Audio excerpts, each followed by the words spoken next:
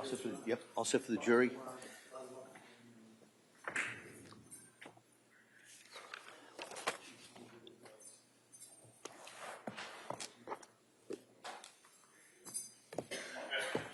Court, all rise. Jurors entering.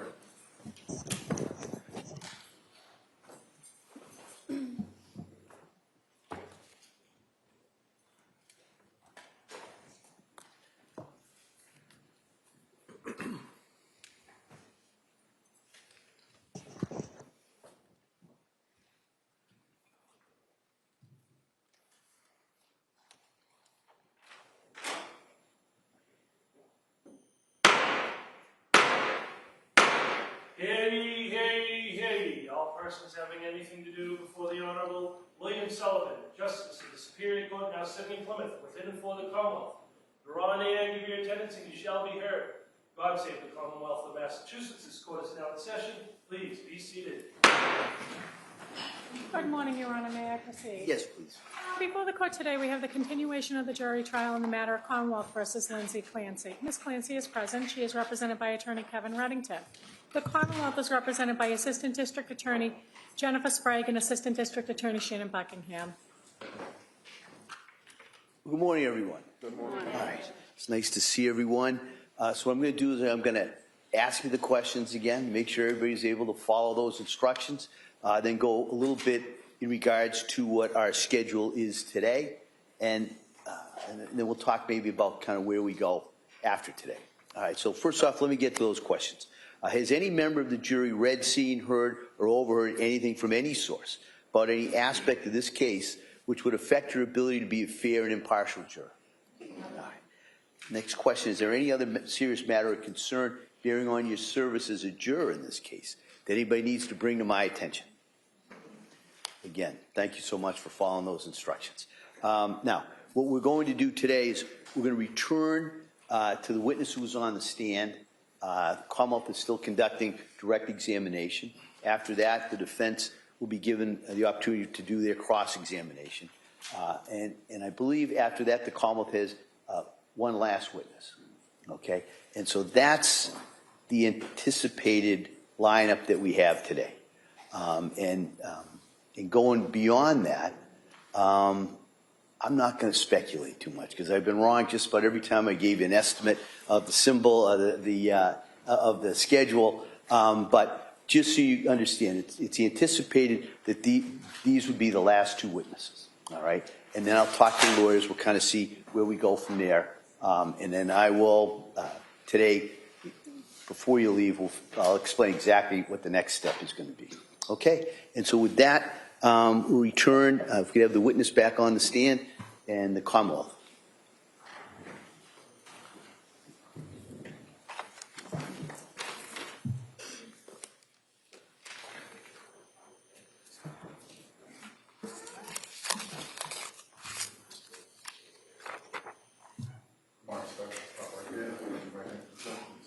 Good morning. Do you solemnly swear that the testimony you give in the court today during the matter not coming between the Commonwealth and the defense shall be the truth, the whole truth, and nothing but the truth, so help you God?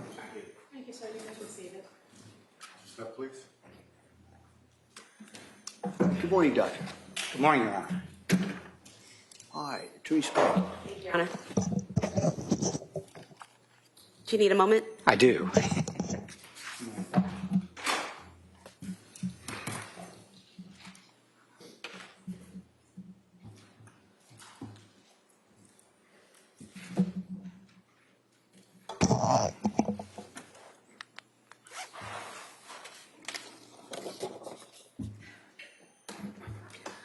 So, Doctor, could you tell us what is peritraumatic, sorry, let me start over. Can you tell us what peritraumatic disassociation is and whether it factored into your evaluation in this case?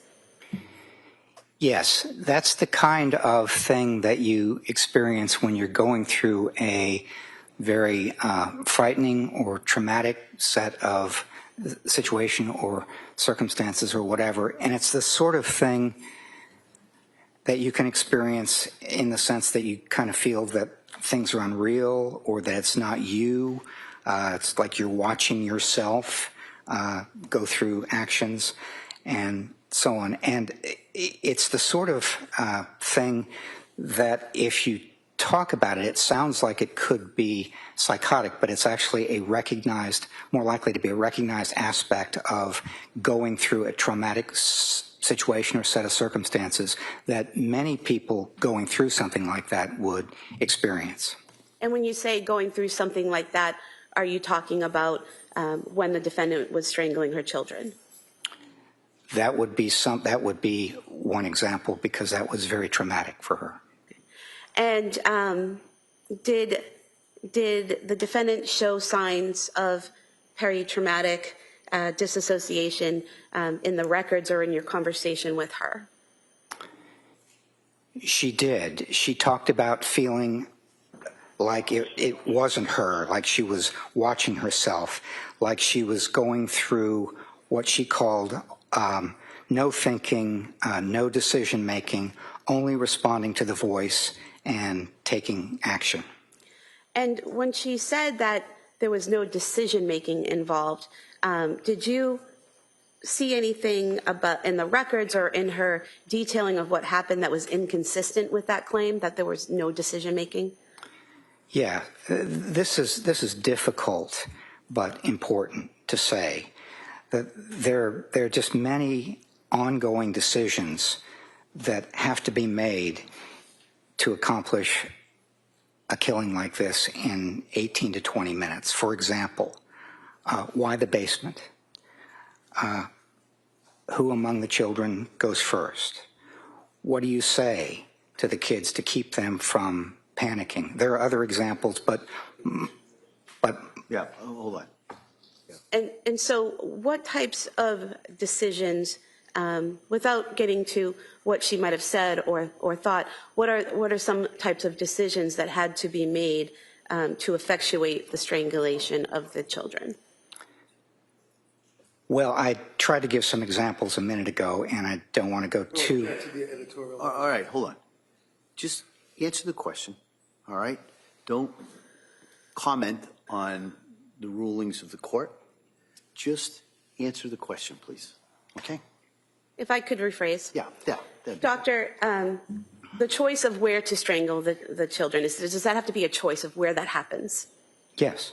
The decision of how to strangle them, is that a decision that needs to be made? Yes. What to use to strangle the children, is that a decision that has to be made? I'm sorry, I have to object. No, overruled. I'll allow that. What to use to strangle the children, is that a decision that has to be made? Yes, it is. The order in which to strangle the children, is that a decision that has to be made? That's another example of the decision, yes. Decisions. And the way in which to kill herself, were those decisions that had to be made? Yes, they were. Now, you said that this peritraumatic disassociation seems like it would be a sign of psychosis, but isn't. Why isn't it? It's actually something that is much more commonly experienced in that kind of set of circumstances than psychotic symptoms.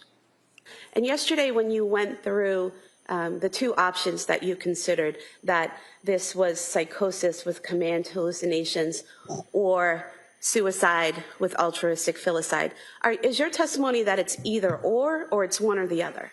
It's my testimony that those were the two possibilities that seemed to have some evidence. But at the end of talking to her, testing, reviewing all the information, doing the collateral interviews, everything I did as a part of this evaluation, the evidence much more strongly, in my opinion, supported the second explanation, which was the serious suicide attempt accompanied by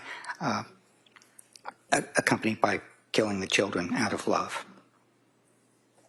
Now, you interviewed the defendant on 2 days, the first day and the third day, correct? Yes, that's correct. And were there any differences in her demeanor or her way of answering questions between the first day and the third day? Yes, I interviewed her and worked with her on testing for 3 days. And during the first and the second day, she was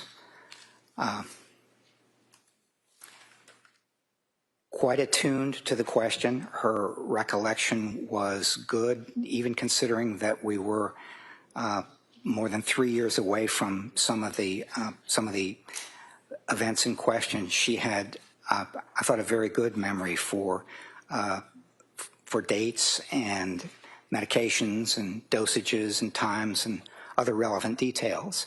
And she continued to be attentive and responsive, good attention concentration, that sort of thing on the second day. On the third day, when we were talking about mental state at the time of the offense and the circumstances of what was going on with the alleged offense, she appeared to me much more cautious and guarded. And can you give us some examples of that? She more frequently said, I don't remember, I don't recall, that sort of thing during the third day than the second or the first. For one example, I asked her about wearing a smartwatch, which she had, carried a phone, carried a smartwatch as well. And one of the things I asked her is what wrist she wore it on. This was on the third day, and she said, I don't remember. And did you also ask her about her statement at Brigham and Women's when she woke up and said she was horrified? I did. Now, that statement was not a statement so much as it was a written. She woke up in having regained consciousness that evening. She was intubated, so she couldn't speak. But they asked her questions, and she wrote down the answer, and they asked her, how are you feeling, or what's your mood? And what she said was, what she wrote was horrified. And when you asked her about that on that third day of interviewing, what was her response? She said, I don't remember writing that, and I don't remember why I would have been horrified. And did you also ask her about the statement she made at Brigham and Women's, either verbally or on the writing it down, about how she said that one of the reasons she killed the children was because she thought they would suffer?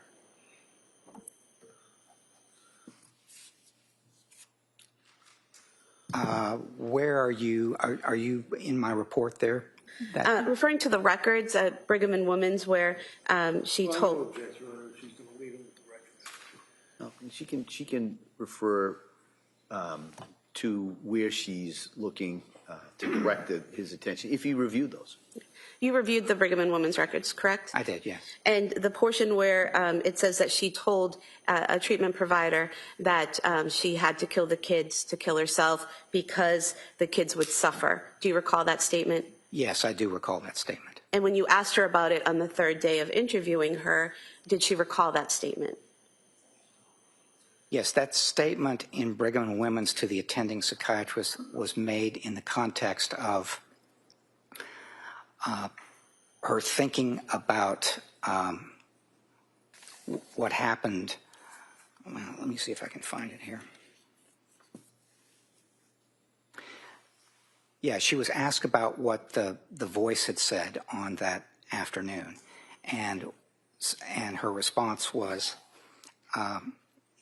it had said, you have to kill yourself so you can kill the kids. It also said, the kids will suffer without you. And when I asked her about that, whether the voice had said that, she said, no, the voice only said, this is your last chance. You have to kill the kids so you can kill yourself. So I'm going to move to strike this, not respond. No, overruled. Hold on.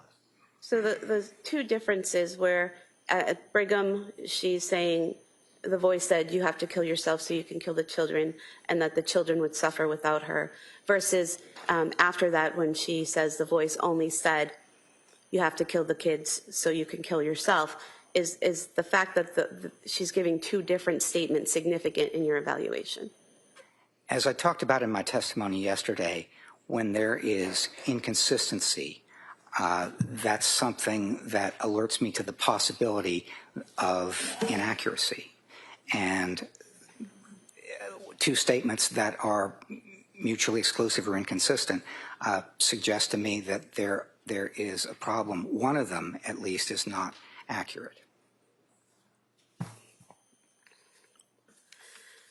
And doctor, did you find any significance in your evaluation to the fact that she was able to complete a phone call with her husband during this time frame of killing the children and herself? Yes, that was very unusual in my experience, to have a crucial time interrupted by something like a phone call, because one of the considerations there is that you then not only can document the time that it happened, and that helps be more precise about the time, but you also have whoever is on the other end of the phone. And this was her husband. When he called her at 5:33, she didn't pick up, but she called back immediately at 5:34. And when I talked to him during the collateral interview, one of the things he said is that she sounded, on the short call, distracted, and like she was in the middle of something, but it wasn't anything that struck him as that unusual. He said when she's home with 3 kids, she's always in the middle of something. So that was one of the reasons that it was important. And then another reason, as I mentioned a minute ago, is it helps to establish a time frame. We know when her husband left the house, which was 5:15. We know when he came home, which was around 6 o'clock. And this is not quite in the middle of it, but close to that. And so it was unusual and valuable and important in trying to establish those kinds of things. And when reviewing the records and talking to the defendant, did you notice any statements or behaviors that seemed to focus in on herself? Such as, for example, being future-oriented? Well, one of the things I noticed from the records at Brigham and Women's is that several days after she came in, there were comments from staff and in the notes about how she was a little bit more future-oriented and thinking about what it would be like in the future, her life, and that sort of thing. So that's one of the considerations that was in response to kind of thinking about herself and being oriented toward herself. And is there any significance to that state of mind or those thoughts in your evaluation of her? Well, I don't think that she was in any way over this or thinking only about herself. It's something that I noticed when I evaluated her in April, is that she is still grieving. She's still in mourning for those kids. And she used language like, I have lost everything and I don't want to be here. So I would not think of Lindsay Clancy as someone who is really self-centered or oriented only to herself. She is grieving her children. And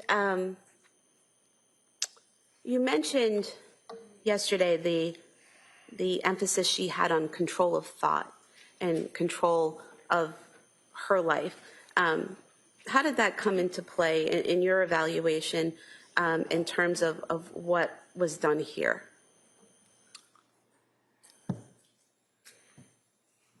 One of the considerations is why she got to the point where she decided to take her own life.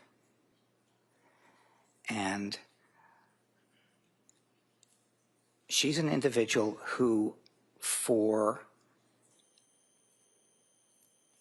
most of her life, has been disciplined and liked to control things, liked to work hard, liked to accomplish things. And one of the things that was striking about what happened with her between October and January is that she seemed to be doing her best, talking to the doctors, talking to the therapists, working on trying to get things accomplished in terms of lessening the anxiety and getting the right medications. And it wasn't working, and she couldn't help make it work. She could not control that through hard work and discipline and so on.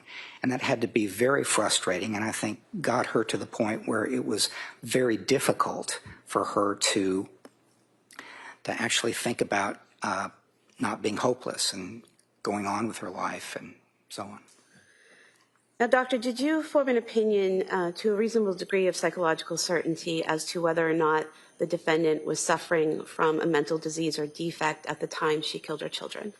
I did, yes. And what is that opinion? That opinion is yes, she was. She was experiencing bipolar II disorder, depressive symptoms, and there were other things that were exacerbating that, making it worse. One is the sleep problems and probably the continued adverse reactions to medication and so on. But yes, in my opinion, she did have a mental disease or defect on January 24th. And doctor, to a reasonable degree of psychological certainty, did you form an opinion as to whether or not the defendant appreciated the criminality or wrongfulness of her conduct when she killed her children? I did, yes. And I'm at the end of my report, I was very careful about how I phrased this, and so Sustained. If you could just answer the question regarding your opinion. So yes, you formed an opinion? I did, yes. And what is that opinion? That opinion is that she retained an awareness of the illegality of killing others, including killing her children. Her moral awareness of the wrongfulness of this killing was influenced by her strong desire to die and, if she were dead, not to leave her children behind. Some of this perception was realistic. For example, my children will suffer without me because they would have suffered, I think. And some of it was distorted. For example, nobody else can care for my children. But her awareness of the illegality and moral wrongfulness of such killing is best appraised by understanding these acts as a serious suicide attempt combined with altruistic filicide, killing her children out of love, rather than as a response to command hallucinations. And did you form an opinion to a reasonable degree of psychological certainty as to whether Ms. Clancy was able to conform her conduct to the requirements of the law when she killed her children? Yes. And what is that opinion? That her capacity to conform her conduct to the requirements of the law is, again, best understood by considering the seriousness of her suicide attempt and her strong desire not to leave her children. She demonstrated such self-control throughout the day on January 24th, and her actions between 5:15 and 6 p.m. that afternoon were influenced by her depression and her hopelessness about her life and the desire to end the pain she had experienced since October.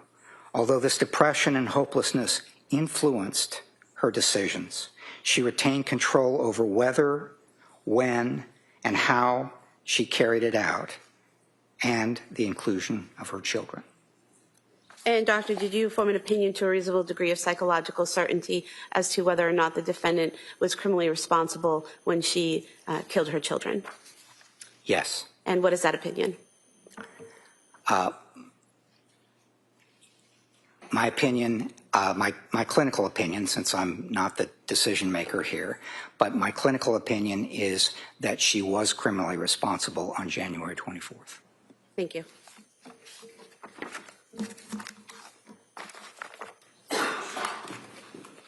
Your Honor, I'd move to submit the PowerPoint for identification. I'm sorry? I'd move to submit the PowerPoint Oh, for identification. for identification. Okay, thank you. That may be done.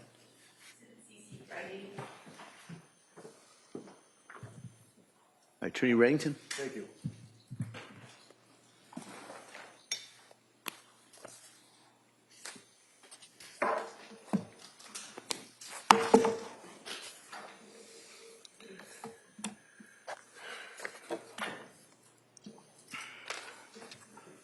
Sorry.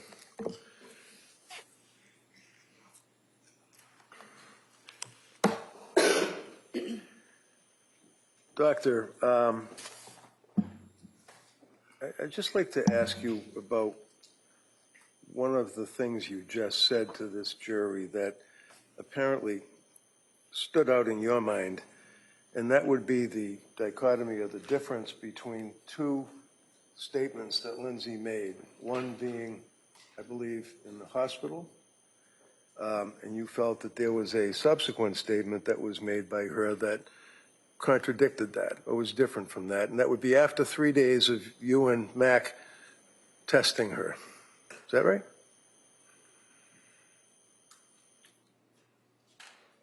Can you just say, is it right or wrong?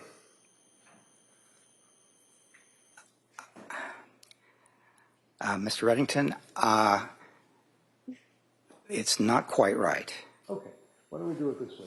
You Yeah. just told this jury that Lindsay made a statement to you at the conclusion of the 3 days that you and Mac were questioning her and testing her and interviewing her. Is that fair? Yes or no? What I would say is, Yes or no? no. Did you tell this jury, in addition, that Lindsay made a different statement when she was in the hospital? Yes or no? What I said to the jury I'm is, asking you, sir, did you make that statement to this jury? what I intended to say. No, not what you intended. Can you answer my question? Yes or no? No. Now, is Dr. Heilbrun aware of the concept of post-intensive care syndrome?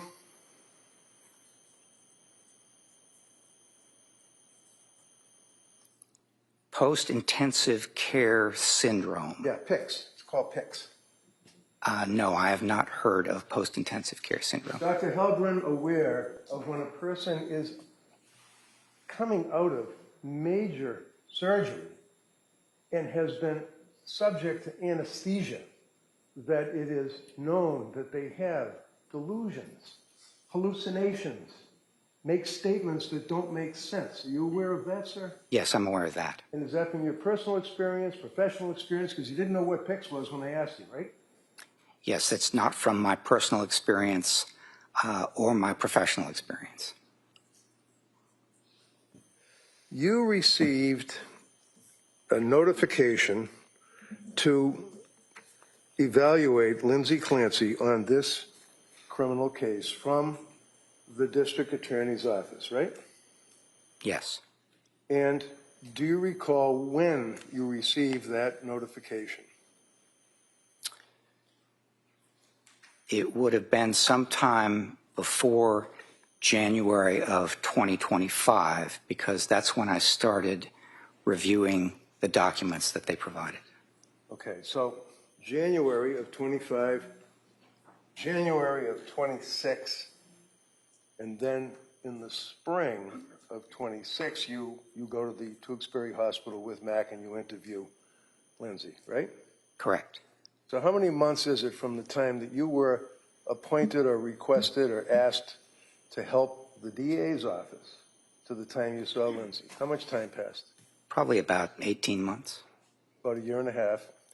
And how much time passed from that point going backwards to January of 23?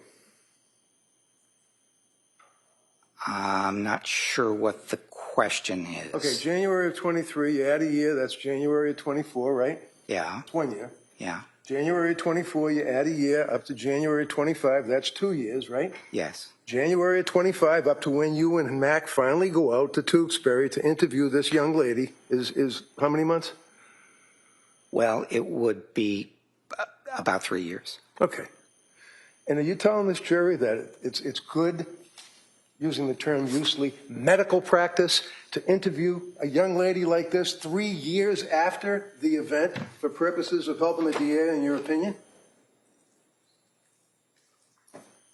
Do you mean in the context of a forensic mental health assessment, sir? That's the only reason you're here, right?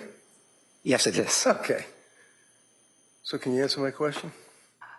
The answer to your question is the sooner that I'm able to evaluate somebody after their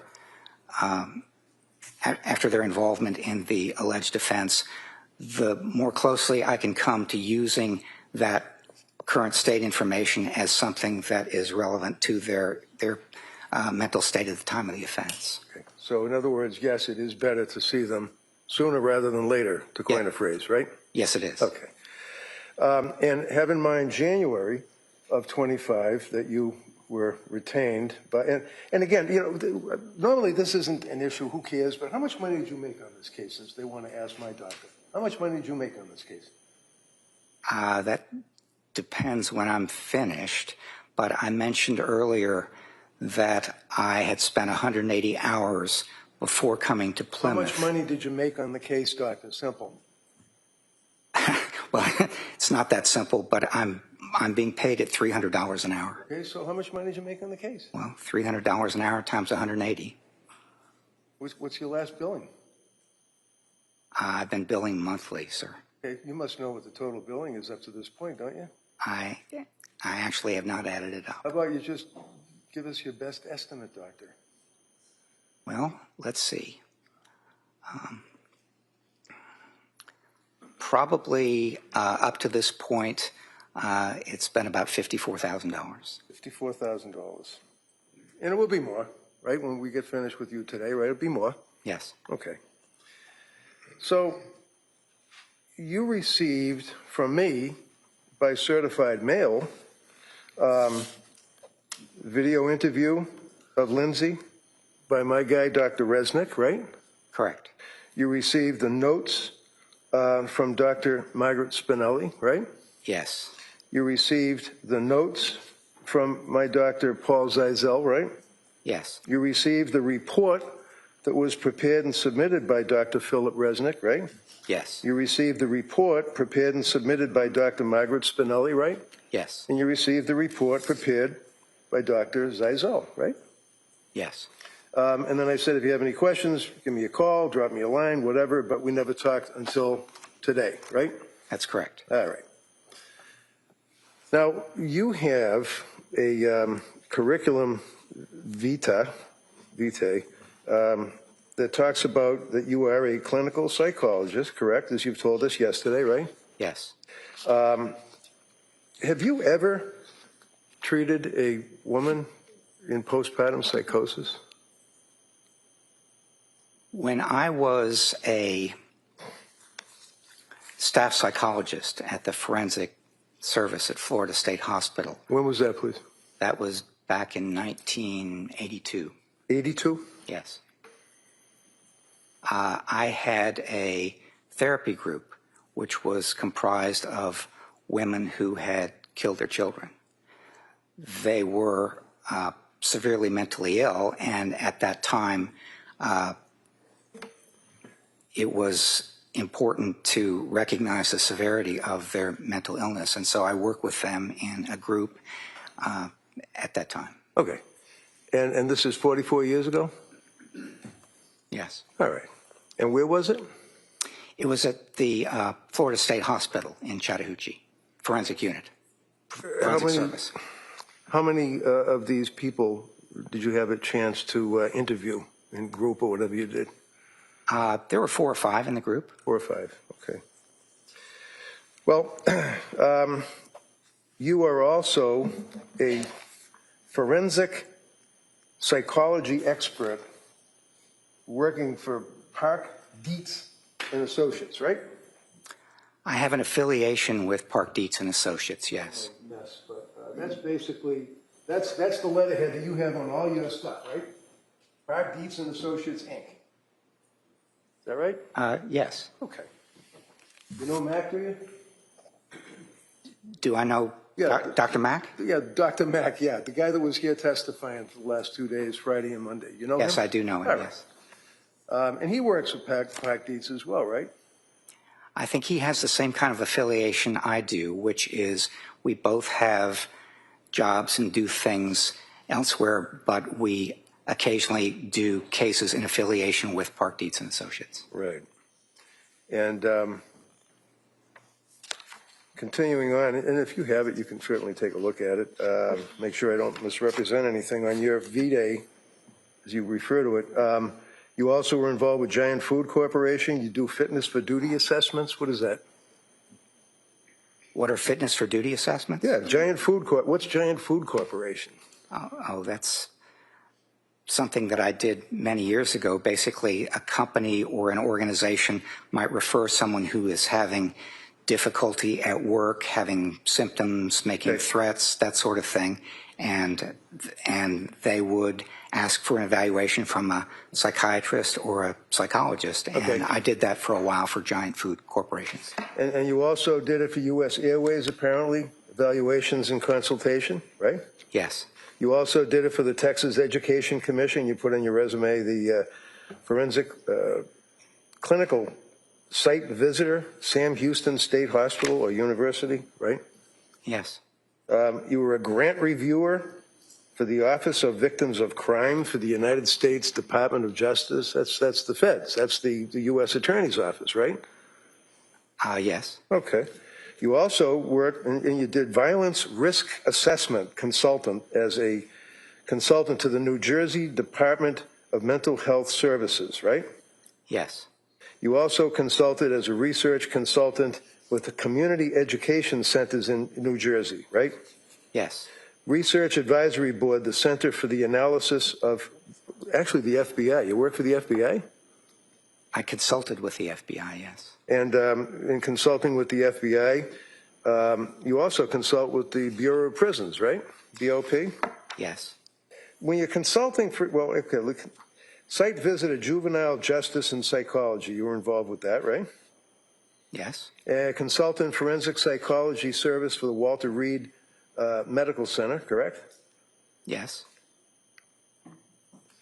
When you work on the consulting with the Bureau of Prisons, basically what you're doing is you're evaluating, as you told us a couple of times, people that are wrongfully convicted and they're in jail for decades, and you would evaluate them for the Bureau of Prisons to see if they're okay to release to society, right?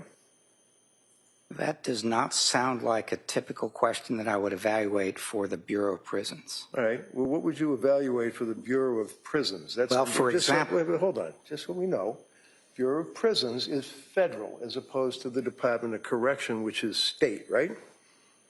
Yes, that's right. So go ahead. Tell me what you do for the Bureau of Prisons.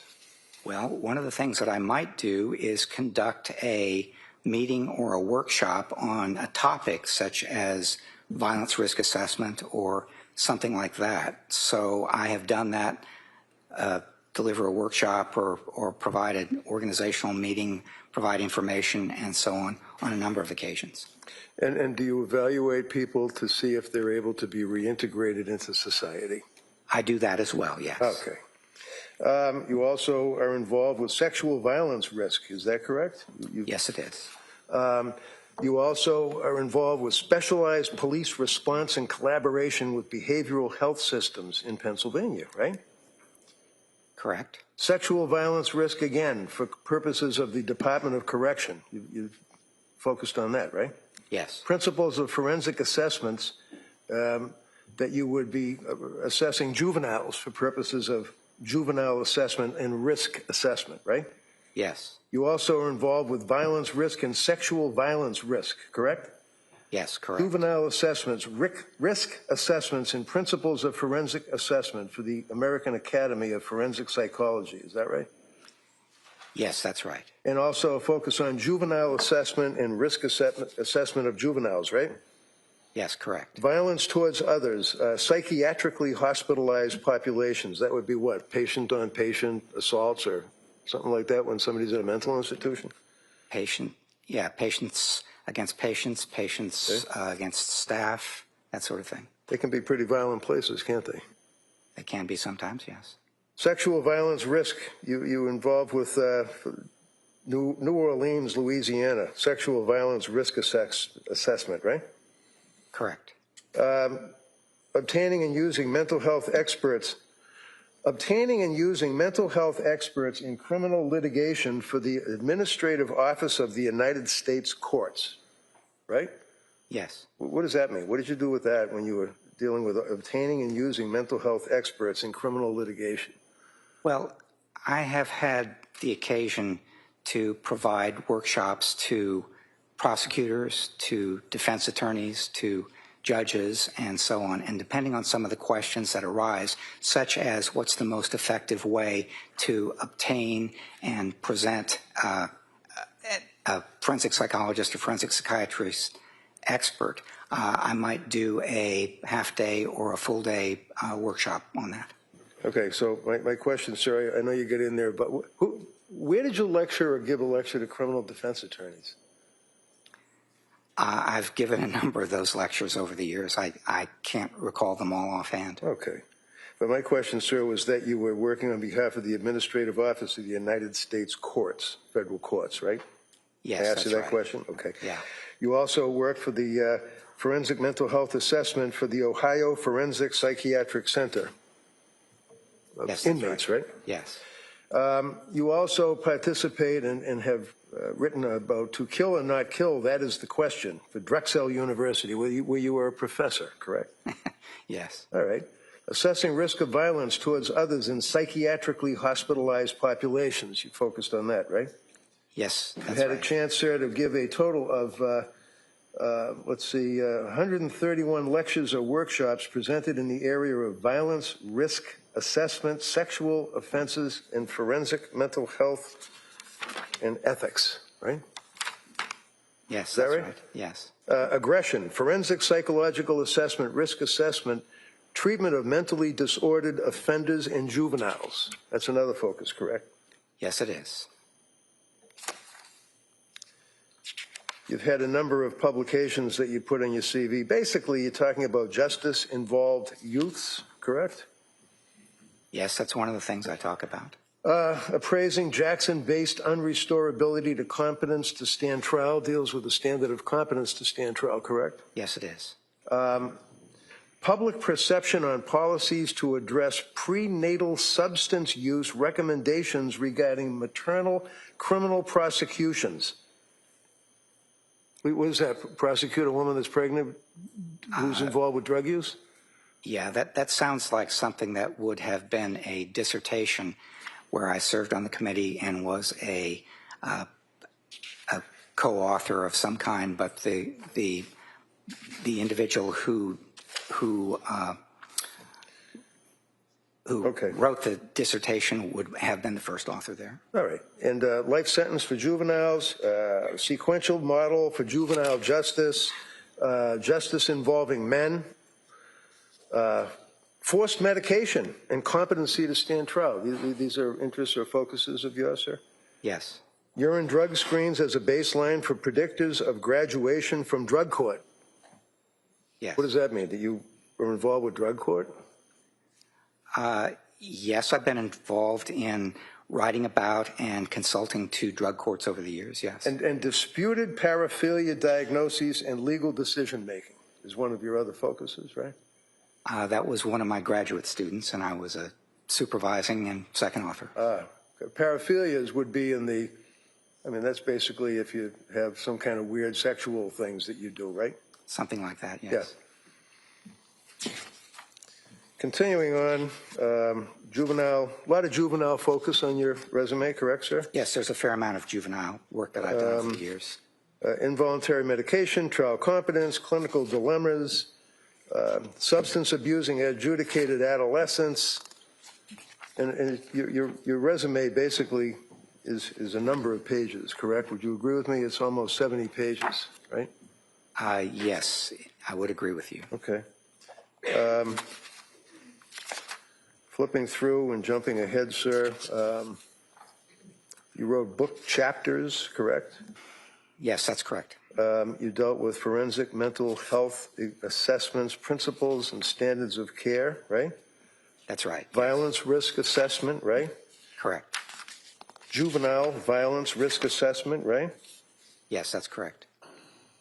Managing hindsight bias and unstructured judgments, implications for legal decision-making is an article that you have, chapter or whatever that you wrote, right? Yes, it is. Again, juvenile delinquency, juvenile delinquency, juvenile delinquency, juvenile delinquency. A lot of focus on juveniles, right? Yes, there's a fair amount of Then you focus have on juveniles over the years, yes. A number of reviews that you have published presentations that you've presented, a lot of them dealing, again, with juveniles and dealing with assessments of prisoners to have them released into society, things of that nature, right? Life sentence juveniles, for example, is one of the things you focus on, right? Yes, again, Okay. there's been a fair amount of juvenile work and Handling difficult cross-examination, integrating perspectives, combining substance with style, and learning. What does that mean? Handling difficult cross-examination. Well, one of the things that people as forensic psychologists need to do is convey what they have done in a way that is effective. And so there are things that you... To a jury? To a jury, to a judge, to an attorney, various kinds of... Well, when you're dealing with an attorney, sir, you're presenting information to the attorney. You're not dealing with difficult cross-examination, are you? Could you repeat the question, please? Sure. You wrote about handling difficult cross-examination, integrating perspectives, combining substance with style. Yes. And what is, 25 words or less, what is that basically telling people? How to, what, withstand cross-examination? It's how most effectively to convey the results of the evaluation that you have done. And then, again, just hundreds of articles on topics that the jurors can look at because your resume is in evidence. Finishing it off on that end, sexual abuse behavior, juvenile forensic mental health, violence risk assessment of juveniles, behavioral measure of sexual offense behavior, influencing third-party informant observations dealing with juveniles. Should the courts coerce offenders into substance abuse treatment? Is there one article, one, that you wrote about a woman who is pregnant, who is undergoing postpartum depression, and God forbid, psychosis? No. But you did write an article 49 years ago. You published an article on psychosis in 1977 with your dad before, well, you were in college apparently, right? Right? Yeah, I was okay, his so research assistant at that time when Yeah. I was in college, yes. Okay. And this is before you entered graduate school, and you used the diagnostic framework that no longer exists, didn't you, back then? It was a long time ago. Right. And actually, it was 3 years before the DSM was even written. DSM-1, back in the Stone Age. It was a while ago. That's the only article you ever wrote dealing with that issue. Is that correct, sir? Dealing with what issue, sir? Postpartum psychosis. Ah. Yes. Does I mean yes? Thank you. So,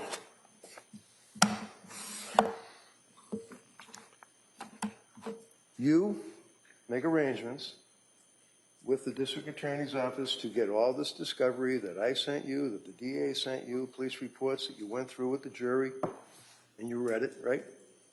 Yes, that's right. And you must have talked to the DAs before you saw Lindsay, right? Yes. Okay. How many times? I don't remember how many times. Well, you billed them for it, I'll bet, right? Any time I spend on a case like this, I record and it gets billed. Of course. So you do have records, but who cares at this point? I mean, you're here testifying based on your opinion at the request of the prosecutors, right?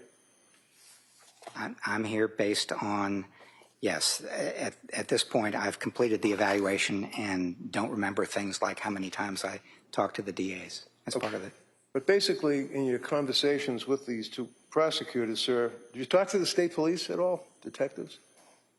I reviewed a massive amount of reports, some by the state police, some by other individuals. So I reviewed records for many, many hours. And when you got involved with this case 3 years later, or 2.5 years later, you'd agree with me that it was quite publicized, right?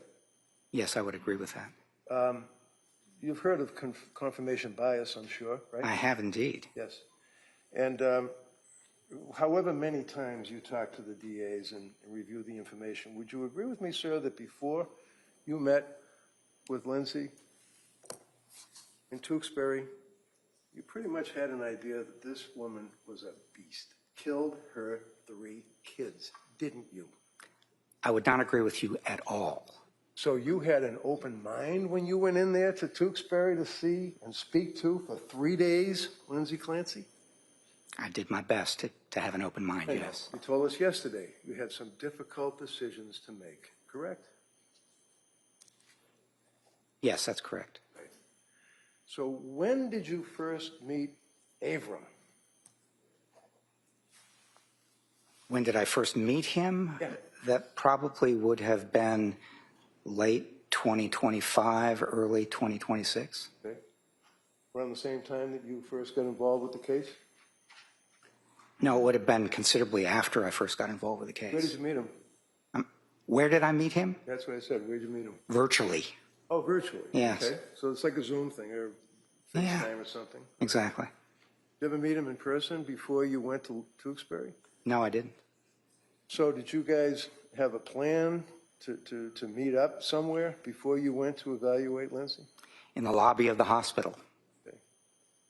Did you stay somewhere the night before? I did, yes. Yeah, where'd you stay? I don't remember. You don't remember? Were you with Mac that night? No. No? Did you stay in a private house? No. You stay in a hotel? Yes, I did. Wasn't a van down by the river, for sure, right? I don't remember the name of the hotel, but it was a hotel in Tewksbury. All right. So you're in a hotel, you meet with Avram Mack in the parking lot, and then you go into Tewksbury Hospital to meet with this young lady, right? Correct. And the two of you, day number 1, you spend how many hours, the two of you, questioning her? 4.5. And day number 2, you don't bring Mac with you, you're by yourself, and you administer the psychological testing, correct? Correct. And how long was that, sir? 3 hours. And day number 3, how long did you speak to Lindsay in the hospital? 3 hours. So what was your total period of time over a 3-day period that this young woman was dealing with you and Avram Mack? 10.5 hours. So for 10.5 hours, this young lady is in a room, in a wheelchair, being questioned by you and Avram Mack while she's on medication, right? Yes, that's correct. And she was still answering your questions, trying to be cooperative and being affable and friendly, you put in your report, right? Yes, that's right. Did at any time she express to you that she was tired and wanted to take a break? We offered her in the beginning. My question, sir, was... Objection, if you could answer. No, he's not going to, he's going to No, answer my... hold on. Why don't you ask the specific question, Doctor, if you listen to that question, okay? My question, sir, was at any time did you or Avram Mack offer to her to take a break? Yes. Did she accept that offer? Once she did, and once she did not. And basically indicated that she wanted to get through this interview and get it over with, right? Yes. You weren't her buddy going there to talk to her those 3 days, were you? No. She knew that you were there on behalf of the district attorney's office to testify against her in a trial and say to a jury that she knew and was able to conform to the law when she killed her 3 kids. Isn't that right? No, that's not right. So,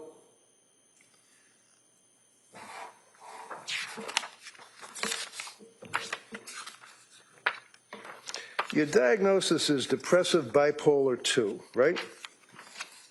Bipolar 2 disorder. Right. Okay.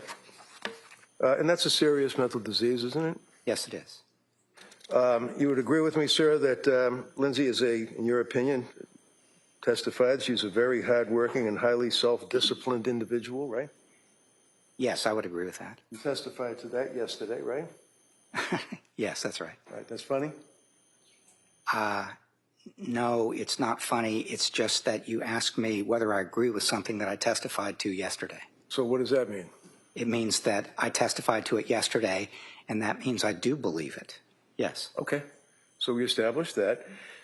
In your opinion, granted, through those 3 days that you had interactions with Lindsay, is it your opinion that she is a controlling individual, sir?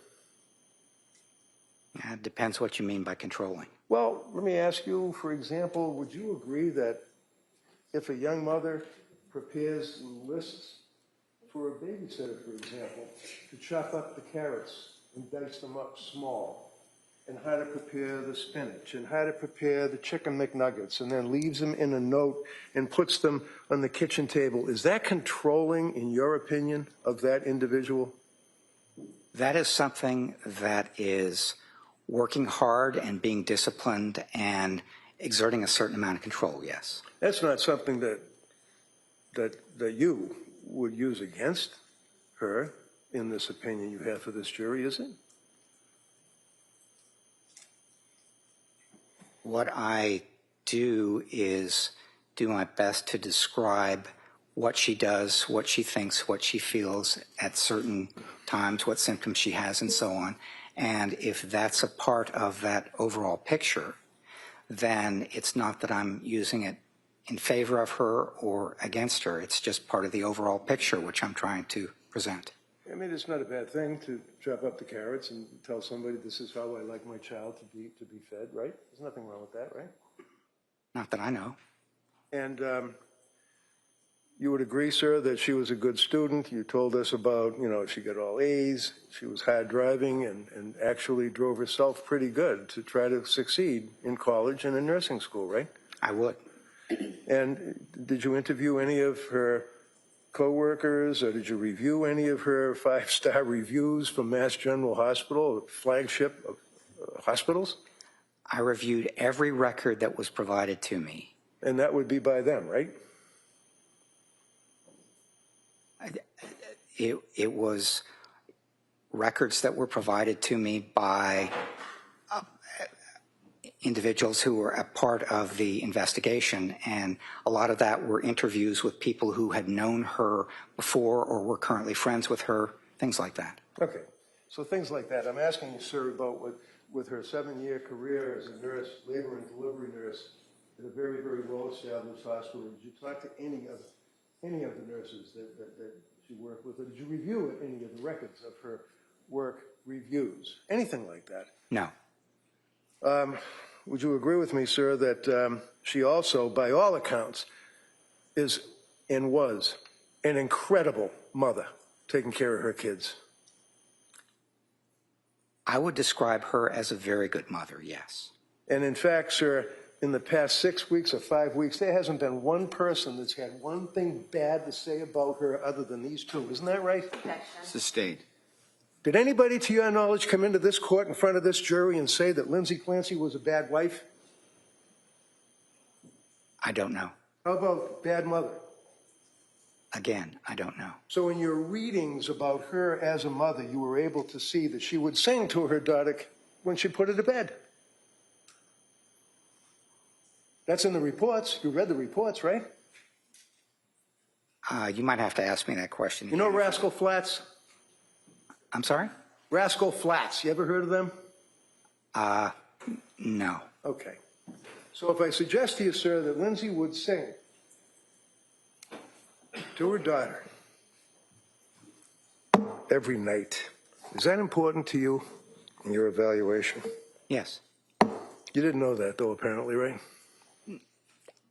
I knew that she was very good with her kids, paid a lot of attention to them, spent a lot of time with them, and really enjoyed it. Even right up to within hours of their killing, she was making snowmen with them, right? Yes, she was playing with the 2 older children out in the backyard. And then bringing her life experience, which you testified yesterday that she never had any abuse in her life, was raised by loving mother and father, good student, hard worker, great mother, good friend, wonderful wife. She then randomly decides to kill her children by strangling them. It's the facts we're dealing with, yes, sir, right? No, not right. So, one of the things you testified to yesterday is that, and you went like this and said that this is difficult, but then you were able to power through and tell the jury that Lindsay didn't like to leave her kids alone. She got anxious about that. Remember telling that to the jury? I do. And this is one of the things that you kind of hang your hat on that you felt was important in your evaluation, right? It was important. It was an important part of my evaluation that she did not like to leave her kids, and it made her anxious. Yes. That's not a bad thing, is it? For a mother not to want to leave her children and be anxious when they're out of her home, right? Well, it depends. It could be difficult and so on, depending on how anxious and even disabling it was, if she just couldn't leave her kids. But on the other hand, if it just reflected that she was close to them and wanted to be with them and wasn't a problem or disabling, then it's not a problem. Did you know, sir, that Pat's mother and father would come over to the house and babysit for the kids when Lindsay and her husband would go out to dinner or go out to a movie or go out with their friends? Did you know that, sir? Yes. Did you know that the children were actually in learning Sprouts school? Did you know that? Yes. They had to leave the house to go to school, didn't they? Yes. She wasn't anxious when they would go to school, was she? It made her a little anxious to drop her kids off. She didn't like to be separated from them. Well, that's because the kids many times, not on occasion, would cry, like little kids do when you drop them off somewhere, right? I don't know if she was anxious only when they cried. You know that in addition to the date nights, in addition to socializing with friends, in addition to the children leaving to go to the Little Sprouts school, you knew that there were a number of occasions that Lindsay, alone or Lindsay with her husband, would leave the kids and go out and do any number of things. Shopping, socializing, go to Boston, things like that. Did you ask third-party contacts about that? I asked Patrick about that, and one of the things he said is that it was difficult for her to leave the kids, and he used as an example date night for their 5th anniversary. It was hard for her to leave. Was that in 22? Was date night for their 5th anniversary in 22? Just mention it to the jury. Was that in 2022, their 5th anniversary? Your anniversary is in December, right? I don't know what year it was in, Well, Mr. Reddington. What was the problem? What did he say? Third-party collateral. What did he tell you? What he said in response to that question is that on date night for their 5th anniversary, she was anxious about leaving the kids. Right. Did they ultimately go out that night? They did. You know where they went? I don't. Did she have fun? Did she appear to be enjoying herself away from the kids? That was not part of the question I asked him.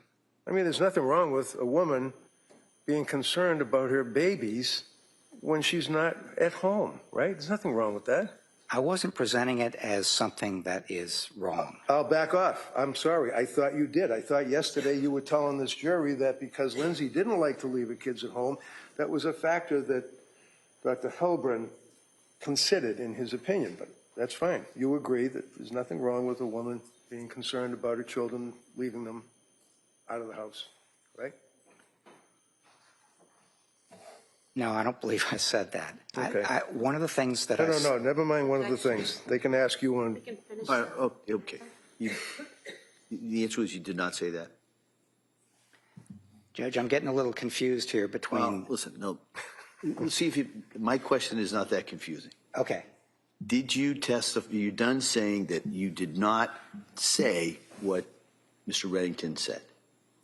Yes, I'm done saying that. All right. That's good. Next question. One of the other issues is that also factored into when Tufts prescribed her the SSRI, she didn't want to take it because she was afraid of the breast milk being contaminated by this drug, right? Yes. And then ultimately when she stopped breastfeeding, at that point she was able to take the SSRI, correct? Yes, that's correct. And then Tufts increased it to 50, right? I don't recall offhand what the... Okay. Well, you agree that Tufts increased the SSRI, right? I do. You agree that before the end of September of 2022, this young woman was living her life with her husband and her kids. Summer of 22, happy, had a great time. Do you agree with that, sir? I do. And when she saw Tufts from September end up until the killing of these children and the state of her condition that you told the jury was confusing. Remember using that word yesterday? It was confusing with these number of diagnoses that she dealt with? Yes, I did use that word. And the confusing with the number of drugs that was one drug on top of another drug, and stop this drug, start that drug. That was confusing, wasn't it, sir? Yes, it was. And it was a confusing and upsetting to her and her husband to the point where they went to these doctors and said to them, you're turning her into a zombie, right? Yes, that's right. But prior to seeing Tufts and the other healthcare providers, she was a happy woman, wasn't she?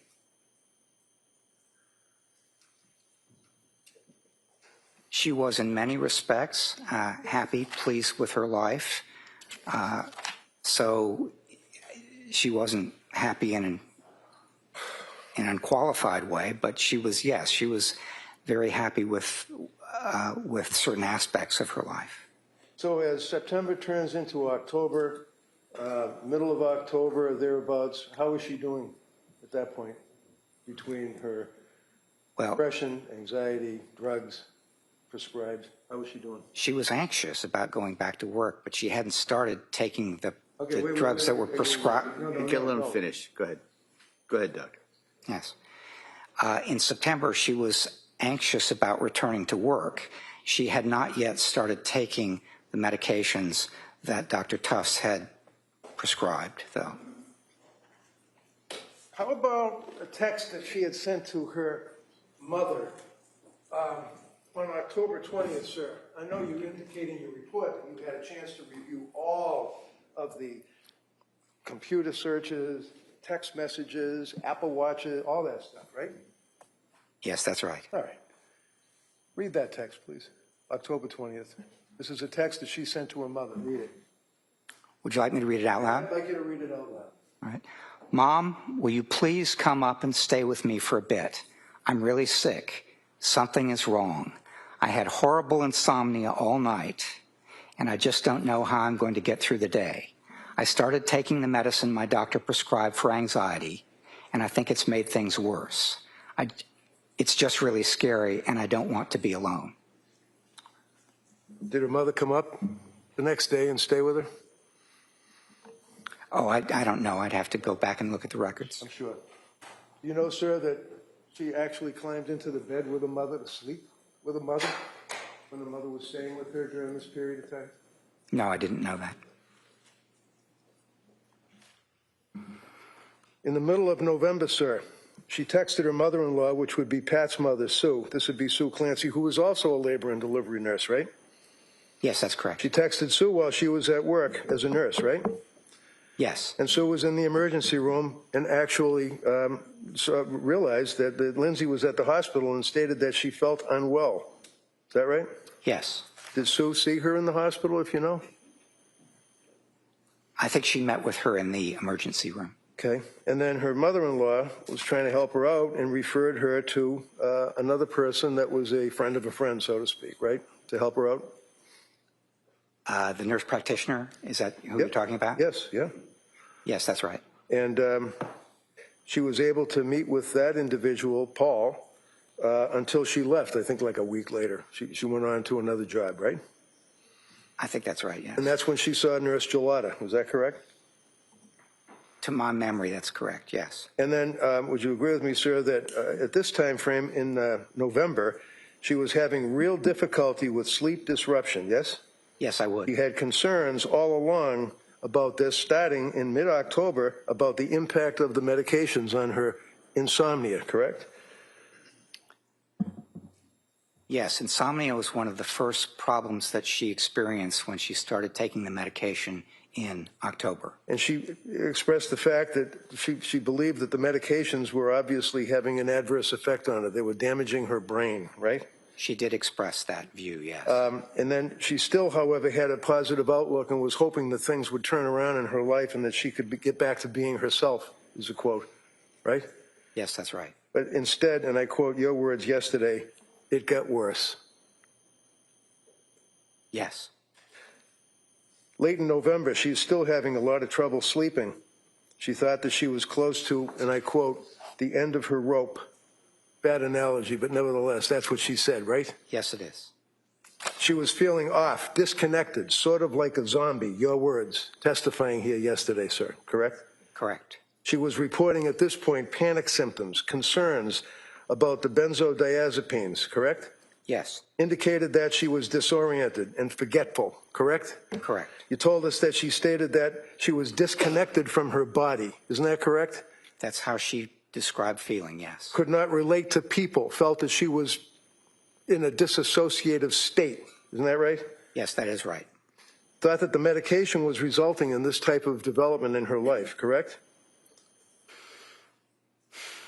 She felt the medications were contributing to this. Yes, that's correct. And in December, and I quote you, it's not getting better. It got from worse, it got better. Well, actually, not better. It got worse again, didn't it, in December? December was probably the worst month for her, as she described it. And in December, sir, you recall that she indicated, and I quote from your testimony, horrible intrusive thoughts. She had thoughts about harming herself, potentially as she continued to experience these thoughts later into December, correct? Yes, that's right. These thoughts, did anyone say to her, are these thoughts, are these coming from outside your head? Are they coming from inside your head? Are they male voices? Are they female voices? Anybody ask anything about thoughts, what they were? According to the medical records, not according to your guess. That's a standard kind of question when you're My being question, treated. sir, is you read the medical records. No, overruled. Can you answer that question based on Dr. Heilbrun's review of the medical records of what this young lady went through in that hell that she was living? Is your question, did someone ask her about hallucinations? Yeah, if or I come thoughts? to you for help and I say, I've got intrusive thoughts about killing myself, and God forbid I'm thinking about killing my kids, I've got these thoughts in my head, would you ask me? Voices? Thoughts?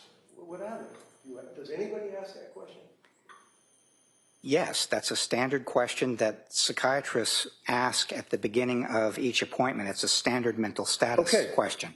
Did any one of those psychiatrists ask Lindsay Clancy that question, according to the medical records? Anyone?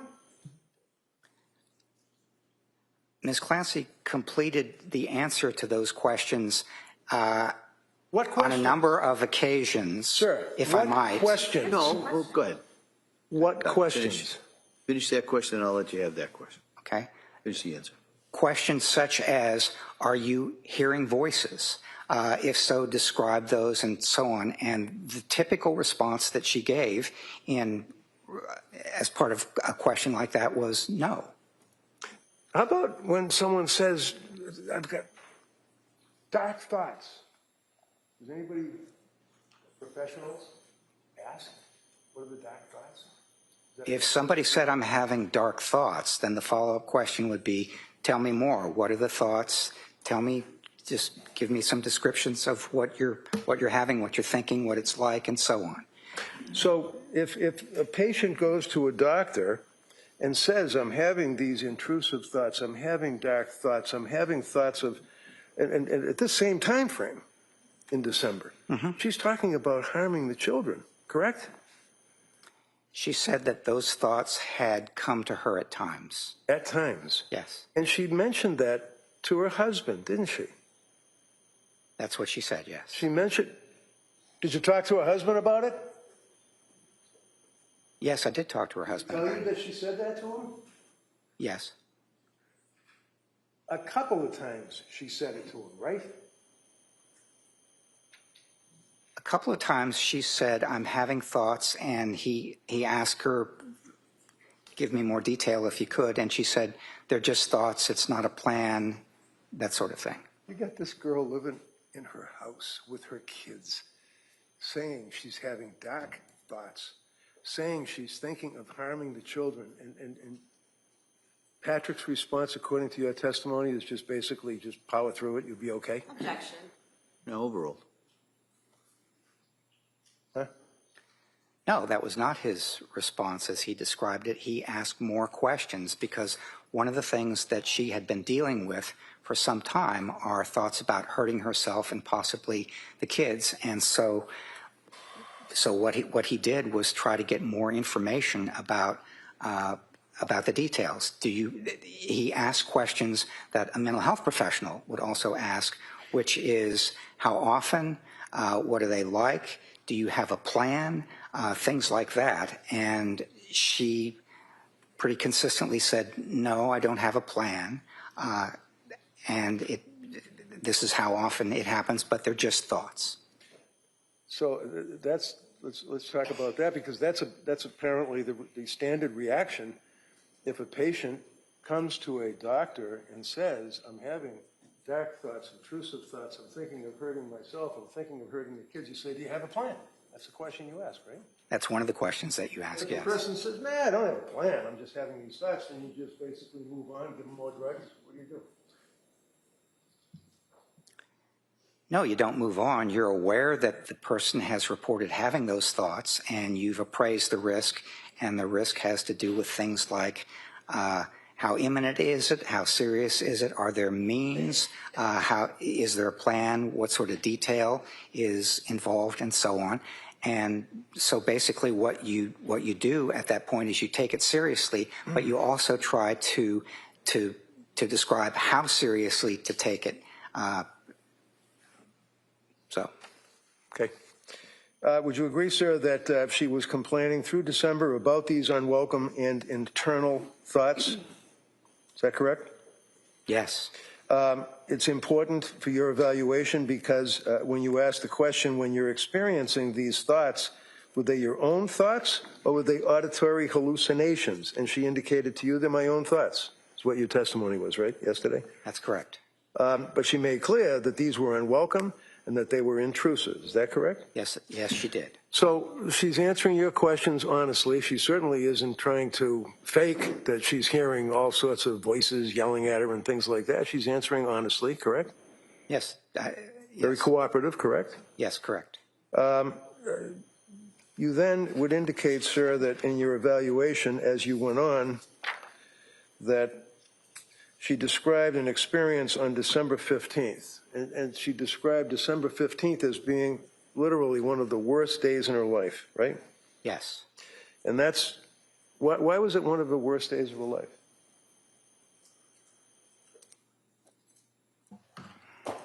Well, it was one of the worst days because things were getting more intense and difficult, and the thoughts that she was experiencing were harder to handle for her. As a result of that, her husband, Pat, took her to the hospital, right? Correct. And you indicated that it looked like she was having general anxiety symptoms, right? That's your testimony yesterday. It looked from what the records reflected that anxiety was something that they were focusing on her experiencing. And then you said in your testimony, but not so much the postpartum. What does that mean?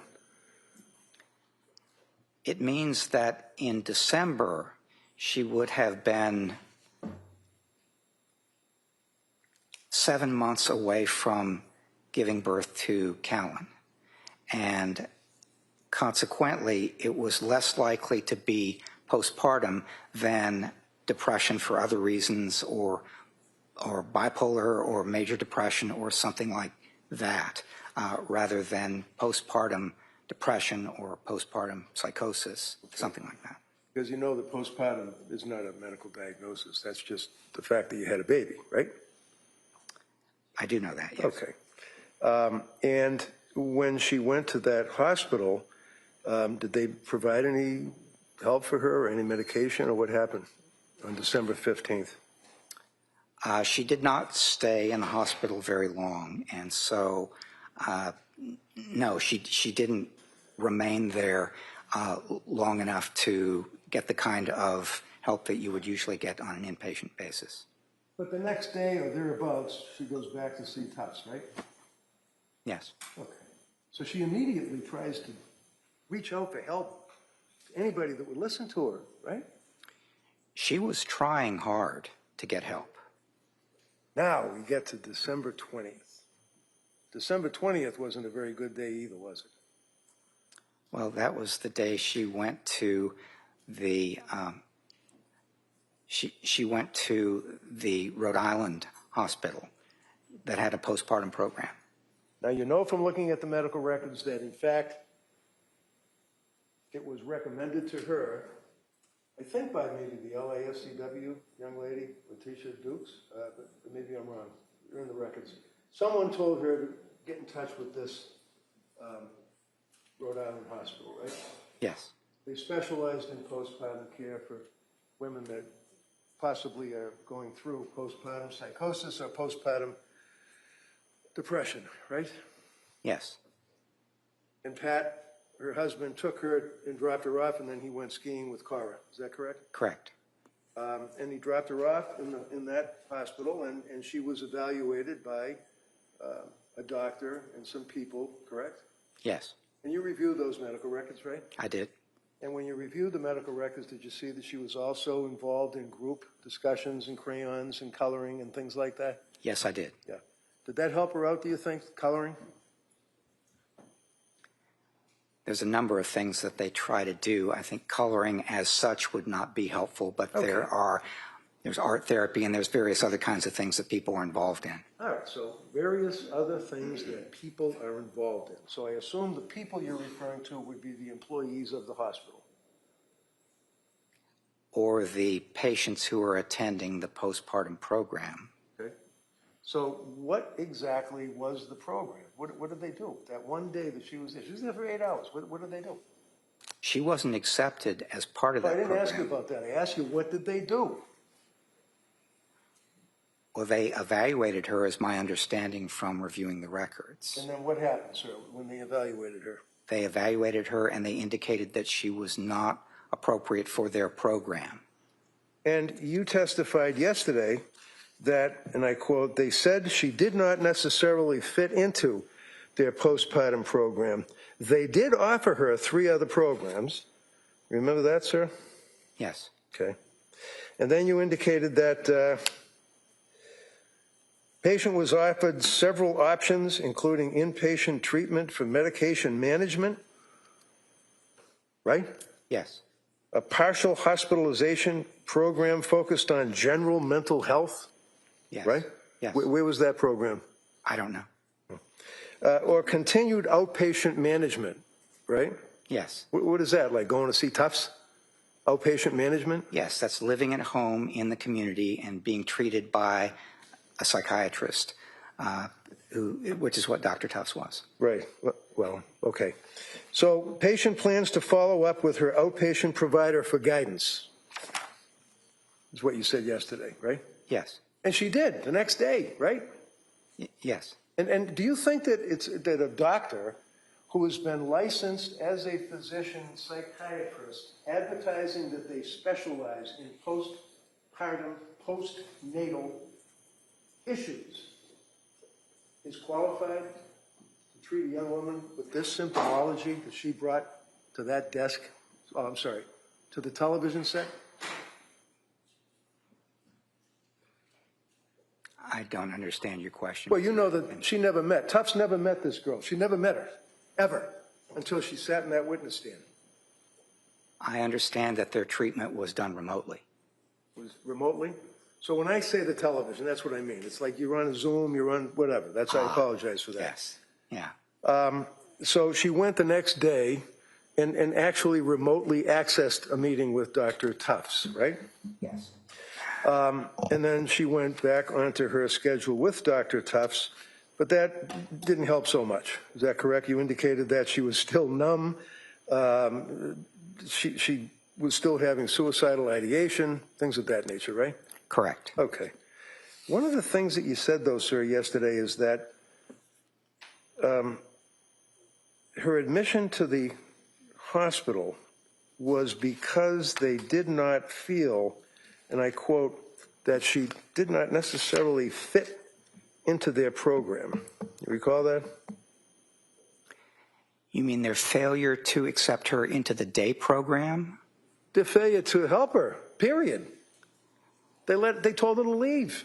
It's my understanding that what they said was that you don't fit with our program because it's not a postpartum phenomenon, and that's what the program is about.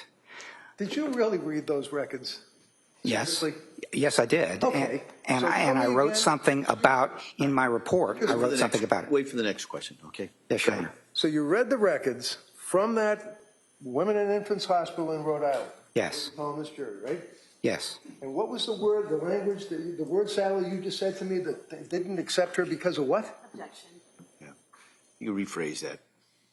What was it you just said to this jury they wouldn't accept her? Why? It was a day program for women experiencing postpartum difficulties. And their evaluation of Ms. Clancy was that her difficulties were more related to general mental health, but not particularly to postpartum difficulties. And so she did not, Go ahead. if I might, Yeah, you might. if she might be more appropriate for somebody, she might be more appropriate for a general mental health program, but not so much for a postpartum day program, which is what they had. So they didn't say that you don't need help. They just said that you don't fit with our program. Would it surprise you to know, sir, that they said that she didn't fit with their program, as you put it, because of the overlay of over-medication that her doctors had caused to that point? Do you have any memory of that at all? There were questions that they raised about the medication. It wasn't just questions. They said that's the reason. The secondary diagnosis as to why they wouldn't accept this young lady is because of the medications that she had been prescribed. Over-medicated. Do you recall seeing that in those records? Yes, I recall a diagnosis of depression, which was not specified further because there were medicine complications. Do I have to get the medical records and read them to you? I actually have something in my report, so I can read it back to Can you. you pull it out and tell me Yes. what the discharge diagnosis was?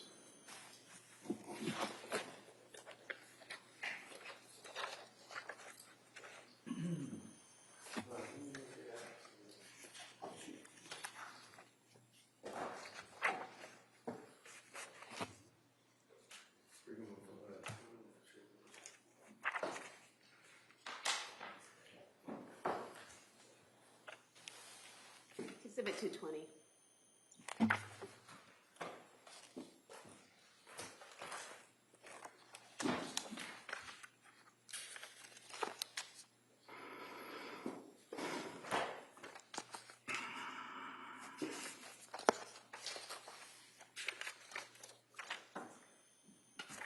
Which ones are you looking for? 220, I guess.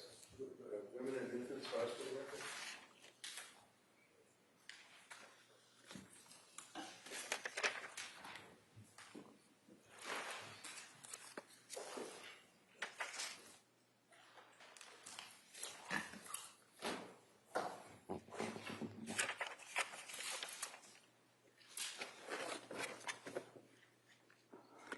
I'm on page 18 of my report, and Discharge diagnosis?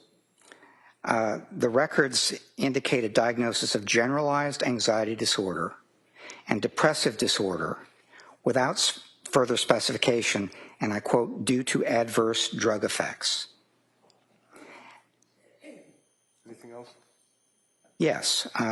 They indicate that her chief complaint was feeling numb and crazy depressed, identified passive, suicidal ideation, notes that the, well, I'm sure you can read all the diagnoses. My question, sir, is simple. It's on the discharge diagnosis. That's all. yes, the discharge diagnosis was anxiety and depression. And secondary to what? They didn't specify more about the depression because it was due to adverse drug effects. Okay. And in your review of the record, sir, did you then see that the doctor at the Women and Infants at least was concerned enough about the overprescriptions that she reached out to Dr. Gelada to speak to her? Dr. Gelada? Sorry, nurse practitioner Gelada. Yes. Yeah, okay. It's like Captain Major, that type of thing. Gelada, you know who she is, right? I do, yes. Okay. Did they reach out to nurse practitioner Gelada? I did not see that in the records. Can we break here, Judge, because I got to get the records? All right. All right, it's 11 o'clock. So why don't we take the morning recess at this time, and we'll come back shortly. Okay? All rise, please. Good. I close the roll, please. There.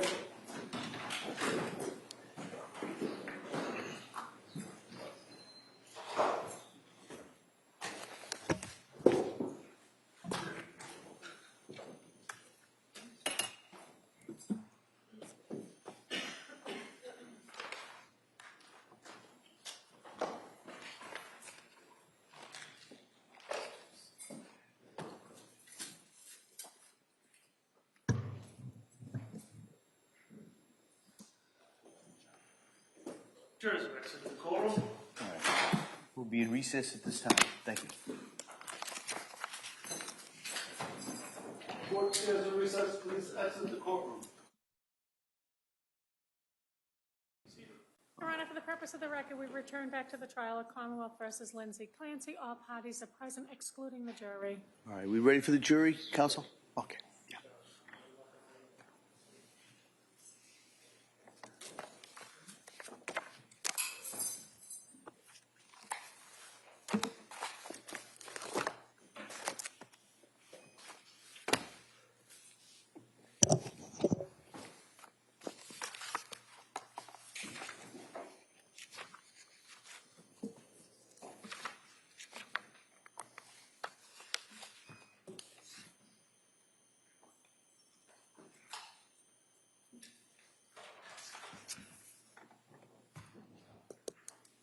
Court, all rise.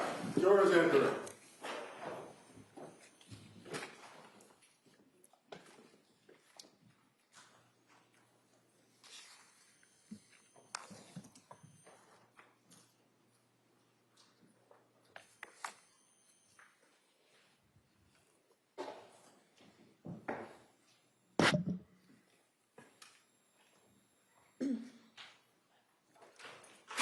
This court's now in session. You be seated, please.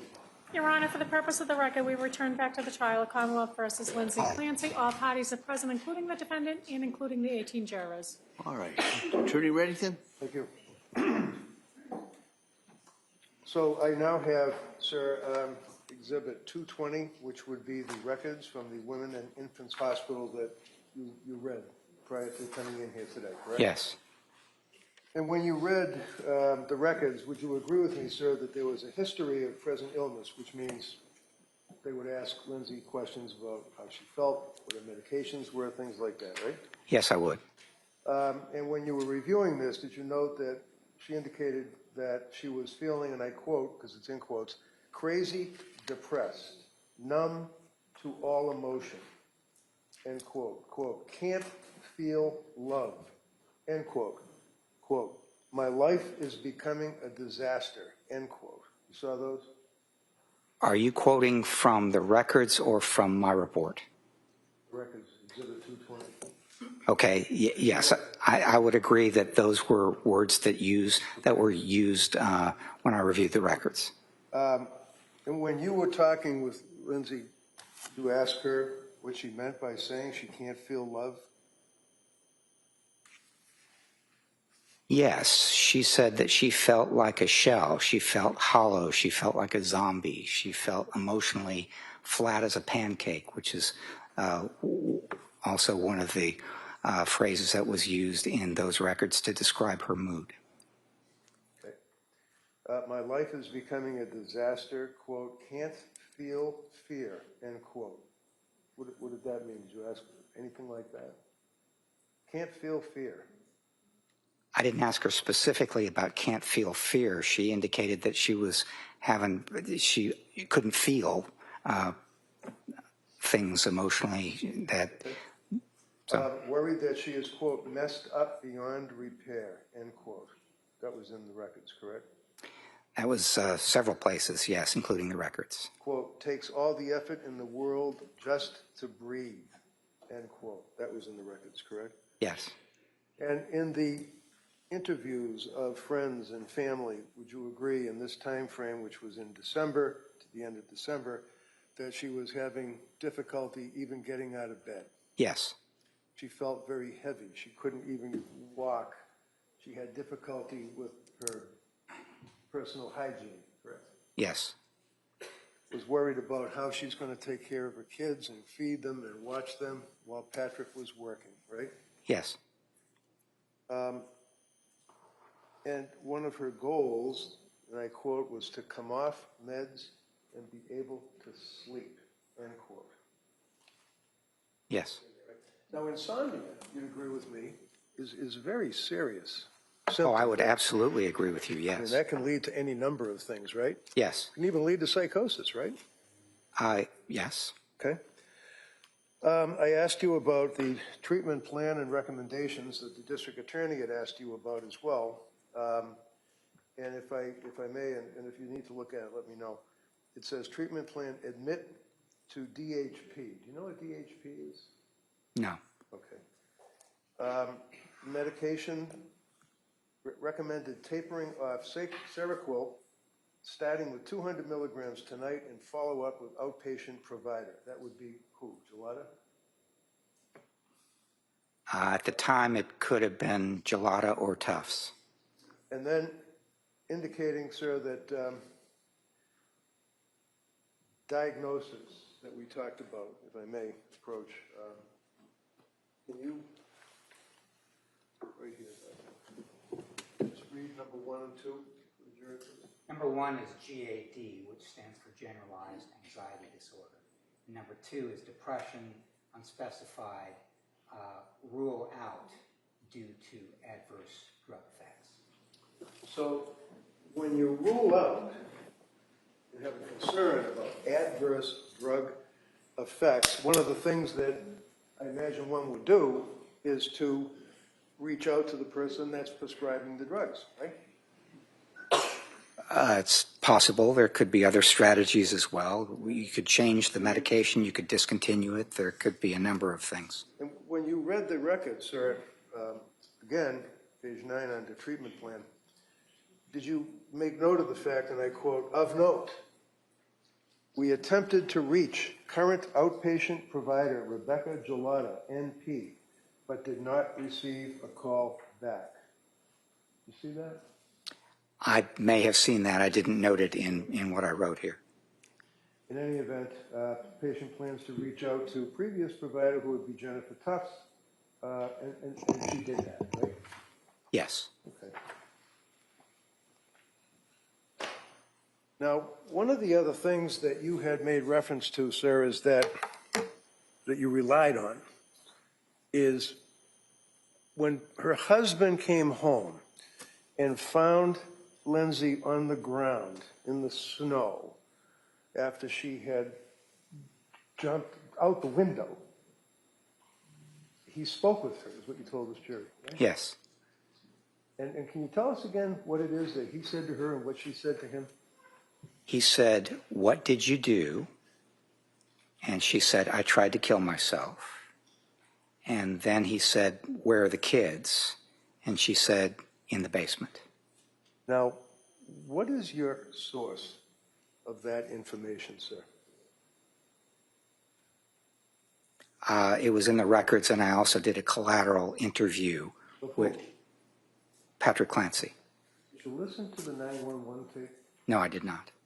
If I tell you, would you be surprised, sir, that she had significant damage, not only to her back, her spine, and was hemorrhaging, but also to her throat?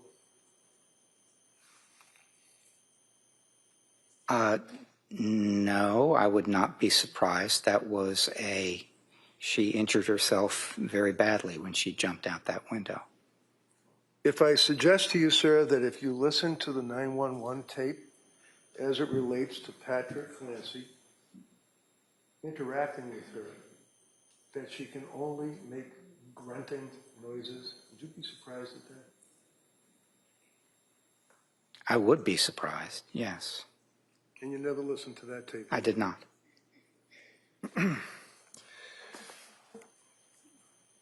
Went into McLean Hospital, and that would be the locked wards of McLean Hospital. She was there for 5 days, correct? That's correct. And then she was released at her request to attend Cora's birthday, right? Yes. When she was released, would you agree, sir, that, well, while she was there, she continued to describe her mood as numb, denying things like that she's not having hallucinations and suicidal thoughts or homicidal thinking at the time, and that would be prior to her discharge. Is that right? There was a lot in that question, so if you could break it down for me, I'd appreciate it. No, I'm just going to ask, sir, if would you agree with me that she indicated what her mood was prior to discharge, right?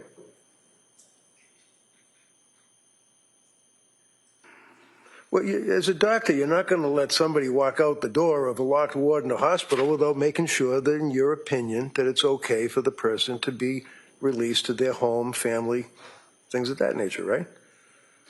I'm looking at the part of my Sir, report. can you understand my question? I don't care about your report. I'm asking you about when someone is in a hospital, you don't release them unless you feel they're not a danger to themselves or others, right? Yes. Okay. The answer to that question is yes. And she was released, right, from the hospital. Yes. And she then was allowed to go home and go to her daughter Cora's birthday, right? That's correct. And this was on January 5?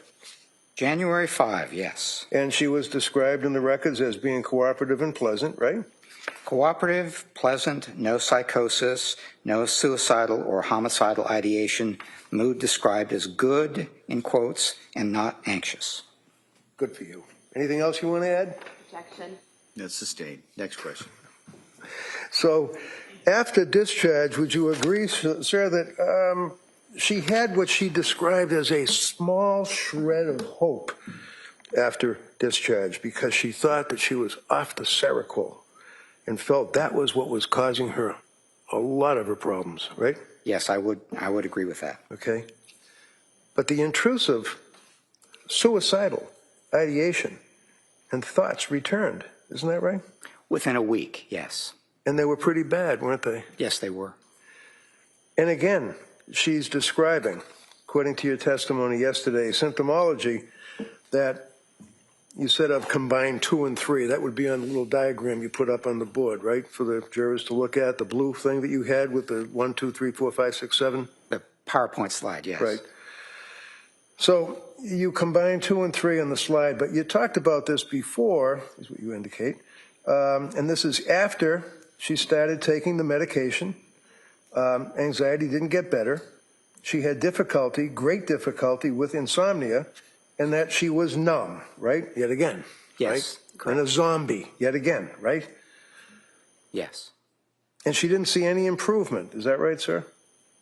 No, that's not right. Okay, well, quote, in fact, she thought it was getting a lot worse. And so basically what she thought is that the symptoms that she was experiencing following taking the medications prescribed beginning in October, she said the symptoms were getting worse, particularly new symptoms, which were insomnia. It's page 126 of your testimony. Okay. Yes, okay. All right. I misunderstood your question. That's all right, no problem. Sorry. That's okay. And then you further indicated that moving on to number 5 on your chart, one of the things she also said is that she was focusing on helping the anxiety getting better through medication, right? Yes. It was also counseling. She went to counseling through Latasha Dukes. Ms. Gelada was still treating her, correct? The counseling was limited, but yes, that is correct. She was involved in some counseling. So it was limited. Is that a bad thing? Did this woman not want to go to anybody that would help her, sir? Are you trying to tell the jury that she was avoiding help? Sustained. Next question. So it was limited? How was it limited? It was short-term and supportive, as opposed to something where in the field you might pick a cognitive behavioral therapist, which is empirically supported for things like anxiety and depression and patience and things like that. Who makes that decision? Does a person like this make that decision, sir? Is it up to the patient to make a decision of cognitive, whatever it is you just said? Yes, it's certainly one of the things that an individual can do is looking for a referral from somebody who would be a cognitive behavior therapist or something like that. So yes. Go ahead. I don't want to cut you off. I'm All finished. set? I'm finished. She was focusing on trying to make this anxiety and make her feelings about her feelings go away. She wanted to be herself again, right? Yes, that's right. Now, there's nothing wrong with that, right? For a person to want to do that? Not at all. Okay. You indicated that she was concerned about resolving her problems, and the district attorney then asked you about if this is some type of her taking control of her life. You indicated that she is trying to take control of her life. Remember that? I testified that it was important that she felt in control and that she could make things happen and improve things through focusing and discipline and hard work. And that's what you've already agreed, that she was a person that wasn't afraid of hard work, right? Yeah, on the contrary, she worked hard and she got a lot of results from working. So that's hard. not an issue that would be something that would be a black mark against her, that she's trying to take control of her life as it relates to these medications and what they're doing to her and her internal feelings of postpartum, if that's what she believed? I was not trying to develop black marks against her. I was just trying to describe how she thinks and feels and behaves. Sorry, you're right. All right.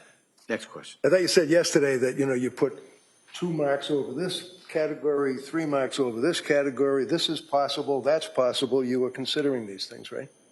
That was on another issue. Okay. Yeah. So as it relates to resolving the problems, that would include talking to doctors about different medications to try, researching medications on her own. This is your testimony. Asking friends and family for tips. Really? You're supposed to ask friends and family for tips about your mental psychosis, your mental state? I'm not sure what the question is. Well, Dr. Heilbrun testified yesterday as it relates to, in response to questions from the district attorney about her resolving her problems, including talking to doctors about different medications to try, researching medications on her own, and asking friends and family for tips.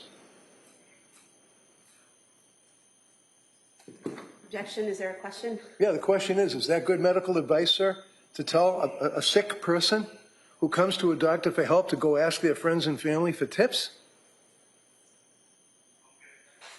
One of the things I would say is that when you want very much to improve, you, of course, ask your doctor and whoever else you're working with, but you might also ask other people in the family or friends any recommendations that they might have. That's sort of something that you do.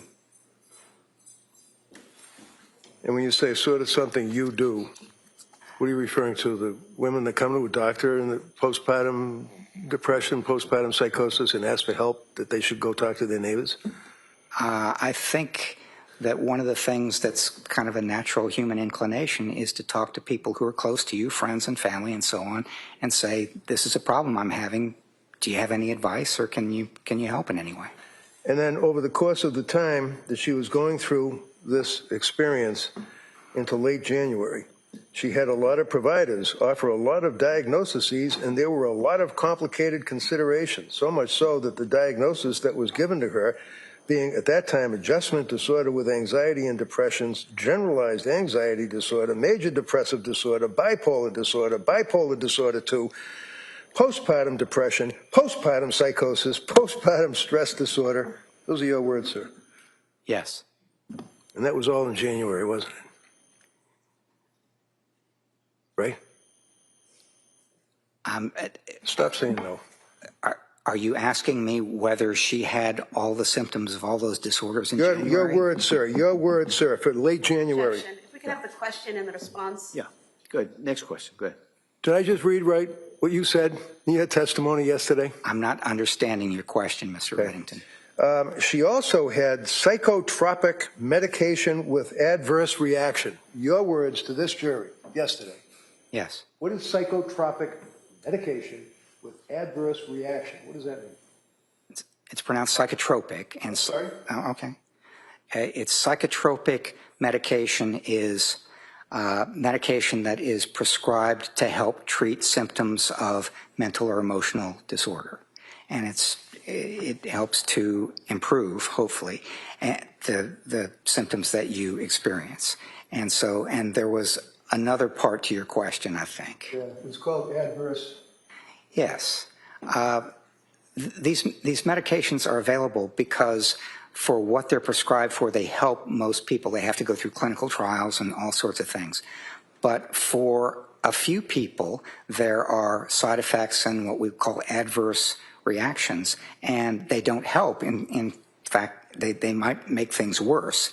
And it appeared to me from reviewing the records that for Ms. Clancy, she's one of those few people where the reactions were very different, very poor, they were not the kind of reactions that were designed to have the medication prescribed for and improve the symptoms. She just had sort of the opposite happen.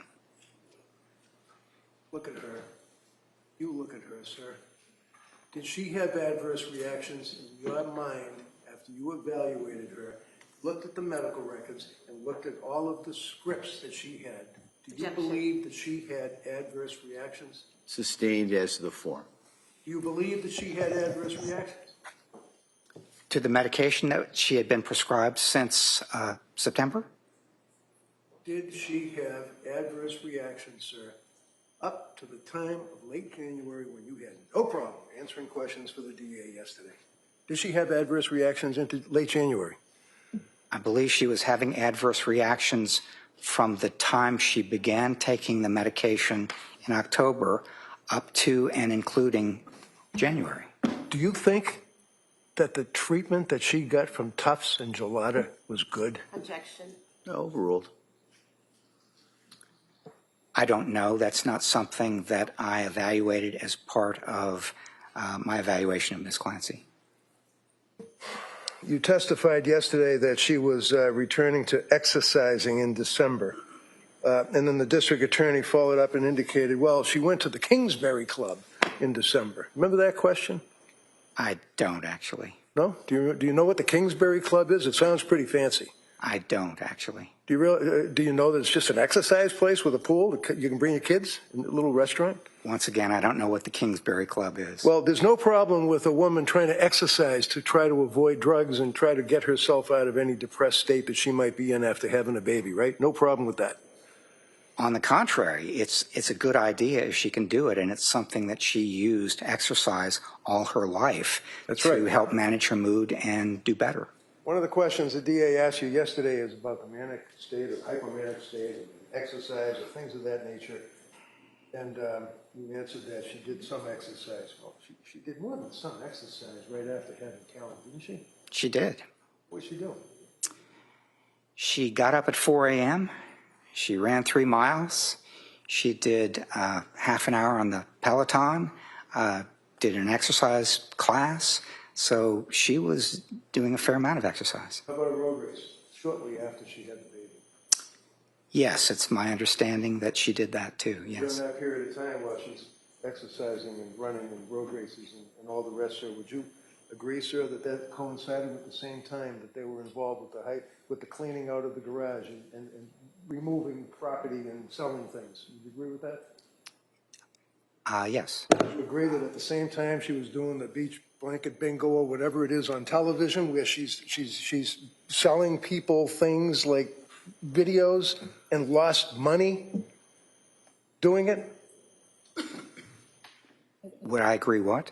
Would you agree that she was selling videos online and it turned out that it was a scam and she lost her money? I would agree that she was involved in something like that. I didn't know that she lost her money. Okay, so we have the exercise, we have the scam, we have the hypo cleaning, all of that. Would you agree that that is just a little bit indicative of what you said to this jury, that you were struggling over, trying to find mania, manic, hypomania? Agree with that? I would agree that those could be symptoms of a manic episode, which I was having a hard time identifying, as she was clearly experiencing something like that. But I did end up with a diagnosis of bipolar 2, and that reflected my thinking that some of those things that Mr. Reddington has just described could be symptoms of a manic disorder, although less serious than a bipolar 1 diagnosis. Okay. District Attorney asked you about anxiety, that you felt that she was suffering. Your answer was, well, if it works. Objection, will you approach sidebar? Sure. Yeah, Counsel.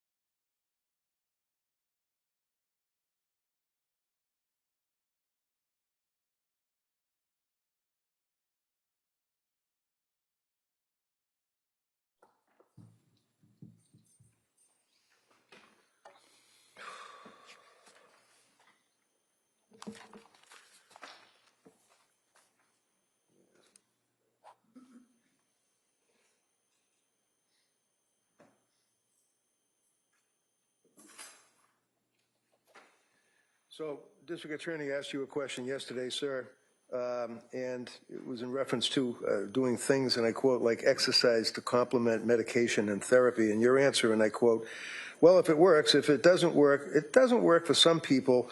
It and the use effectively over the course of their lives, particularly if they have anxiety that might not fully need treatment, but it's something that might interfere your life a little bit. What did you mean by that? I mean that exercise is something that isn't useful for managing anxiety for some people, but for other people it's quite useful. Okay. In reference to determination as to a manic episode.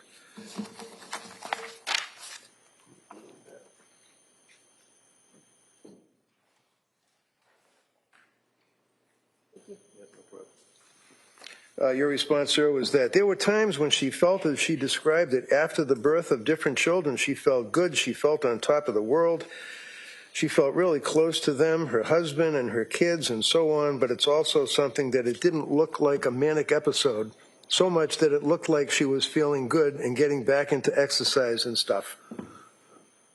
Yes. That was your answer yesterday. Is that in reference to the struggle that you had to try to get to a manic episode?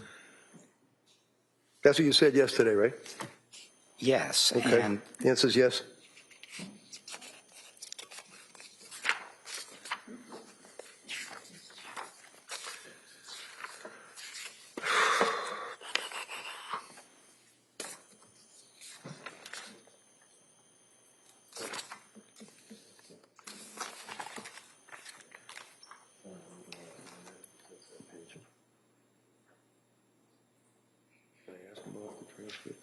She can cover it?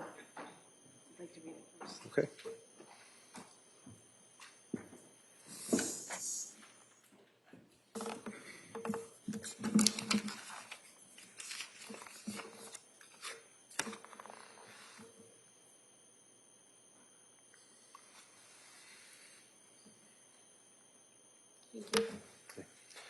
When you were talking with her in Tewksbury, either you or the other guy in the hospital, interviewing her one of those 3 days. yes. Let me back up. Would you agree with me, sir, that if a person has a memory while they're in a psychosis, that it's very possible that they could be imagining that they did something, but in fact, the facts, objective facts, would show she didn't?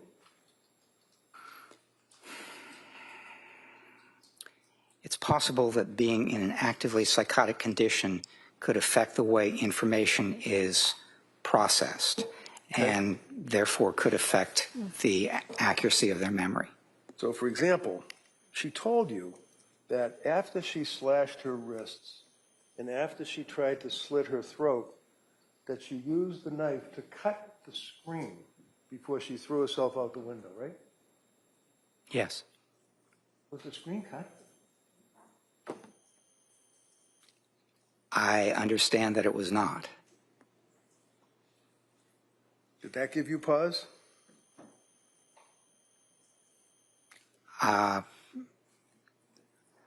There are a number of things that I don't think are all that important in terms of memory difficulties and accuracy of memory, and that was one of them. Do you recall this morning indicating that you recounted that Lindsay told you that she felt, quote, like it wasn't her, end quote, as though she were watching herself commit the killings and that she was simply responding to the voice rather than consciously deciding what to do. Do you remember saying that this morning? I do, yes. Would you agree that that description is consistent, almost black-letter definition with profound disassociation? My testimony was... No. Is that, sir, consistent with profound disassociation? No, it is consistent. So the answer is no. The answer is no? Well, I was about to give the rest I'm sure of the you answer. were, but the answer is no, is what you're saying, right? I just read to you what you testified to this jury this morning, right? Did I? You use, Hello, did I read what your words were this morning? I don't remember exactly what my words were this morning. If Dr. Heilbrun told this jury that when Lindsay was talking to you and or Mac in the hospital, she felt, and I quote, like it wasn't her, as though she were watching herself commit the killings, and that she was simply responding to the voice rather than consciously deciding what to do, end quote. Question is, would you agree, sir, that watching oneself is consistent with disassociation? Disassociation that is peritraumatic, which is what I testified. So the answer is yes? Well, you said profound dissociation, so the answer was no. Last time I knocked out profound. I'm just asking. Oh, yeah. Is it consistent Okay. with disassociation? It is consistent with peritraumatic dissociation. Okay. Yes. And briefly, what is disassociation? Dissociation is sort of the sense that you are removed from yourself. You're not feeling like yourself. It's something like you're in a position where you, your sense of time and your sense of self are altered, and it's also the sort of thing where you don't feel as if it's you anymore. Sometimes you feel as though you're watching a body that's you, but it's not really you. And at disassociation, you'd agree, in the DSM, using that book, is in fact defined as an altered mental state. Is that correct? Yes. Okay. And would you agree with me that in your evaluations of Lindsay after you guys had the chance to speak to her and consider all of the documentation, your opinion ended up, using your words, being in your mind two possible explanations? We talked about that, right? Yes, we did. Okay. And then you indicated that there were some possible things that made me believe that there was severe mental illness involved, right? Yes, there And were. there was severe mental illness involved, right? There were some possible things that made me think that it might have been a psychotic episode. Right, but there were severe mental illnesses involved here, right? Yes, there were. Okay. It's just And a question of which kind. Semantics. Yes. You talked about thought broadcasting, right? Yes, I And did. thought broadcasting, sir, would be if somebody hears a voice and is concerned that somebody else might have heard it, right? No. Okay, well, Thought broadcasting. see what thought broadcasting is. Are you aware that Lindsay Clancy indicated to anybody that she was hearing or having these intrusive thoughts in her mind? Yes or no? Yes. Did she indicate that she was afraid that people could read her mind or knew what these thoughts were or whatever they were in her mind, intrusive thoughts? She was afraid of that, and so one of the reasons that I asked her about the difference between hallucinations. All right, hold on, please. I can't be more The clear, question, Judge. all right? And then if the Commonwealth wants to follow up, they'll be able to do that. All right. Go ahead. Did she, according to Dr. Heilbrun's review, all the information in all the hours of talking, Yes. determine that she was afraid that people could read her thoughts or knew what her intrusive dark thoughts were? Yes. Who did she say that to? Not just who? Well, she said it to me. Okay. She said it to Put Dr. you Mack. Yeah, I'm sure she said it to Mac too. Put you guys aside. Who else, like people, normal people, did she say that to? Not to be not normal, but I mean people like friends or family or citizens or whatever. I believe she said it to Patrick, Okay. and she may have said it to others as well. She may have said it to others as well. I don't remember who else she said it to, but she said it to Patrick. Well, how can you come in here and testify about a young lady that is saying to people that she's having thoughts that are intrusive and dark and that she's worried that other people are reading her mind and know about it, and you don't even know who she said it to? No, overruled.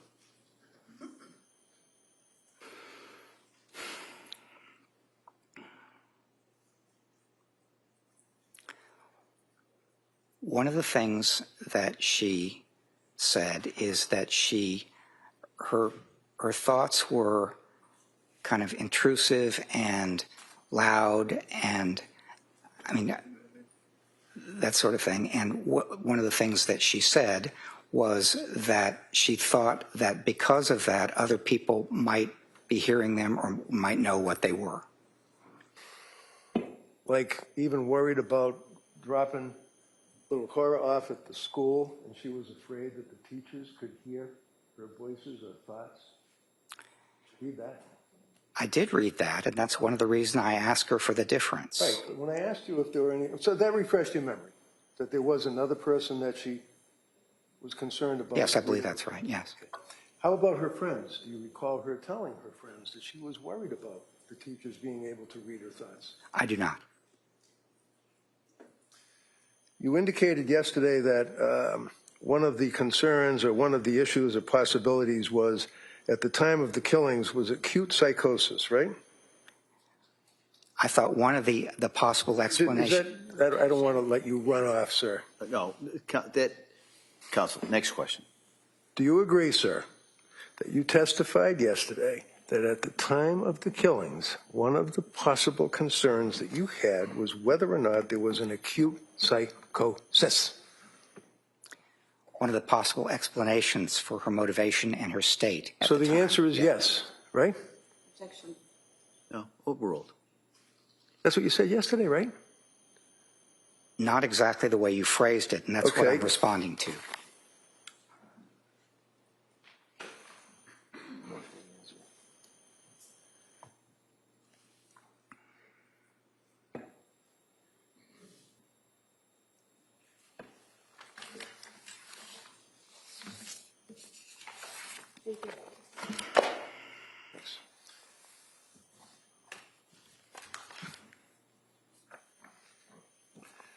Yesterday, sir, you were asked, the next part of the evidence or what you saw against acute psychosis, and you referenced this discussion of whether this was postpartum. So let's stop there for a minute. Again, you know that postpartum is not a diagnosis, right? I do know that, yes. Okay. But the reason that it was not, as you put it, postpartum, is because she was about 8 months away from having given birth to Calvin, right? Yes. And most of the explanations from the authorities, like DSM-5, would point to maybe 1 month after birth, or maybe give a little bit, maybe 2 months after birth, or something like that. That's what you said yesterday. Yes. And what's that based on in Dr. Heilbrun's mind? What's that cut off about? 1 month, maybe 2? It's based on what DSM-5 says, or the Cleveland Clinic actually said 6 to 8 weeks, if you look at their website. So it's based on accepted authority within the field. Uh-huh. Is it World Health Organization accepted authority in the field? It's one accepted authority, yes. Okay, and what do they say? I don't know what they say. Right, would you be surprised if I told you they say up to a year that a woman can be experiencing postpartum psychosis or postpartum depression? Up to a year or even longer? There are different kinds of outcomes and time periods that different I'm organizations not asking use. about outcomes and time periods. I'm asking about the World Health Organization cutoff for a woman with postpartum depression or psychosis. What's the time frame? Well, I don't know.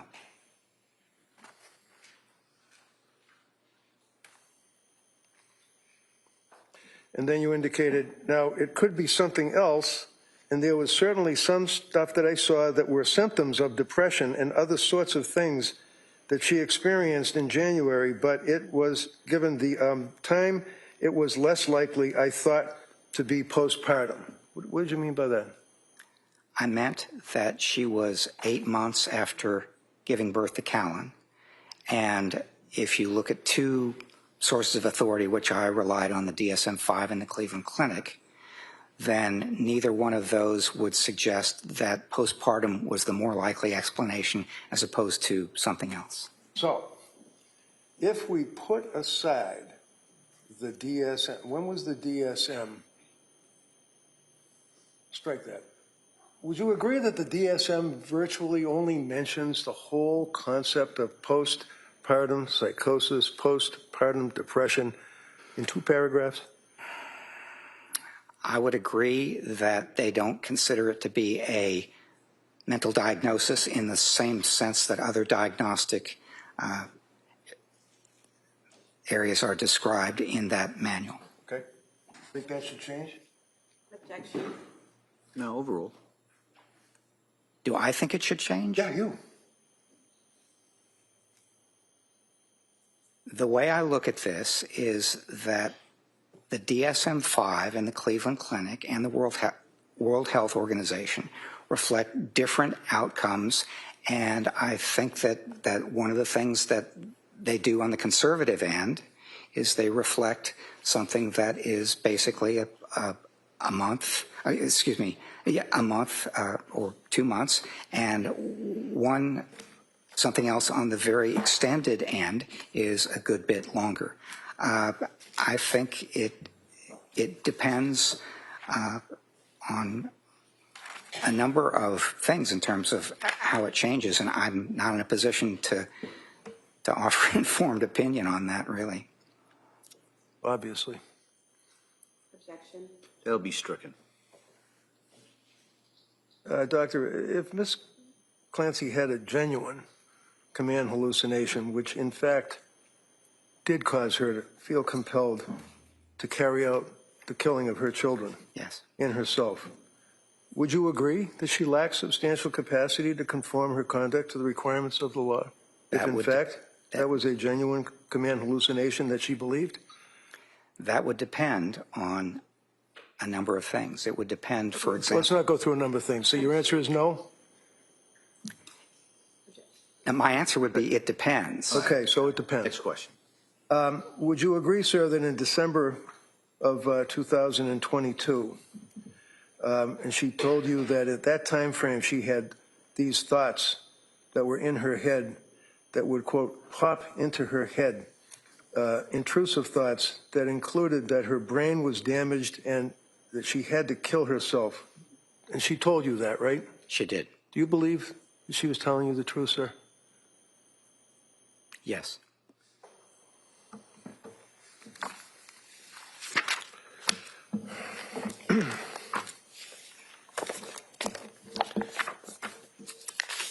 I stand corrected in one regard, sir. This morning I started off my questions by asking you about 49 years ago when you published an article on postpartum psychosis, and you agreed.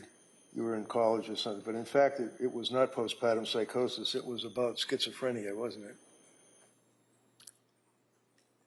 I'd have to think back 49 years, but I think that's right, yes. Transcripts of interviews with 32 schizophrenic patients, 15 male, 17 female, all with primary or secondary paranoid symptomology, were edited only to delusion-relevant material.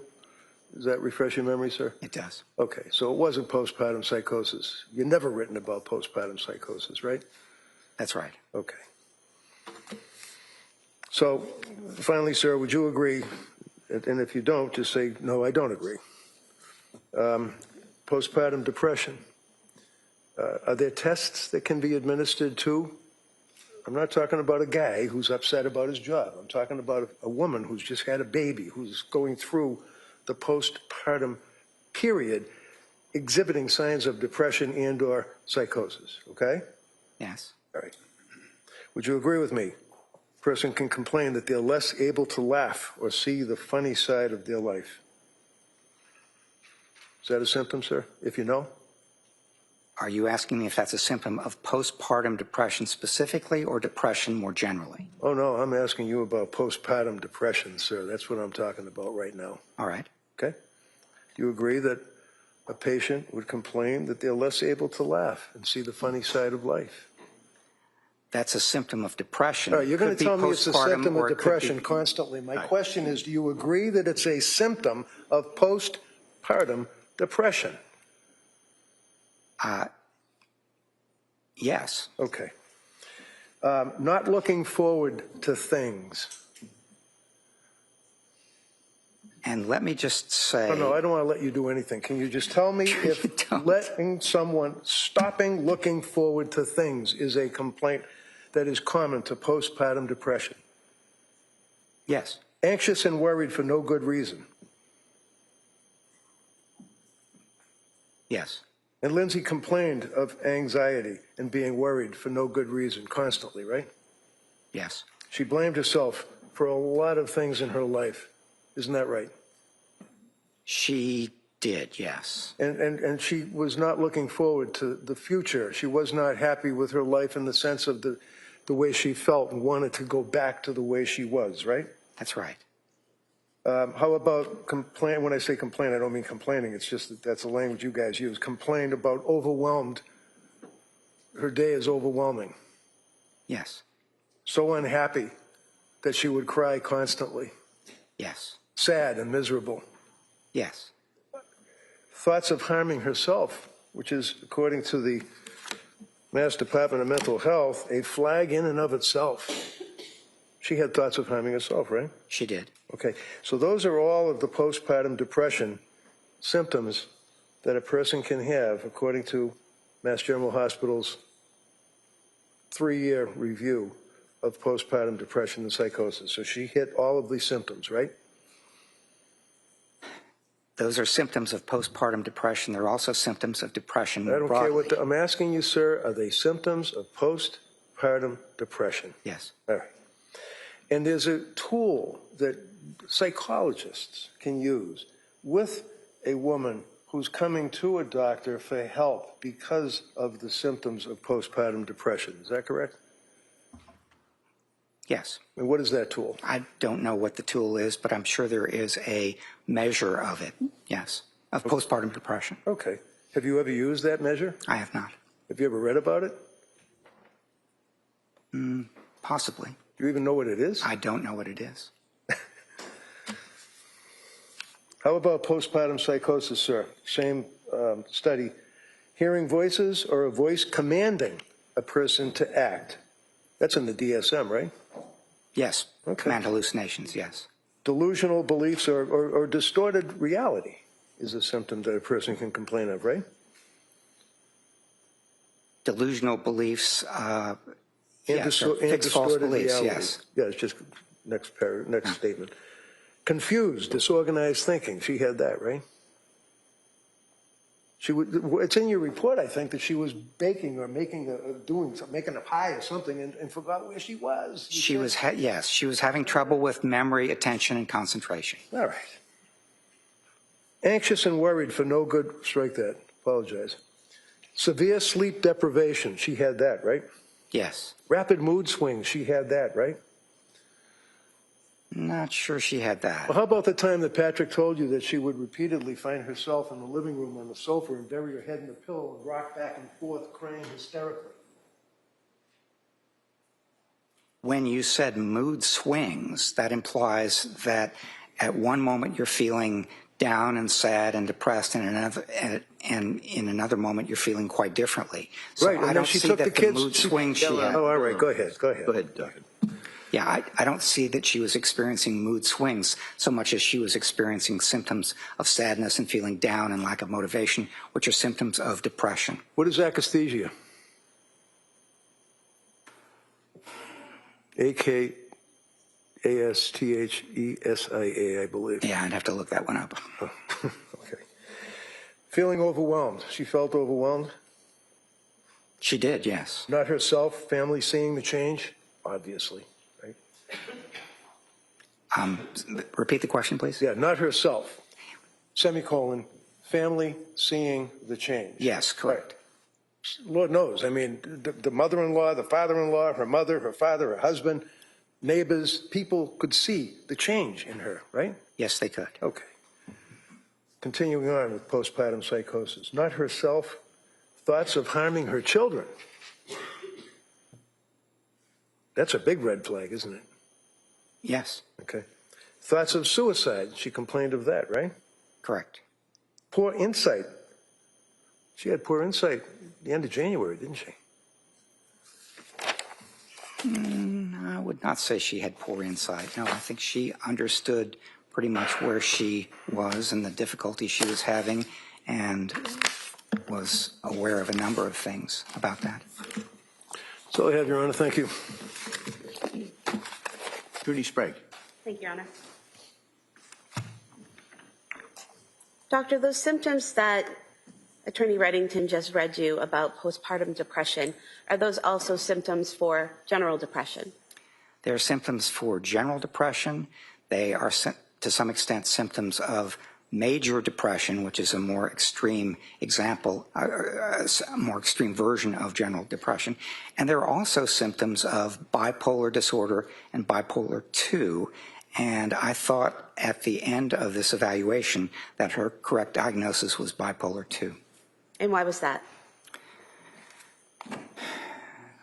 One of the reasons, as I testified yesterday, is that she has been in Tewksbury for 3.5 years, and that is her diagnosis of record, bipolar disorder. But what that indicates to me is that having had the chance to see her, prescribe medications, and do a number of things, that they really think that she has a mood disorder of a fluctuating kind, a bipolar sort, as opposed to a major depression or some other kind of disorder. Now, you were asked by defense counsel about the fact that you interviewed Ms. Clancy a little over 3 years after she killed her children. And your testimony was it's better to interview the person as soon as possible, right? Correct. But you were able to watch Dr. Resnick's interview of the defendant about 3.5 months after the incident happened, correct? Yes. And you were able to review all of her records leading up to when she killed the children and then after she killed the children all the way up to present day, correct? Yes. Is that something that you typically have when you do these forensic reviews, that much information, medical history and information on a patient? I had more records information in this case than I have ever had in my career. And so, also, were you aware that you weren't allowed to interview the defendant until the court gave permission? I really wasn't. I didn't know how the process worked. But as soon as you were informed that you could meet with the defendant, you did, correct? Yes. And the fact that you had all of these resources, the records, the prior interviews, the recorded interviews of witnesses, the criminal file, the collateral interviews that you did that in any way aid you in overcoming whatever deficits you might have had in interviewing her 3 years later? It did, yes. And how so? Because of how extensive the records were from different people, different observations, different times, and so on, they, in effect, created something that I would have tried to do myself if there had been fewer records available. So I would have tried, for example, to... Well, I'm going to object to what he would have done. No, overruled. I would have tried to conduct a number of collateral interviews. I would have tried to go out and get some of the records myself if they'd not been available and provided to me. Usually I have to work a lot harder to get 10% of the records that I had in this case. And you were provided with her complete psychiatric history from September through present day, correct? I was. Now, you were asked about being retained by our office and speaking to the prosecutors in the case. Did anyone from my office or myself or Ms. Buckingham ever tell you what your decision or what your evaluation should say in this case? No. And did we ever put any pressure on you in any way, shape, or form to come out on what defense counsel calls our side? No. And he also asked you about your interview itself with the defendant. At any point in time, was your conversation with Ms. Clancy hostile or aggressive or rude in any way? No. Did she ever ask you to stop and say she couldn't do it any longer? She did not. In fact, she declined a break at one point in time, correct? For one of the days, yes. That was the third day. Prior to reading the records in this case, did you form an opinion as to what her criminal responsibility was? No. In fact, I worked very hard to avoid forming any kind of opinion until very late in the process, when I'd had the chance to go through all the records, do the 3 days of evaluation, do the collateral interviews, and get everything I could have, because that's the kind of thing that helps you handle what's been referred to as confirmation bias, which is starting out with a good idea or a conclusion and then being drawn to the things that support that and avoiding the things that don't. Would an example of confirmation bias be giving a press conference in which you diagnose a patient before you even do an evaluation of that patient? And then finding that same diagnosis that you initially made? Well, an example of that would be saying before you had ever met with somebody that I have a diagnosis, and then meeting with them and then possibly resulting in your providing that diagnosis. So it could well be an influence of associated with confirmation bias. Now, you were asked about the defendant telling you that she didn't like to leave the children, and how that was how that impacted your evaluation of the defendant. And I think you were cut off on your answer. So if you could just tell us what you saw in terms of, or heard from the defendant in terms of her not wanting to leave her children, and how that impacted or influenced your evaluation. That was an important consideration. Objection, it's not responsive. No, I'll go ahead. If you could answer. Yeah. That was an important consideration, because one of the things that would go through your mind if you decided to take your own life would be something very important to you, like your children. And over a number of years and in a number of different... Sorry? This is way outside the scope of cross-examination. No, I would allow this. Go ahead. Proceed. Over a number of years and in a number of different contexts, she didn't like to leave the kids. So the question might be, if you were possibly inclined to think about taking your own life, what would happen with the kids? And would they suffer without you? And could other people take care of them? And that turned out to be something that I thought was consistent with not wanting to leave your kids and not wanting them to suffer and so on. It all went together in how she thought about her own kids, felt about her own kids. You were also asked by defense counsel in cross-examination about the defendant's concerns about taking Zoloft while breastfeeding. Do you recall in your interview with the defendant when she mentioned that as a result of her practice in labor and delivery as a nurse, she was aware that millions of pregnant women and postpartum women took Zoloft with no problem? I do not recall that, no. But that would be in your interview if it happened? Yes. Now, defense counsel asked you about your answer from direct testimony about all of the prescriptions and the different doctors being confusing. But being confusing was your description of seeing all that information, not the defendant's description, correct? Yes, that's right. And could you explain that and how it was confusing, in what way?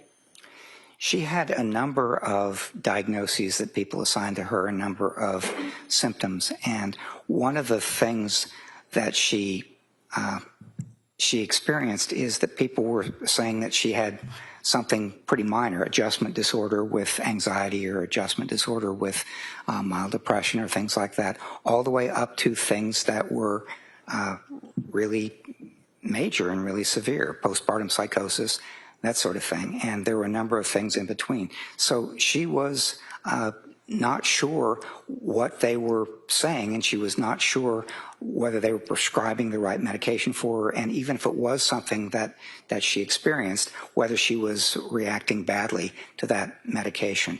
So that's basically my understanding, that there were a lot of things that people said mental health care providers. Some of them were pretty minor as far as what was wrong with her, and some of them were not minor.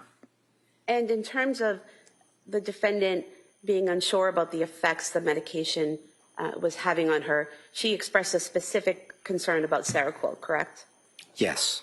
And what was her concern about Seroquel? It was giving her big problems with sleeping, and she thought that part of the numbness and not being able to feel and that sort of thing was associated with that medication as well. So she thought it was really affecting her badly. And after she went to McLean Hospital, she was no longer on any of those medications that she had been on from September through December, correct? Correct. And she had been weaned off the Seroquel in particular, correct? Yes. And so after leaving McLean Hospital, the two medications she was on upon discharge was trazodone and Valium, correct? Yes.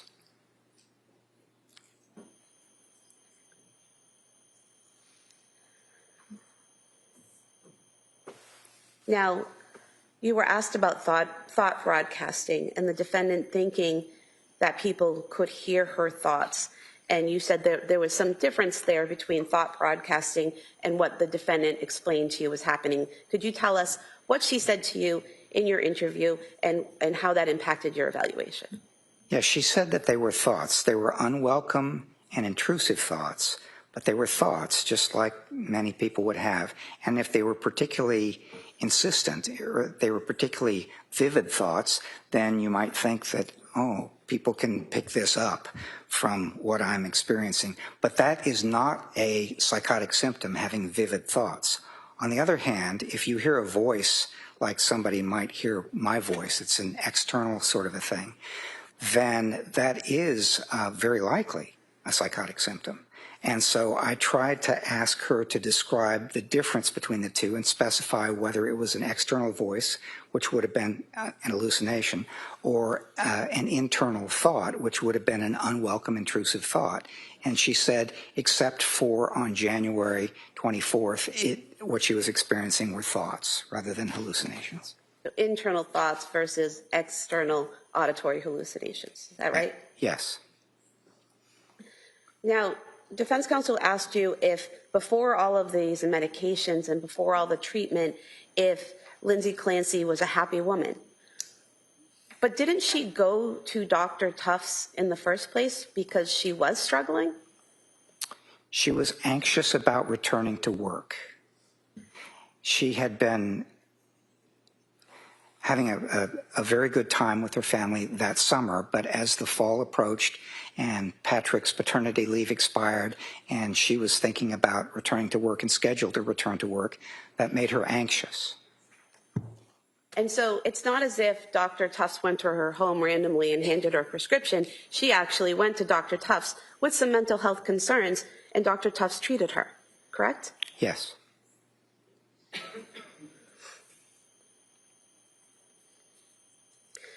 And from your review of the records and from everything that you've learned in this case, including your interviews with her, is it accurate that Ms. Clancy never told any of her providers, any of her medical providers, or any of the hospitals that she visited that she had thoughts of harming her children? That is my recollection, that she did not share that information with any mental health providers.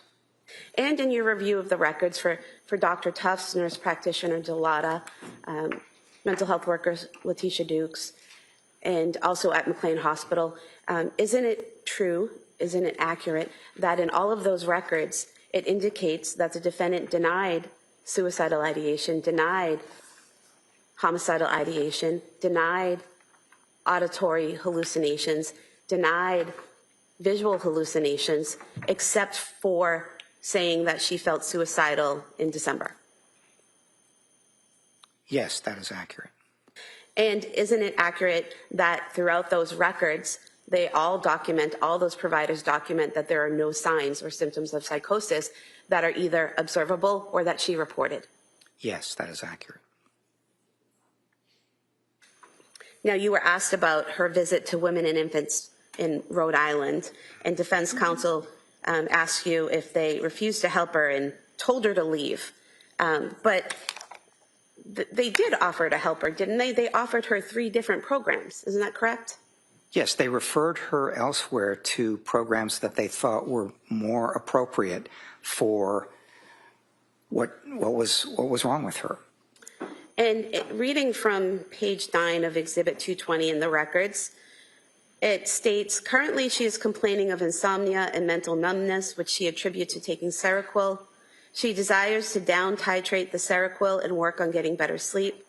Because her symptoms occurred late in postpartum period and are not clearly related to perinatal factors, the patient was advised that the WIH-DHP, which would be the Women and Infants Hospital postpartum program, is not a suitable treatment facility for her. This was discussed with both patient and husband, and both are in agreement with this. Patient's husband feels strongly that patient has been over-medicated and misdiagnosed. Patient was offered several options for her, including inpatient treatment for medication management, a partial hospitalization program focused on general mental health, or continued outpatient management. Patient plans to follow up with her outpatient provider for guidance, correct? Yes. And so it was Patrick who said that she was over-medicated, correct? Well, he was one of the 2 of them who said that. She also thought that she was over-medicated. But the people at Women and Infants Hospital, the ones who are doing the evaluation, don't say in their diagnosis that she was over-medicated. They list adverse drug effects, correct?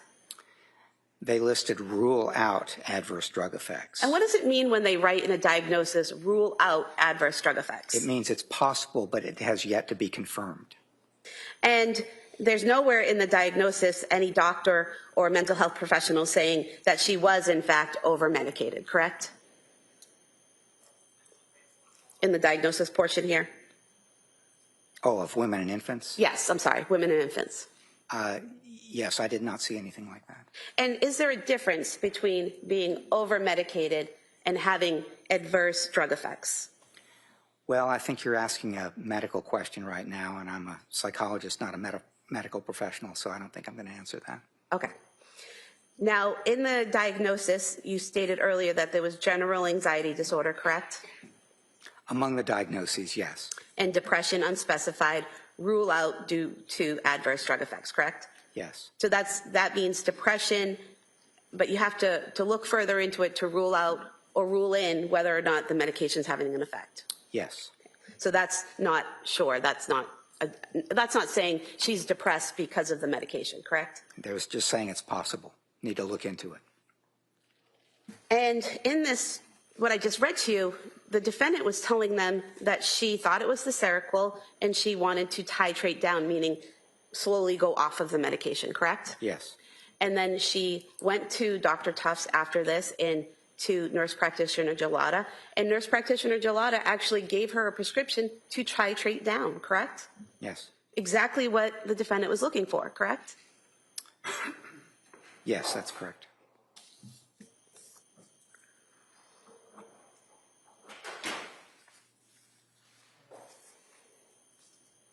You were asked by defense counsel about the defendant getting worse and worse and worse. But was that between September and December, or was that in January? It didn't begin until October when she began taking the medication.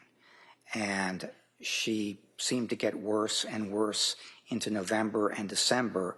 And then following her discharge from McLean on January 5th, she seemed to be somewhat improved in different ways, including her sleep was better and her mood was slightly better and things like that. So if I had to describe it, it was worse from October into November into December, and then somewhat better and somewhat improving in January. And you were asked by defense counsel about, you had mentioned cognitive behavioral therapy might be something that someone would look into, and he asked you if that was on the patient to do that, correct? Yes, I think that's right. Were you aware that there are searches on the defendant's cell phone where she looked up cognitive behavioral therapy or CBT therapy? Yes. And so she was actively engaging in her treatment and looking up that type of therapy, correct? That was one of a number of things that she was searching for information on and looking for, yes. And despite searching for information on it and looking for, she never made an appointment, to your knowledge, for that type of therapy? To my knowledge, she did not. You were asked about peritraumatic disassociation, about how a person feels outside of their body watching what they're doing. Did I describe that accurately? Yes. And in that scenario where someone might be experiencing that during a traumatic event, does that mean they're not in control of what they're doing? No, it doesn't mean that. It means it kind of influences their perception and their memory and so on, but it doesn't completely remove their self-control.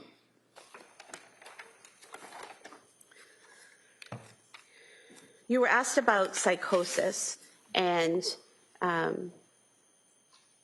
whether someone in psychosis would automatically act on a command hallucination, and you said not be responsible, and you said it depends. Yes. Is that correct? Yes. Why does it depend? Because symptoms of psychosis, including command hallucinations, don't necessarily take away your knowledge, your understanding, or your self-control. They can in some instances, but in other instances, they don't.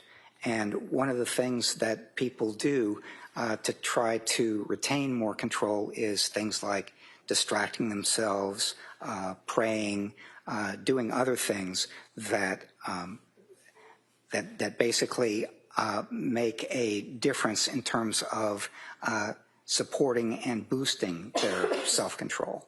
And so there's no automatic connection between any mental disorder, including psychotic mental disorders, and the legal standard for knowing that something is wrong or conforming one's conduct to the requirements of the law. That's why we go through all this in such detail. Well, next question. Doctor, can someone who is experiencing psychosis with a command hallucination, can that person know the difference between right and wrong? Yes. It's way outside the scope of question. Next question. And can someone who is experiencing psychosis conform their behavior to the law? Same objection. No, overruled. In some cases, they can, yes. And is that what you were talking about just a few moments ago, when someone can be in a state of psychosis, hearing a command telling them to do something, and they try to avoid doing what they're told to do? Yes. And you gave some examples, but someone trying to distract themselves with music or something like that, correct? Yes. I'm going to stop objecting, but I have a standing objection to the leading judge. This is my objection. All right.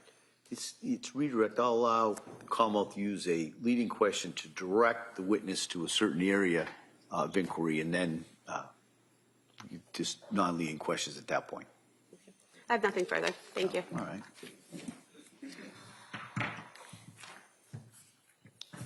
Couple of things. Sir, first of all, counsel was asking you a question about the inconsistent statement or what have you. You indicated, sir, if I stand corrected, you administered a test, the MMPI, to her, right? Yes, I did. And one of the sub-categories. Beyond the scope. No, she asked about inconsistent statements. No, yeah, overruled. Is the K scale or the lie scale, right? Yes or no? Just please, yes or no? The MMPI does have a K scale. Okay. And it And does that have an measures- L scale. That measures if a person, to you as the administering psychologist, is bluntly lying, right? No. Okay. Does it also, in your testing, determine if the person is exaggerating their symptoms? Yes, it's Okay, much the answer is closer yes. to that. The answer is yes, thank you. And when you administered the test to Lindsay, close to 3 years later, you indicated that it was the fact that it was late that you administered the test. It was testing her at the time it was administered, right? That's right. And one of the things that, the results, by the way, if I understand, looking at your transcript of testimony, is regardless of all of your explanations about MMPI and the other psychological testing, she was not elevated on anything except for suicide scale, right? That's correct. Okay. So she wasn't, according to the testing you administered when you saw her with Mac, exaggerating, lying, malingering, anything like that, right? That's correct. Okay. And one of the things that you did in your report, sir, is regarding the lying or the malingering, is you made reference to, I believe, Dr. Resnick, Philip Resnick. You know him, right? I do. He's a significant authority in the field of filicide. Is that right? He is. And Dr. Resnick indicated, sir, that his opinion as to the lack of malingering, and, as well as yours, right? Yes, he did. Okay. And you made reference to one of Dr. Resnick's articles, actually, in your report, correct? Some of his research on... The answer is yes? We can make this easy. The answer is yes? Did you look at and cite Dr. Philip Resnick's research report? His research, yes, Okay. I did. And are you aware, sir, that what you cited is outdated? Are you familiar with the 2012 article by Dr. McCarthy Jones collaborating with Dr. Resnick talking about the largest study of hallucinations ever conducted in the world? I'm aware that as a researcher, you build on some of the things. No, not what researchers do. Are you aware of that report? No. Okay.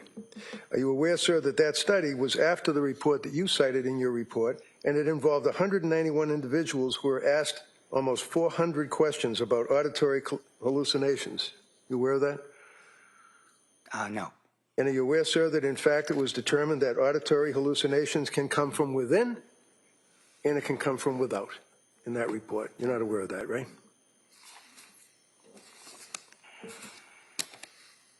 No. No? No. Okay. Only other thing, there's been a lot of talk about how you had to wait, took a while, you had to get court orders to visit with Lindsay to conduct your investigation, right? Yes. Okay. You're not suggesting or trying to leave with this jury that it was me or my office that interfered or impeded. I think the question was that you were unable to see her. I had nothing to do with that, right? Objection. Was sidebar? No. Yeah, come on.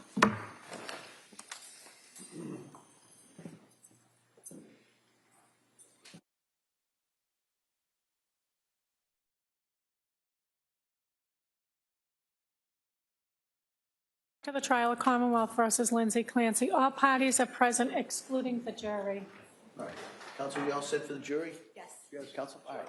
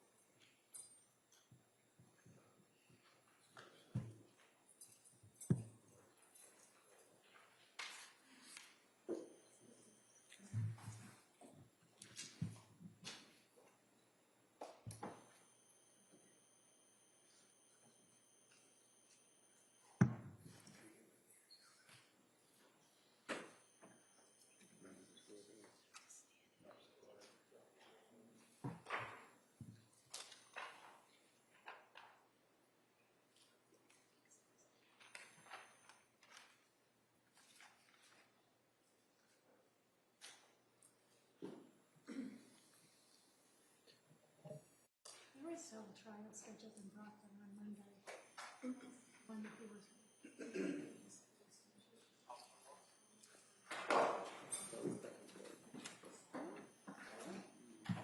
Court, all rise. Jurors entering.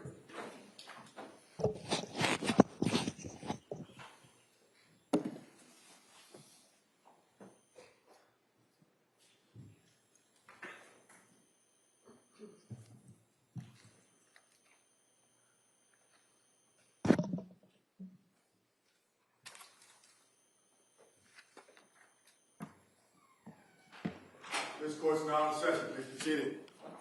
For the purpose of the record, we return back to the jury trial in the matter of Commonwealth versus Lindsay Clancy. All parties are present, including the defendant and including the 18 jurors. All right. Commonwealth? Thank you, Your Honor. The Commonwealth calls Dr. Gregory Saathoff.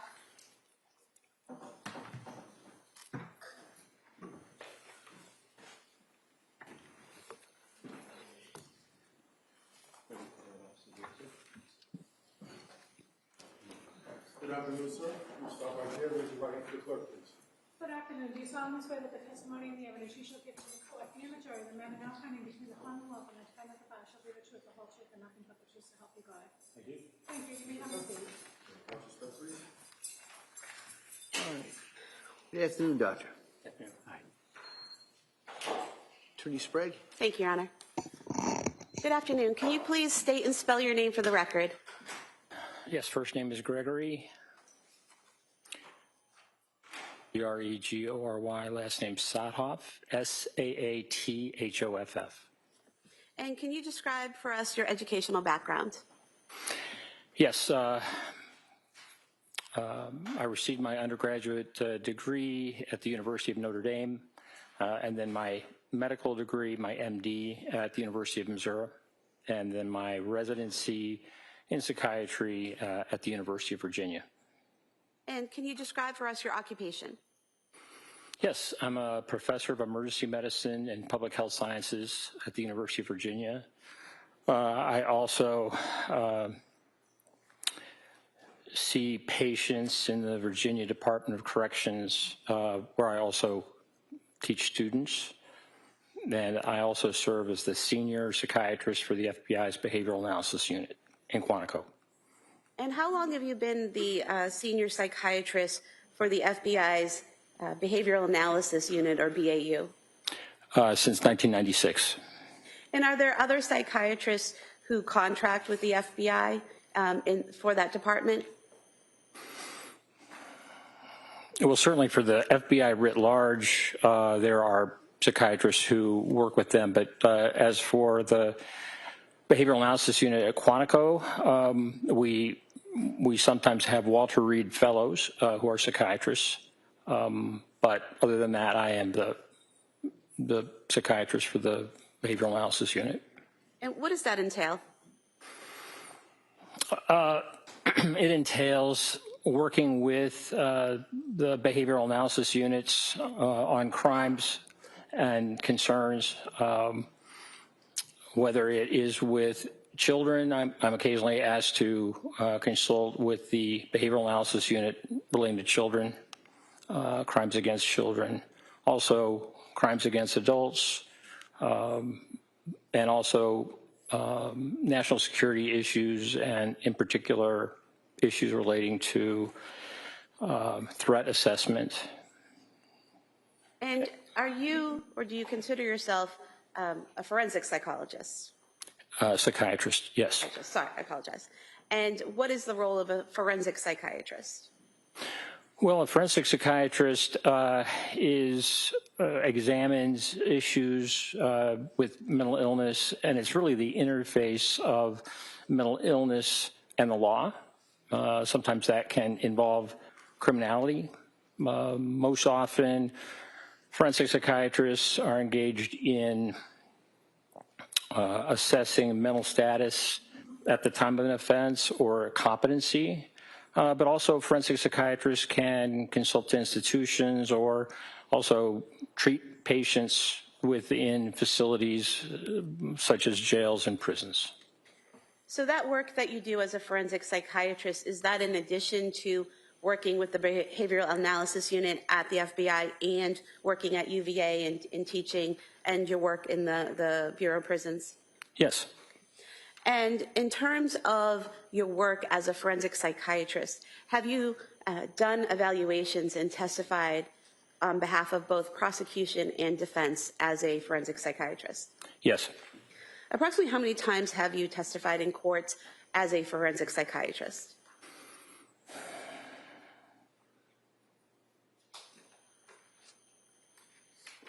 Maybe 40 to 45 times, something like that. And are you board certified in forensic psychiatry? No. And why not? Well, when I finished my residency, I was interested in public psychiatry. And so I also was in the military. And so military psychiatry and public psychiatry in a teaching hospital was very important to me. As time went on, I was consulted by the FBI. They wanted to meet with me based upon a paper that I had published. And by the time I was more heavily involved in forensic psychiatry and particular assessment of individuals, by that point, the way to be board certified within forensic psychiatry would require a one-year fellowship. And at that point in my life, I just did not have the time to be able to devote to a one-year fellowship in addition to the other things that I was doing. So instead of the one-year fellowship, did you have more on-the-job training as a forensic psychiatrist? Yes. And as a forensic psychiatrist, have you evaluated subjects for things like competency and criminal responsibility? Yes, I have. And let me just say also, in addition to on-the-job experience, it's important to get teaching and training. And so I've taken advantage of courses within the Institute for Law, Psychiatry, and Public Policy at the University of Virginia, and other opportunities as well in terms of even taking a board review course that was very helpful and quite comprehensive. So you've had other training other than the fellowship in order to be a forensic psychiatrist? Yes.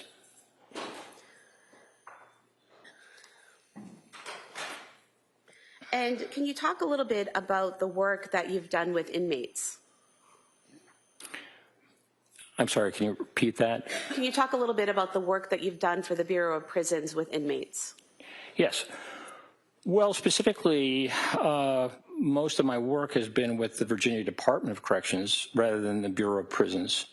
And since 1992, I guess, maybe 34 years, I have assessed and treated patients within the prison system, both men and women at men and women's facilities. And in that time, I have brought medical students and residents and fellows and taught them. So over the course of my career thus far, I've brought more than 2,500 medical students and residents into the prison system to learn about psychiatry and significant mental illness. And in the course of your evaluating and treating female inmates, did you have the opportunity to evaluate and treat female inmates who had killed their children? Yes. And how often was that would occur, that you would treat that type of patient? Well, in consulting to a maximum security women's prison, I would say 5 to 7 women who had killed their children. And in terms of your interactions with them, you said that you evaluated them. Did that involve diagnosing them? Correct. And then what did the treatment involve? Treatment involved working with a team within the system. Prisons have psychologists and social workers and those who are responsible for working with patient inmates.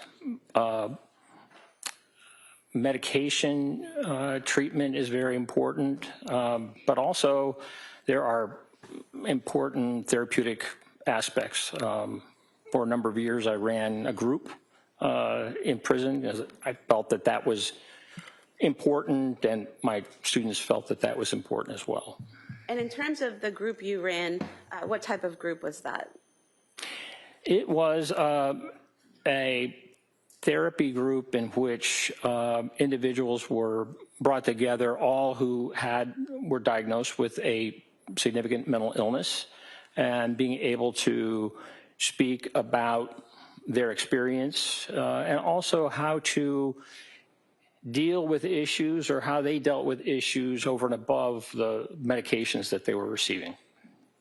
And in your experience in the Department of Correction at the Bureau of Prisons, treating these patients, and also in your experience working at the FBI, did you encounter individuals who suffered from psychosis? Yes, very much so. And do you know, could you estimate how many patients you have treated who suffered from psychosis? I'm going to object at this point, Judge. No, overall. Thousands. I spent 15 years running an inpatient admissions unit in a teaching state hospital, and so. You first, Sidebar. Sure.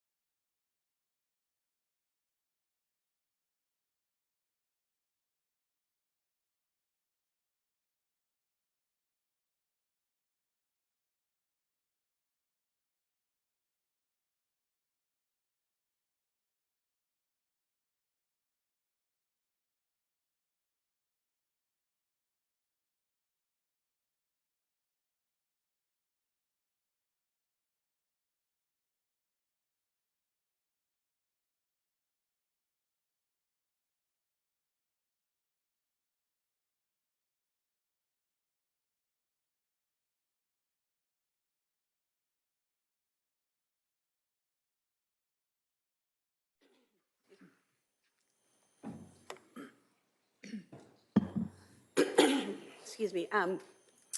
Doctor, you were about to describe a hospital that you had previously worked at, is that correct? Yes. And where was that and what type of hospital? It was a state hospital in Virginia, near Charlottesville, Virginia, where the University of Virginia is. It was a teaching hospital with medical students and residents, and was a facility that dealt with some of the most severely mentally ill individuals who would have been committed to the hospital. And how long were you at that hospital in that role? 15 years. And during that time frame, is that when you saw the thousands of patients that you treated with psychosis? I saw them there, yes, but also within the prison system. And of course, during training, during my residency. Have you ever written any articles about postpartum psychosis? Yes. And when was that? we published an article in 1987 relating to 2 cases of postpartum psychosis that I actually saw when I was an intern. One was my patient, and one was one that I consulted on. And that article that you wrote, was that entitled Postpartum Psychosis Induced by Bromocriptine? Yes. What was bromocriptine? So bromocriptine at that time was a medication that was used to inhibit or to stop lactation. Some women would, after birth, make a decision for whatever reason that they were not able to breastfeed. And so in those days, this medication, bromocriptine, was used to inhibit lactation. And in your treatment of one patient and what you learned of the second patient, did you come to a conclusion that bromocriptine was having some effect of inducing postpartum psychosis? Yes. And is that what you wrote the article about? Yes. And eventually, after you wrote this article, were there other studies that cited to your article? Yes. And let me just emphasize, I was one of 5 authors of that article. And eventually, was bromocriptine, did people stop using that to stop lactation in women? Yes. The FDA took it off the market, I believe, in 1994 or 1995. Not just for the reason of postpartum psychosis, but also for other problems, cardiac problems and the rest that bromocriptine sometimes caused in people. And to your knowledge, was your article with the other co-authors the first article that brought to scientific attention this issue with bromocriptine and postpartum psychosis?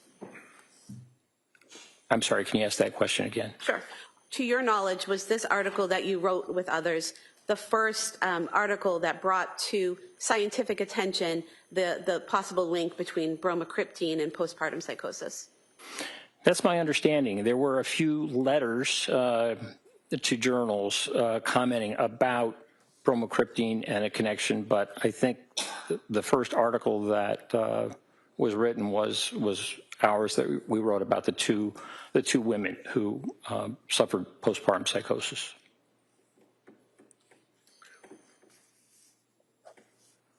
Now, you've mentioned your experience in diagnosing and treating psychosis. What is psychosis? Well, psychosis is, it can take a number of forms. I think we most often think about people who are psychotic as having hallucinations. And so we call those perceptual disturbances.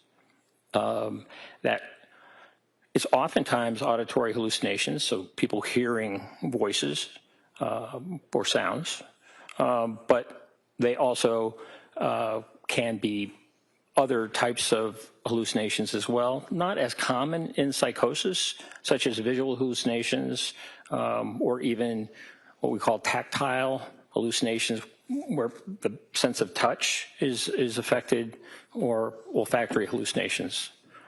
Most commonly, it is auditory hallucinations, though, if we're talking about those perceptual disturbances. Now, there are other areas that psychosis can show itself.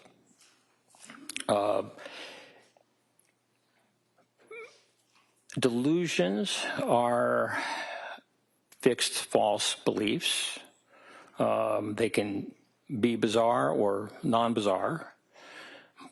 And sometimes people who have auditory hallucinations also have delusions. Sometimes you can have psychosis or someone can be psychotic with just a delusion and no perceptual disturbance, no type of hallucination. And the third area is with regard to thought and how people communicate. So in that part of psychosis, when it demonstrates itself, is that people have a great difficulty communicating with even speech disorganization. They may engage in what we call neologisms or making up words that have a specific meaning for them, but no one else. And the way that thought is translated either in writing or in speech, oftentimes people who are psychotic and also have a difficult time with stringing their words together, so what we would call looseness of associations.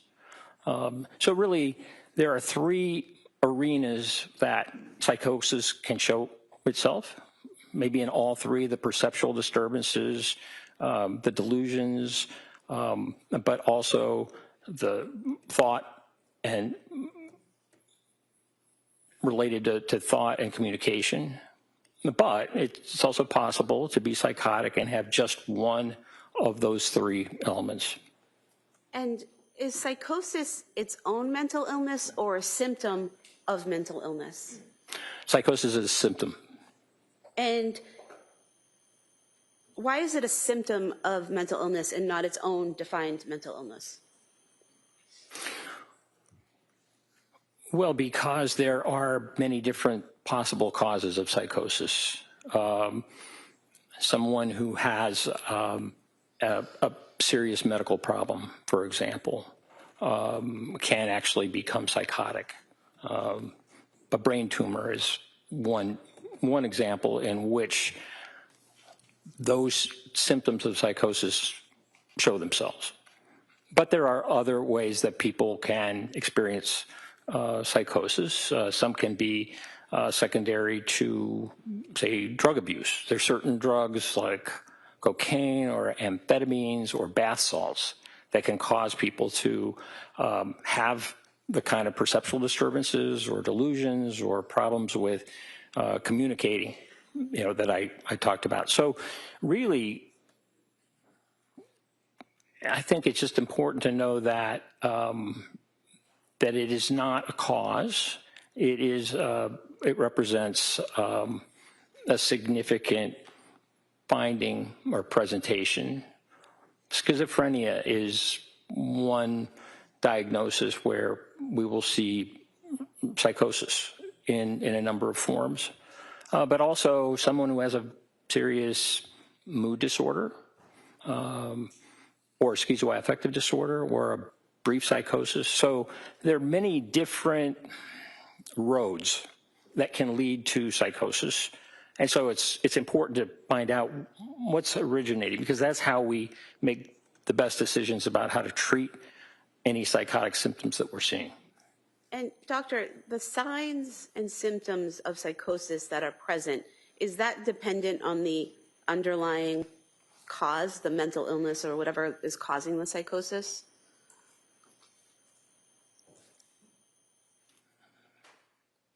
Yes. When you say dependent,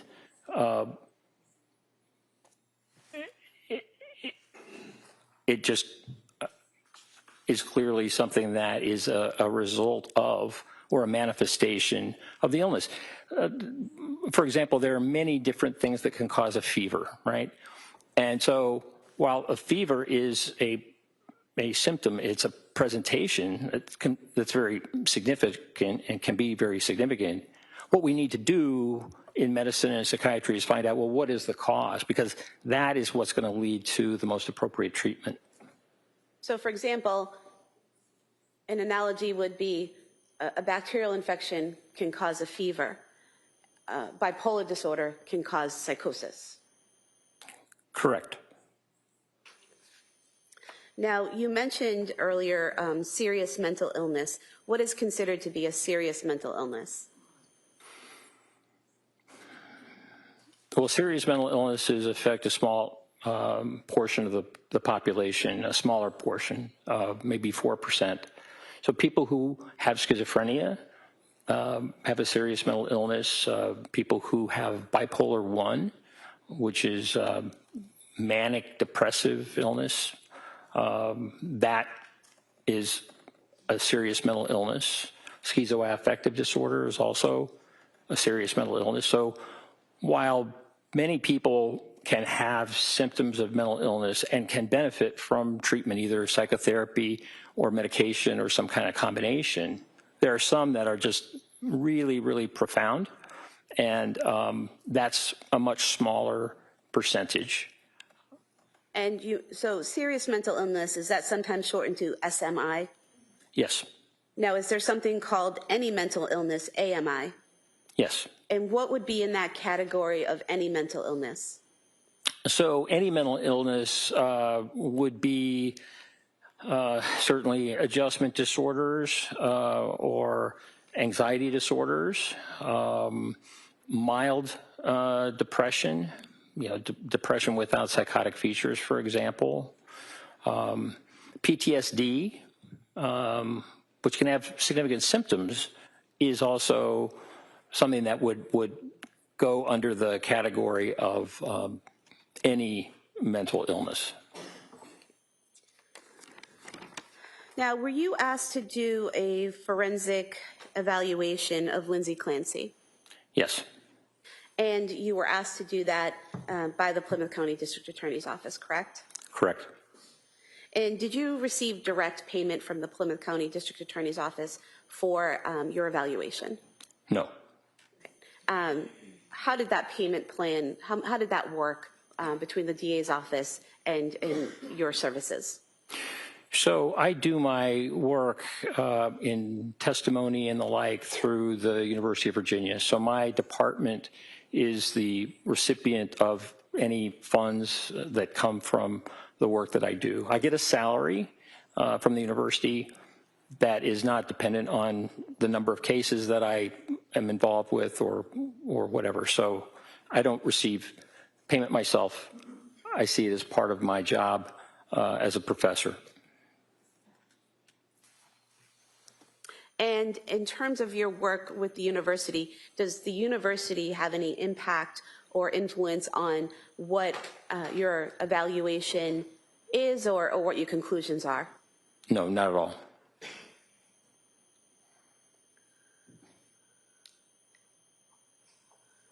For your review of Lindsay Clancy, what types of records and other materials did you review? Well, they were extensive. They involved significant medical records, not just the psychiatric records, outpatient and inpatient, but also medical records. Certainly the hospital records from McLean, the hospital records from Tewksbury, but also emergency department visits at South Shore and Mass General Hospital.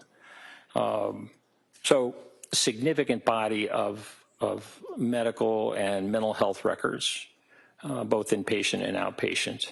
But in addition, there was a substantial amount of grand jury materials that I reviewed, and videos.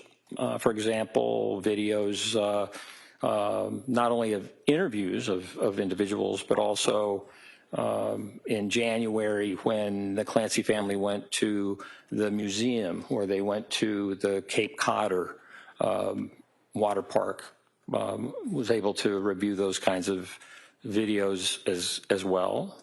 I also received the reports from both the government, but also the defense. And so those experts who were retained, I had an opportunity to review those.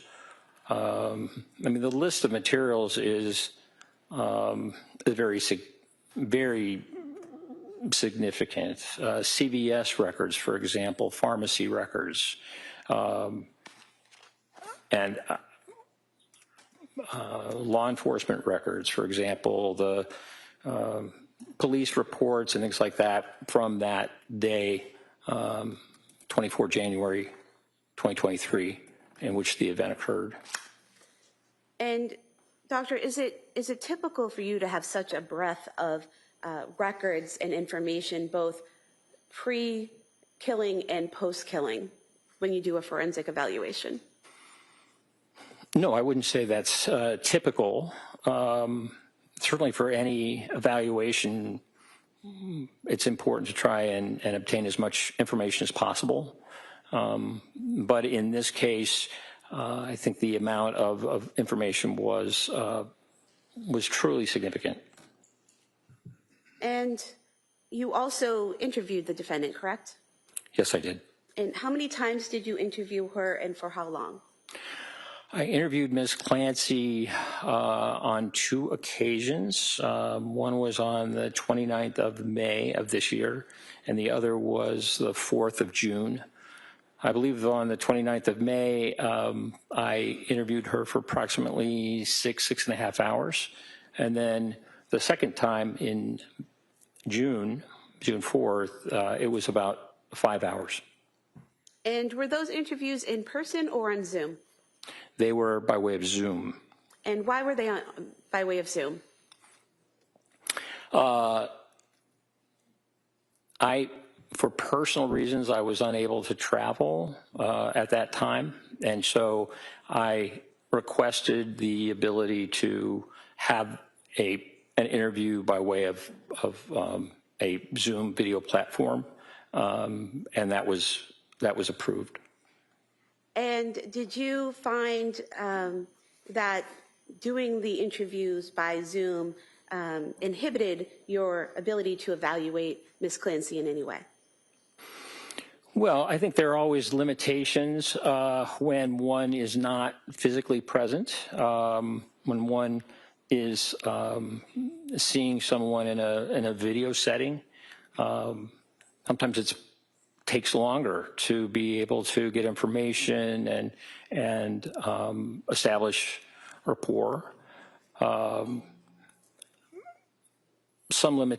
limitations are just having an opportunity to see the environment, that the individual is in. I have done evaluations in the past using a Zoom format. There are certainly advantages to being in person. Did you, in your interviews with Ms. Clancy, have any difficulties having her answer questions or establishing a rapport with her? No, she was very pleasant, very responsive to questions that I asked on both occasions. Were there any benefits to doing the interviews on Zoom? Well, one benefit that one doesn't always have with an in-person evaluation is that a platform like this can also save the entire interview, and both video of the interviewer, myself, but also Ms. Clancy. So if someone wants to really understand the interview and how it went, you not only have a transcript, but you have a video that really demonstrates the course of the interview, how it went, and that can be very helpful. That can be more helpful than if, as a clinician or as an assessor, I am writing notes. Because when you're writing notes, sometimes it's harder to be able to attend to the individual. So certainly being able to have a transcript of the interview is helpful, and I think it makes the process more transparent as well, which I think is a positive. As part of your evaluation in this case, did you also interview what's known as collaterals or other people who knew the defendant? Yes, I did. Who did you interview? Well, I interviewed Patrick Clancy, also on a Zoom platform. And after you had reviewed all of the records that were provided to you and the criminal file and all the evidence that was provided to you and conducted these interviews, both with Ms. Clancy and Patrick Clancy, were you able to conduct an analysis of all of that material in order to come to your eventual conclusions? Yes. And if we could just go through your analysis of this case, and if we could start with, I think what you called in your report, Ms. Clancy's characterization of the command auditory hallucinations. Yes. So Ms. Clancy stated to me and some other evaluators that her hallucination, that of an external voice, something coming from outside of her head, occurred when she was standing at the refrigerator. She said that she was in the process of making her children their dinner when she received a call from Patrick Clancy, returned the call, and then as soon as she finished the call with Patrick Clancy, she said that is when she heard the voice. This is your last chance. You have to kill your kids and then kill yourself. And so that was what she told a number of us. There are also other accounts that she made to individuals that were quite a bit different. To Dr. Spinelli, for example, she said that the voice happened at what, 5:10 or 5:15 p.m. as soon as Patrick Clancy left on his errands, and that the voice. She described the voice to Dr. Spinelli as increasing in intensity, but saying, "This is your last chance. You have to kill your kids before you kill yourself." But also that it was that her children would suffer if she did not do that.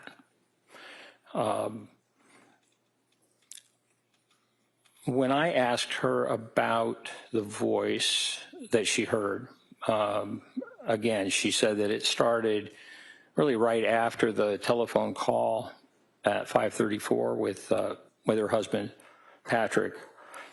And she said it was a man's voice. It was very clear. It was external. In other words, it came from outside of her head. That it was constant. So this phrase, "This is your last chance. You have to kill your kids and then kill yourself," was something that was repeated over and over and over and over again during that period that she strangled her children. And then just as soon as it started, it stopped at when she had finished killing the children, strangling the children. Doctor, was there anything about what she reported to you about the voice that was significant to you in your evaluation, and if so, why?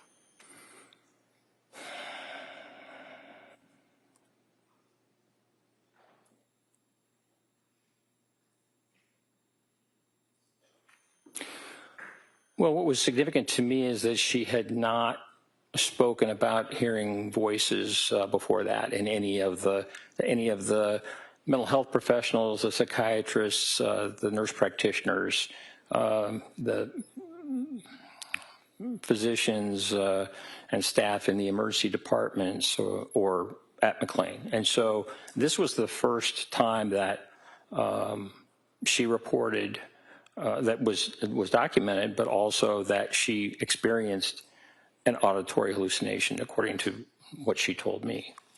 So that was unusual.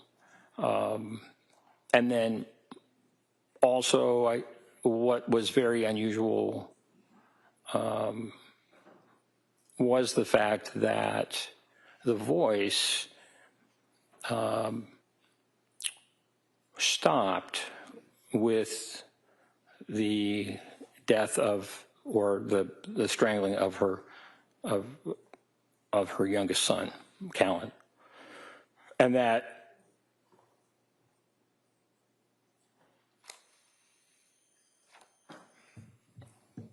she went upstairs and then proceeded to engage in behavior in an effort to kill herself, but that the voice had stopped as soon as she had strangled her last Callan, her youngest child. I could stop you there for a moment and ask you, you said that it's unusual that this was the first time that she had heard this voice. Why is that unusual?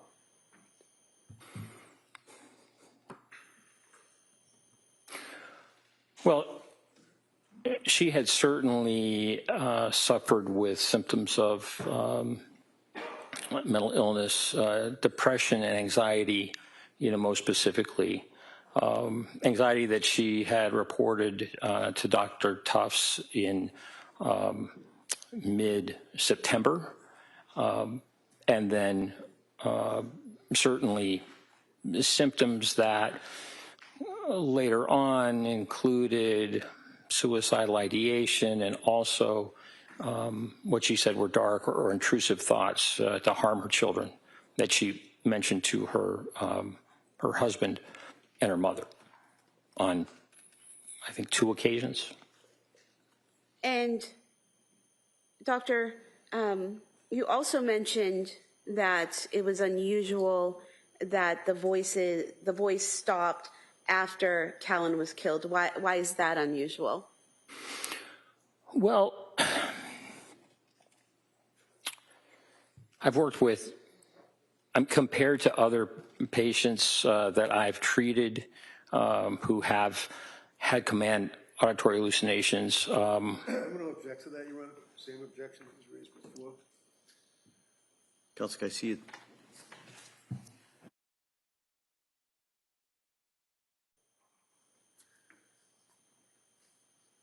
Doctor, based on your training and experience in dealing with diagnosing and treating people who have psychosis, and what you've learned in all your training and schooling, is it typical for someone in psychosis to hear a voice only one time, never before, never after? No. And again, based on your training and experience, is it typical for someone in psychosis to hear a voice that's constant rather than intermittent? No, that is not typical.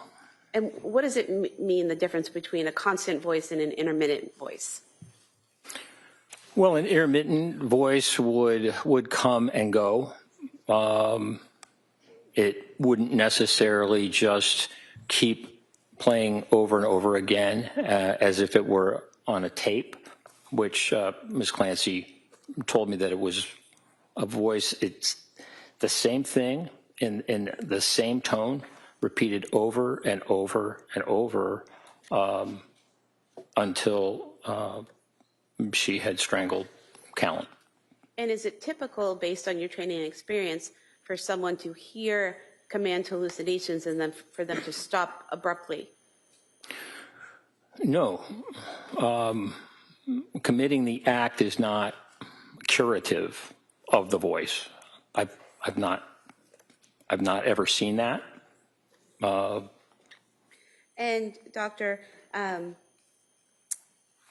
based on your training and experience, someone in psychosis hearing a voice without accompanying delusions, is that typical?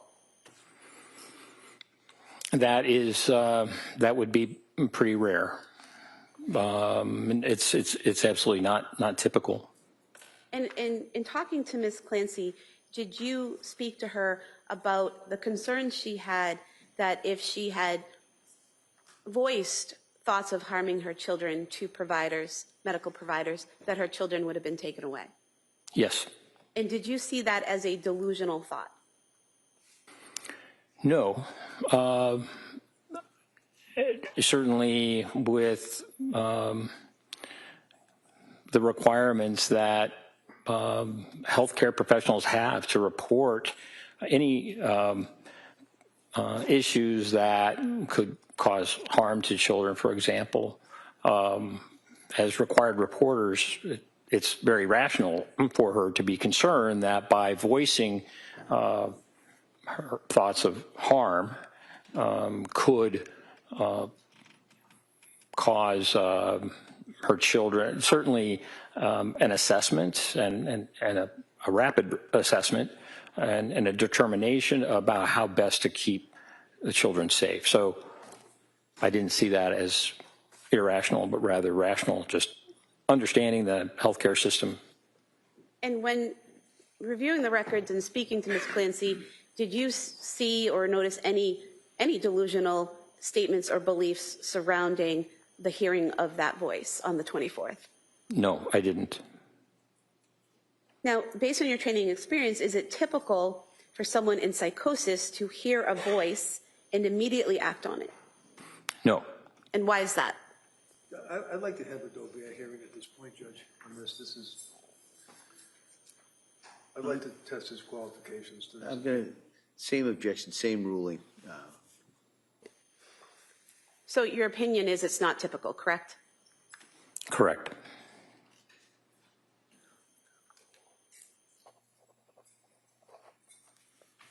Now, you mentioned the defendant told you that when she received the call from her husband at 5:33 and called him back at 5:34, that she was getting dinner ready for her children, correct?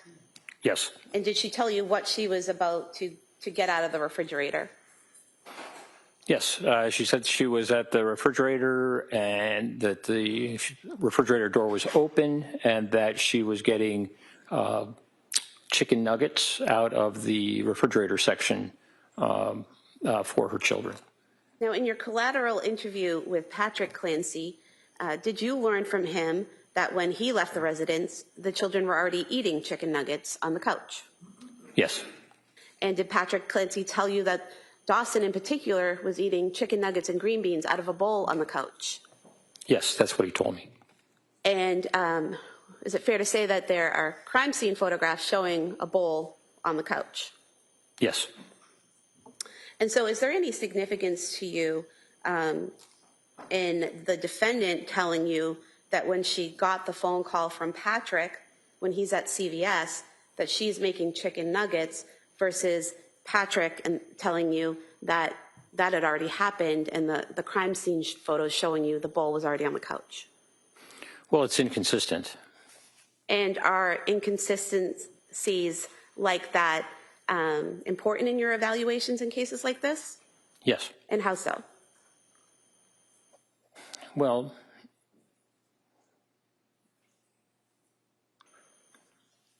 looking at someone's mental status at the time of an offense, it's important to understand what was going on in their mind at the time. And in this case, the widely divergent reports from Lindsay Clancy versus her husband Patrick raise questions about what she is telling me and how things are happening. So certainly that's a cause for significant concern.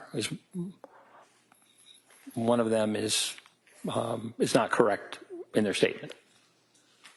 And in terms of what you testified about earlier about the defendant giving you one version of what the voice told her and giving Dr. Spinelli a different version of what the voice told her, is there any significance in your evaluation to that? Yes. And what is that? Well, again, it's markedly inconsistent. Ms. Clancy was very clear with me about the time that the voice started, and that it was constant for a period of time until the children were killed, and then it stopped. And according to Dr. Spinelli's report, Ms. Clancy stated that the voice started much, much earlier, actually when Patrick Clancy left. And so we're talking about a significant difference in time. And those two just, they don't match. So it's hard to, which version is the one that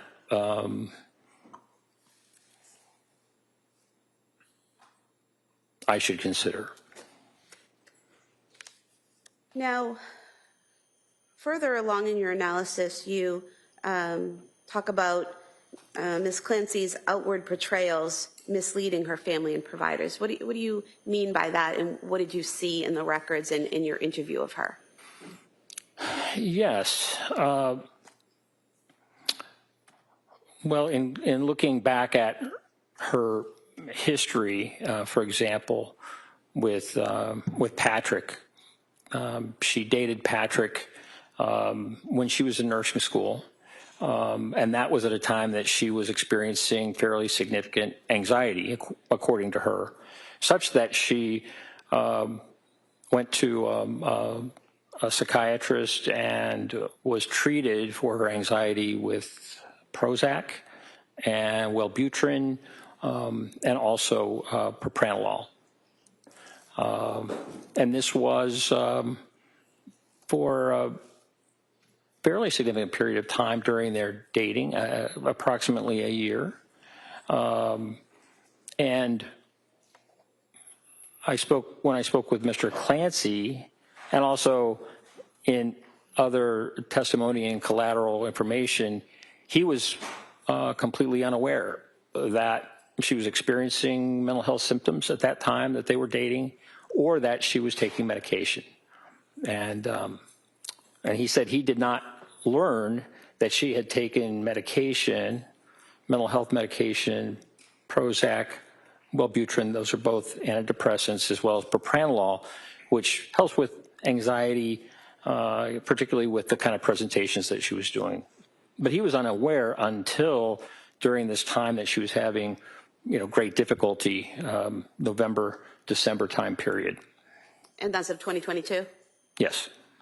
But there are other aspects too where the portrayal, her portrayal, misled others in terms of how she was doing. Can you give us an example of that? Yes. Well, in the numerous text messages, which really varied, there were times when she stated that she was doing very well. And for example, even in the days leading up to the 24th of January 2023, the photographs that she was sending on Instagram and the like really portrayed something very different than what she later stated was going on inside. With regard to providers,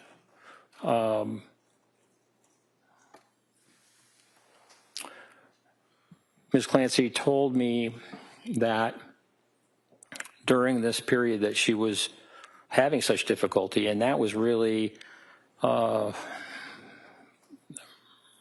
starting in October. She started taking medication in October. Ms. Clancy told me that she was having having a real difficulty with some symptoms and anxiety and the like.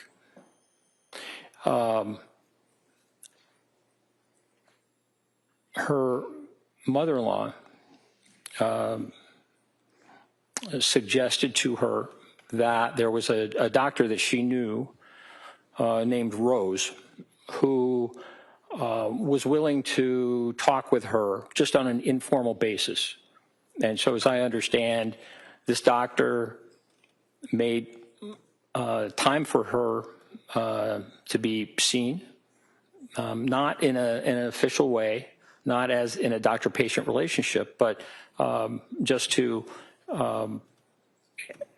get an understanding about Ms. Clancy's problems. And that this doctor recommended Lamictal or lamotrigine as a medication that could be very helpful, with regard to the depression she was experiencing, the issues with mood and the like. And so in looking at Dr. Tuff's notes, there is a note, I believe, on December 1st of 2022, in which they discuss Lamictal as a real possible medication. And then by mid-December, it was really a very, very difficult time. The whole month of December, in many ways, was very difficult. But after this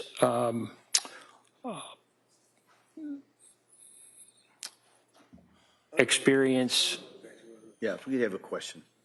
So you've talked about the defendant seeing the provider named Rose and getting the recommendation for Lamictal, the defendant talking to Dr. Tufts about the Lamictal. Was there another provider that she talked to about Lamictal? Yes. And who was that? That was nurse practitioner Gelada. And eventually was Lamictal prescribed by one of these providers? Well, really by both. And when you say talking, it was a written communication and not a verbal one. And so could you tell from the records whether or not Ms. Clancy filled the prescription for Lamictal? Yes. What is Lamictal? Lamotrigine is actually, Lamictal is an anticonvulsant that was approved for bipolar disorder back in the early 2000s, I think 2003, for bipolar disorder. Now it's used for epilepsy, but also been found by the FDA to be extremely helpful in depression related to bipolar disorder. And after receiving the 3 recommendations to try Lamictal and the prescription from Dr. Tufts, which she filled, did the defendant tell you whether or not she took the Lamictal?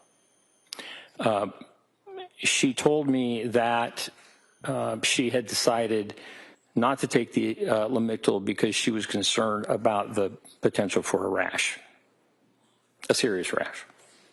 And the fact that 3 providers recommended this medication to help her and the defendant chose not to take it because of the potential of this rash, was that significant to you in any way in your evaluation? Yes. And how so? Well, Dr. Tufts had written the prescription and it had been filled. Actually, Nurse Gelada also wrote a prescription for the Lamictal, and Ms. Clancy told her, well, you can cancel that because I already have a prescription of Lamictal from Dr. Tufts. What was concerning was that I don't see evidence that Dr. Tufts was notified that she had decided against the Lamictal. And so that would have given a provider an opportunity to think about something else that also could help in this domain. but yet Ms. Clancy had decided not to take it, but also not to tell the doctor that she had decided not to take it. Well, doctor, was there also something that you noticed in the way she described, Ms. Clancy described to you, how she was feeling at McLean Hospital when she was there versus the description of her feelings in the McLean records? Yes. And what was the difference between the two, and how was it significant in your evaluation? I recall that she told me that she felt like a zombie. Very, very significantly affected. And certainly, while the records at McLean demonstrate that she was not doing well, there were differences in terms of how she characterized that.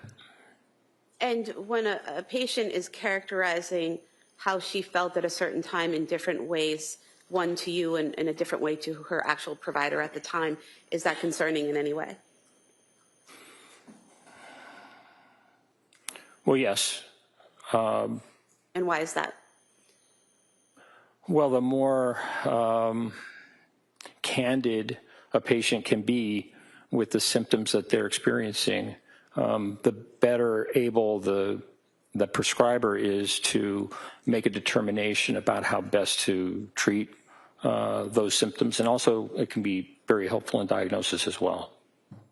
And did you also take note of the appointment Dr. Tufts had with the defendant on January 23rd, 2023 in the records, and the fact that the defendant denied experiencing suicidal or homicidal ideation in that meeting? Yes. And how was that significant, if it was?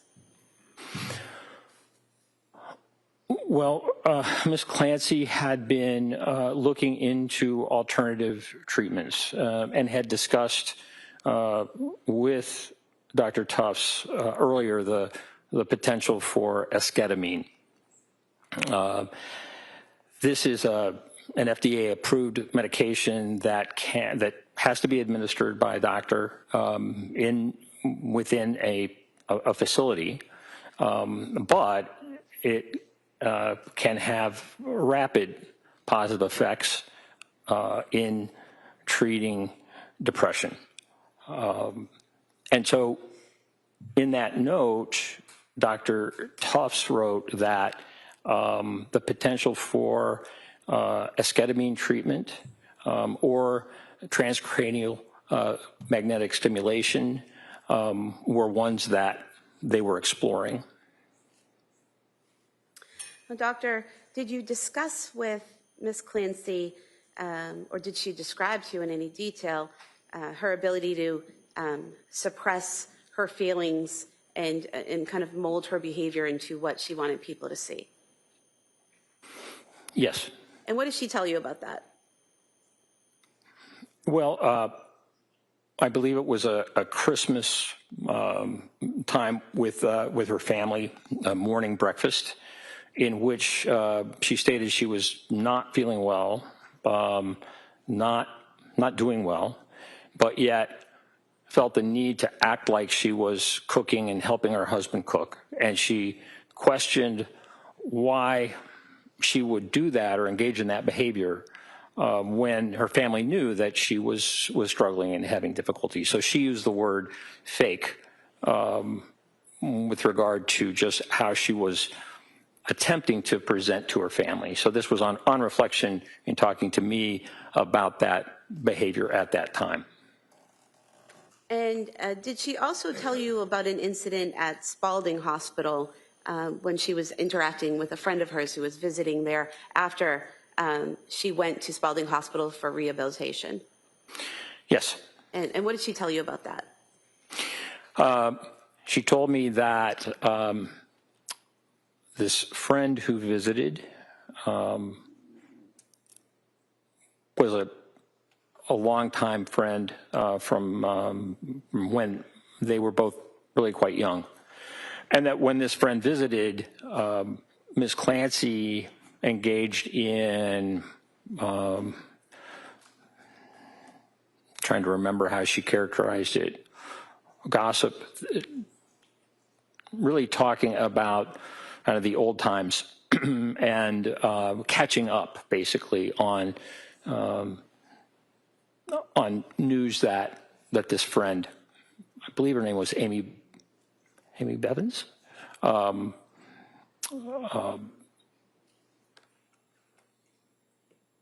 they had similar or shared experiences. And so Ms. Clancy told me she was upset at Spalding Hospital because this superficial conversation that she had without discussion of the incident of 24 January 2023, that gave an impression, maybe a false impression of Ms. Clancy, and that it hurt the friendship as a result. And she felt that Spalding Hospital had they provided better psychiatric care, better mental health care, she would not have been so superficial in talking with her friend.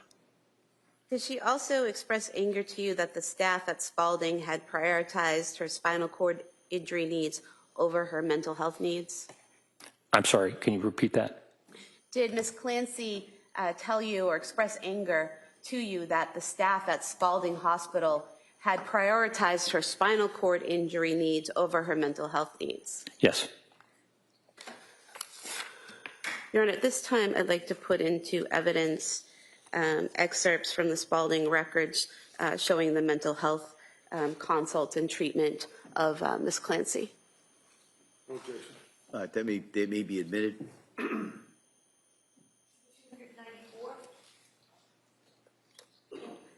And so, Doctor, did you have an opportunity to review the Spalding records?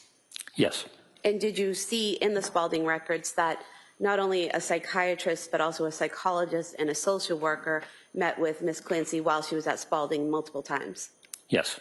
And is there anything about the inconsistency of Ms. Clancy telling you that she didn't receive that treatment or that focus at Spalding versus the record, what the records show that are significant in your evaluation of her? Well, it's inconsistent and doesn't match up with that collateral information. So her depiction of the lack of mental health care at Spalding didn't match up with the evidence from Spalding in terms of the documents. Spalding is a rehab hospital, and that is they were really concentrated on the spinal injury, but also did have mental health services available.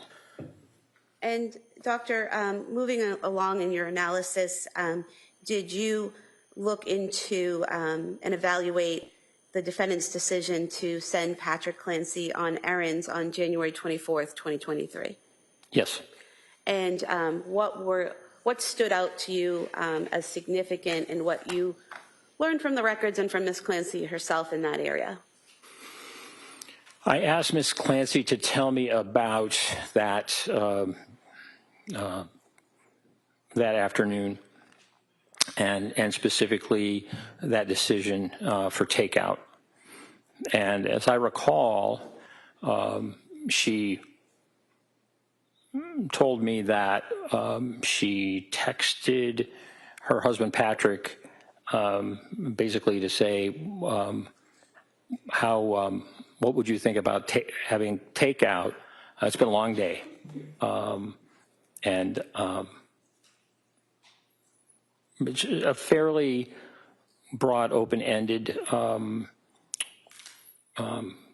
request, and that he responded positively, and from then she made the arrangements to look up the distance between their home, and 3V restaurant in Plymouth, but also looking at, basically making plans to have the food ordered. And she had texted her husband ultimately and asked him about, to tell her what order to make. And so in looking at the record, it was really reversed. Instead of starting with asking her husband, what would you think about takeout? How about getting takeout?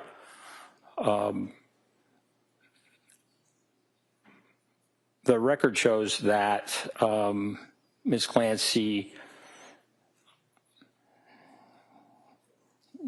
did a lot of searching prior to that in terms of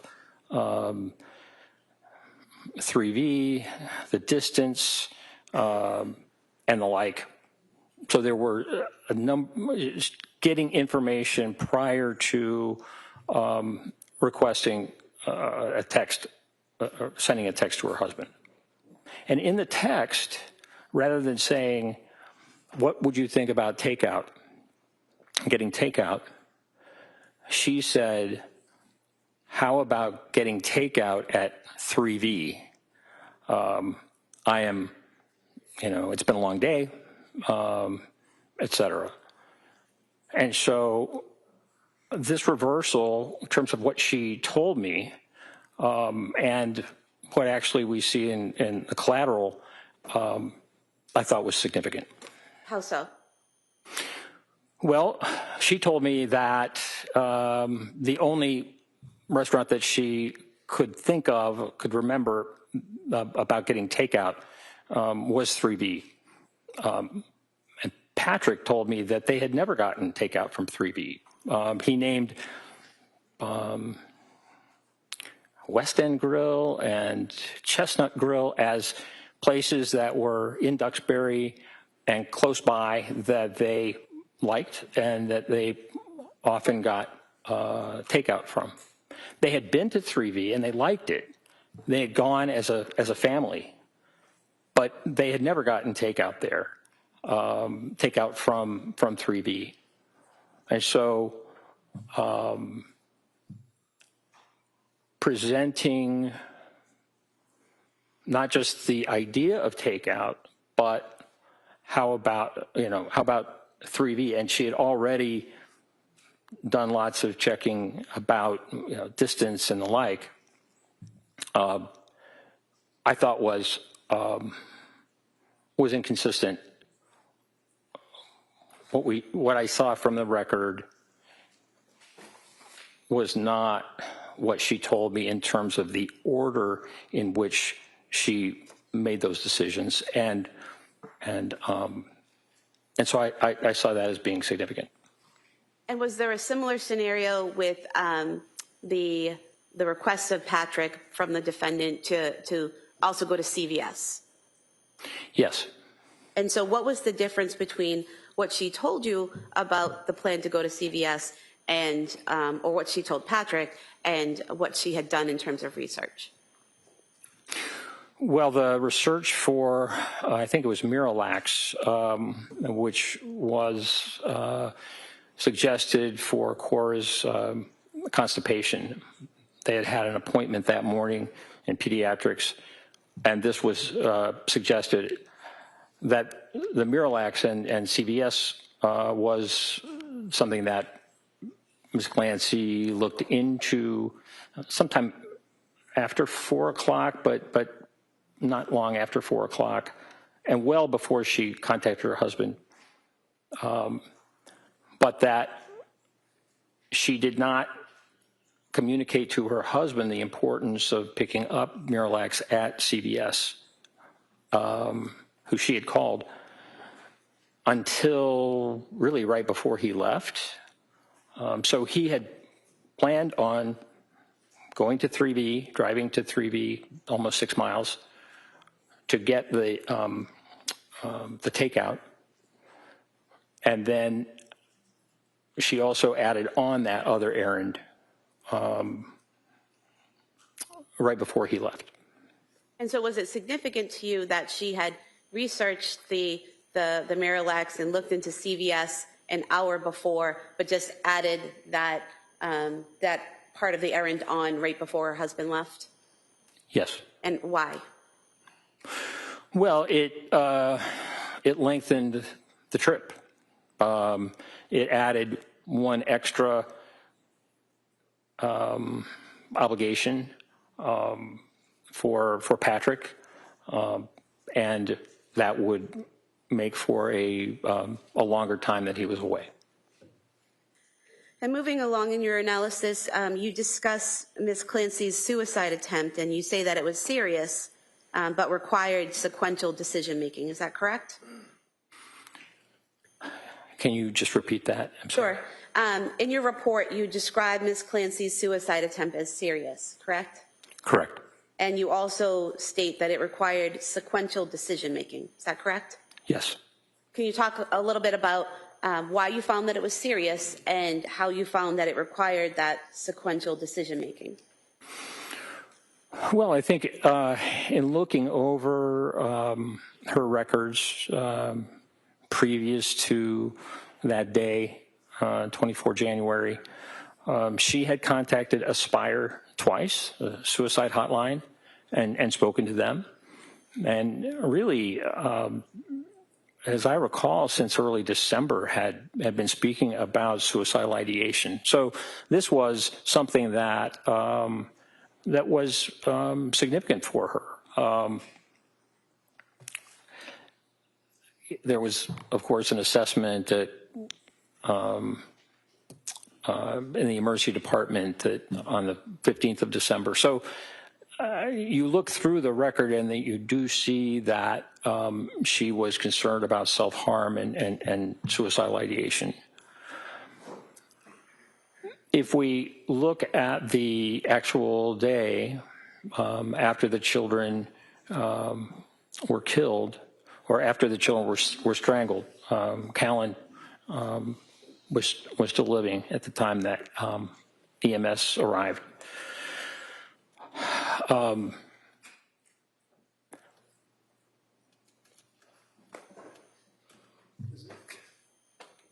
She told me that she got a knife from the butcher block in the kitchen, and then went upstairs and attempted to cut herself. That she also took pills or took an overdose. And I asked her about that, really trying to understand. Objection as to what he was trying to understand. No, overall. Really to try and understand how she accomplished the overdose. Because if you're swallowing lots and lots of pills, that can be difficult. And so essentially how many handfuls of pills did you take or whatever?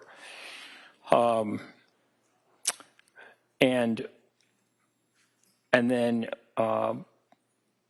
she told me that she had slashed the screen and dove out of the window.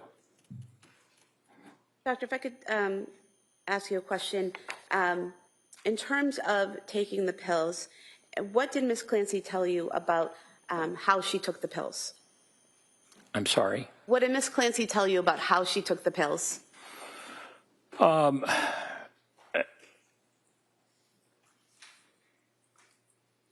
It wasn't really very clear. I was... Objection. Requesting what she said is the question. Do you recall what she said? I'm sorry? Do you recall what she said about taking the pills, whether she took handfuls or did something else? Oh, she did not say that she took handfuls.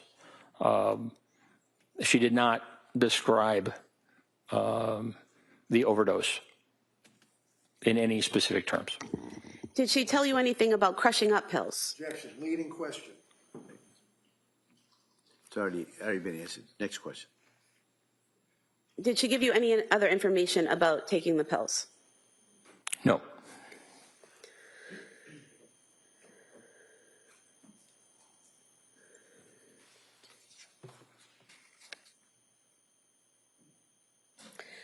Now, if you could tell us that portion that I asked you about earlier, what is sequential decision making, and how did you see that in her behavior?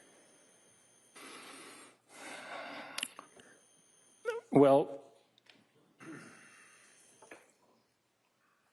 as I mentioned, she, after strangling the 3 children with the exercise bands, she went up the steps, went to the kitchen, she got a knife, and then ascended yet another group of steps to her bedroom, to their bedroom, and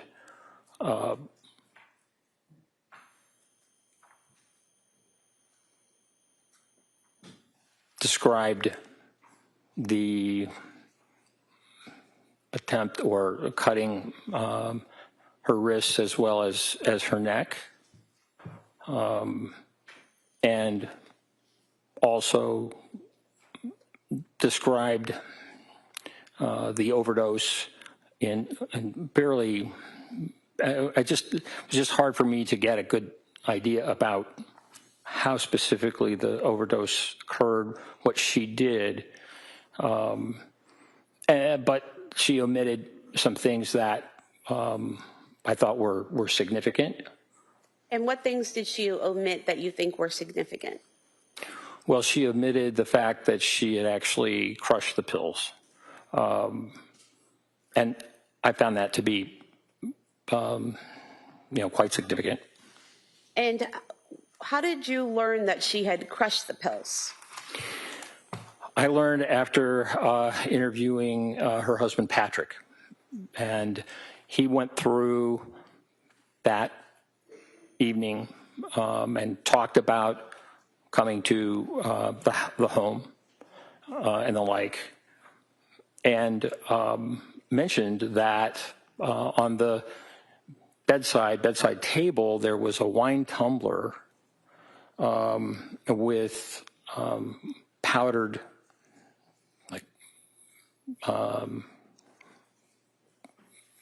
medication, crushed up medication, that there was still some in the wine tumbler.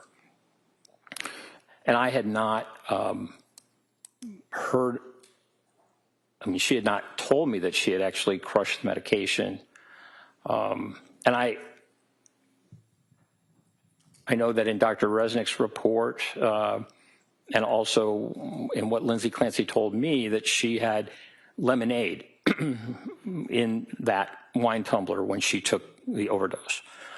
And when I asked Patrick Clancy, he told me that they did not have, he didn't think they had any lemonade in the house, that was not typical at all.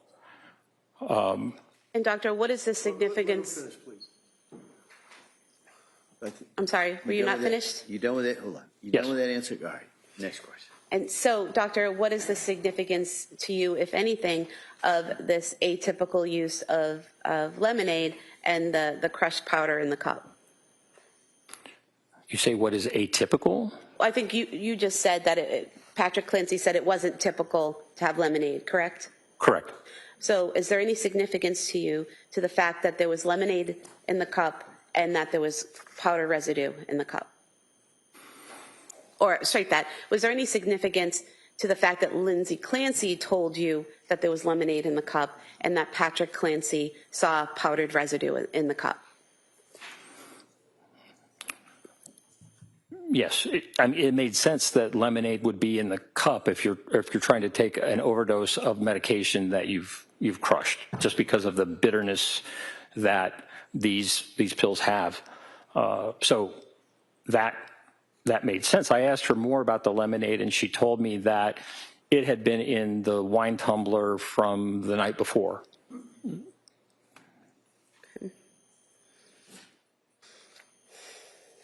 And in terms of the decision-making process, like what types of decisions is she making? Are you referring to, you know, what to take and how to take it and when to take it and when to cut herself, those types of decisions? Well,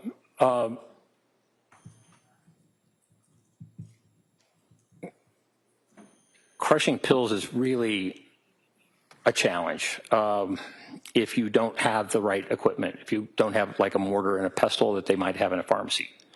And so what I wondered about was that process of crushing the pills to the point that they were powder in order then to put them in lemonade and then drink them.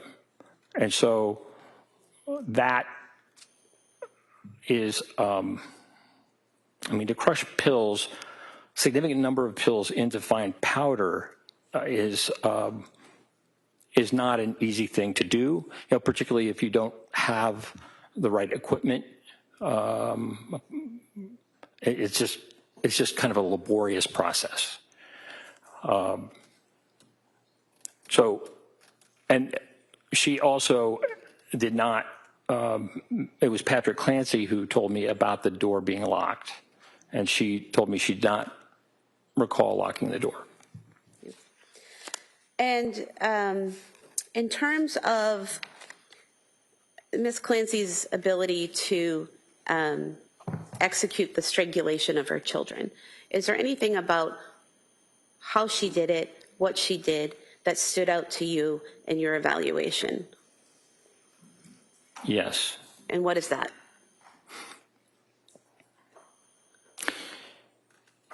Ms. Clancy told me that she, after the phone call with her husband, she returned the call, that was when she took Dawson down the steps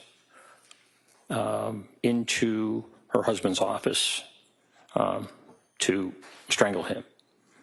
And I asked Ms. Clancy about what she remembered about how what she said to Dawson to get him to go down the steps and leave, you know, his sister and brother upstairs, and was there resistance, verbalization, you know, et cetera, crying. And she said she could not recall that. She could only recall bringing him down the steps and then strangling him. And then she repeated that. The next child was Cora, that she went back upstairs and did not recall how she got Cora down the steps, how Cora came down the steps, but then brought her into a different area, kind of a living room area in the basement, and strangled Cora.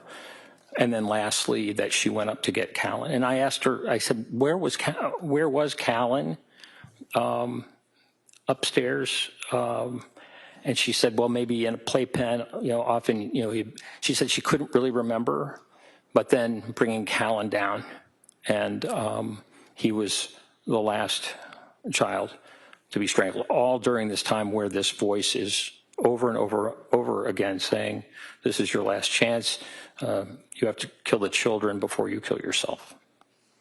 Doctor, is there any significance to the fact that this voice is telling her to kill the children, but not telling her how to kill the children?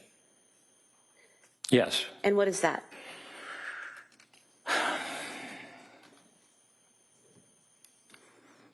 You know, just like adults, children have a will to survive, strong will to survive. I think it's just part of being human.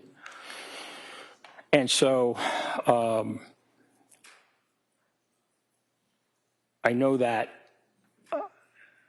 Dr. Resnick described Ms. Clancy as acting as if she were a puppet, but the children are not puppets. And just in looking at the Cape Codder video where Ms. Clancy is holding Callan and Dawson and Cora are there. I mean, they both are active. They can walk, they can run.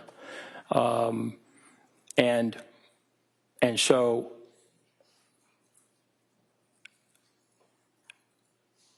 to make the determination about I'm going to object to this. All right, can I see counsel at sidebar?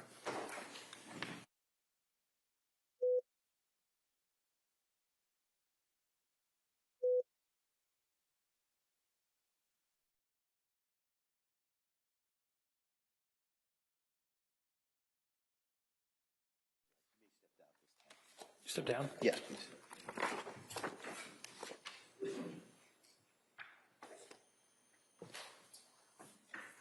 All right, well, members of the jury, we're going to break for today, all right?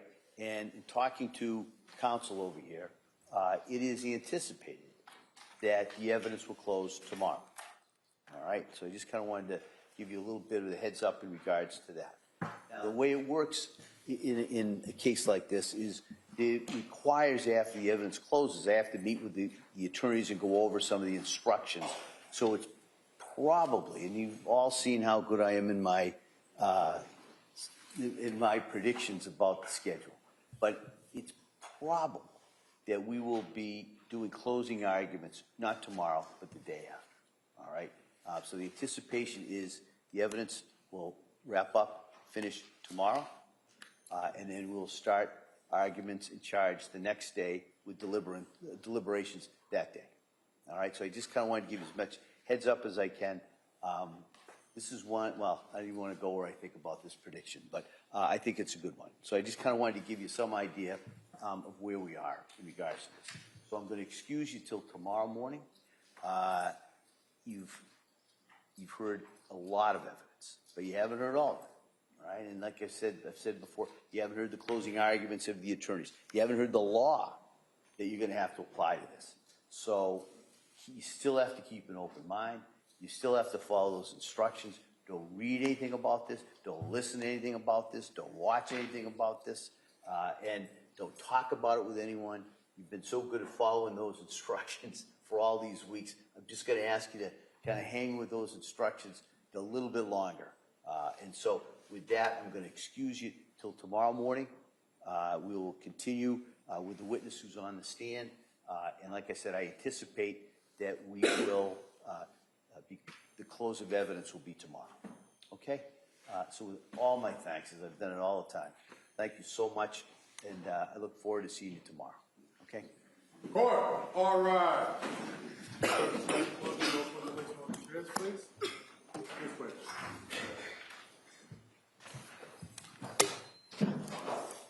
a flash drive for you. It's a flash drive of that video.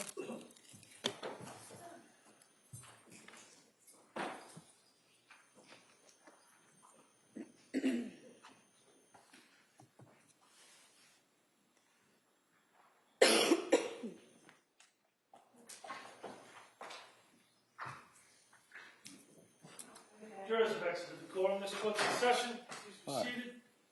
Anything that we need to address before tomorrow morning? No. No. All right. Mr. Reddington? No, thank you. All right. Thank you, counsel. Thank you, everyone. We'll be in recess until tomorrow at 9 o'clock.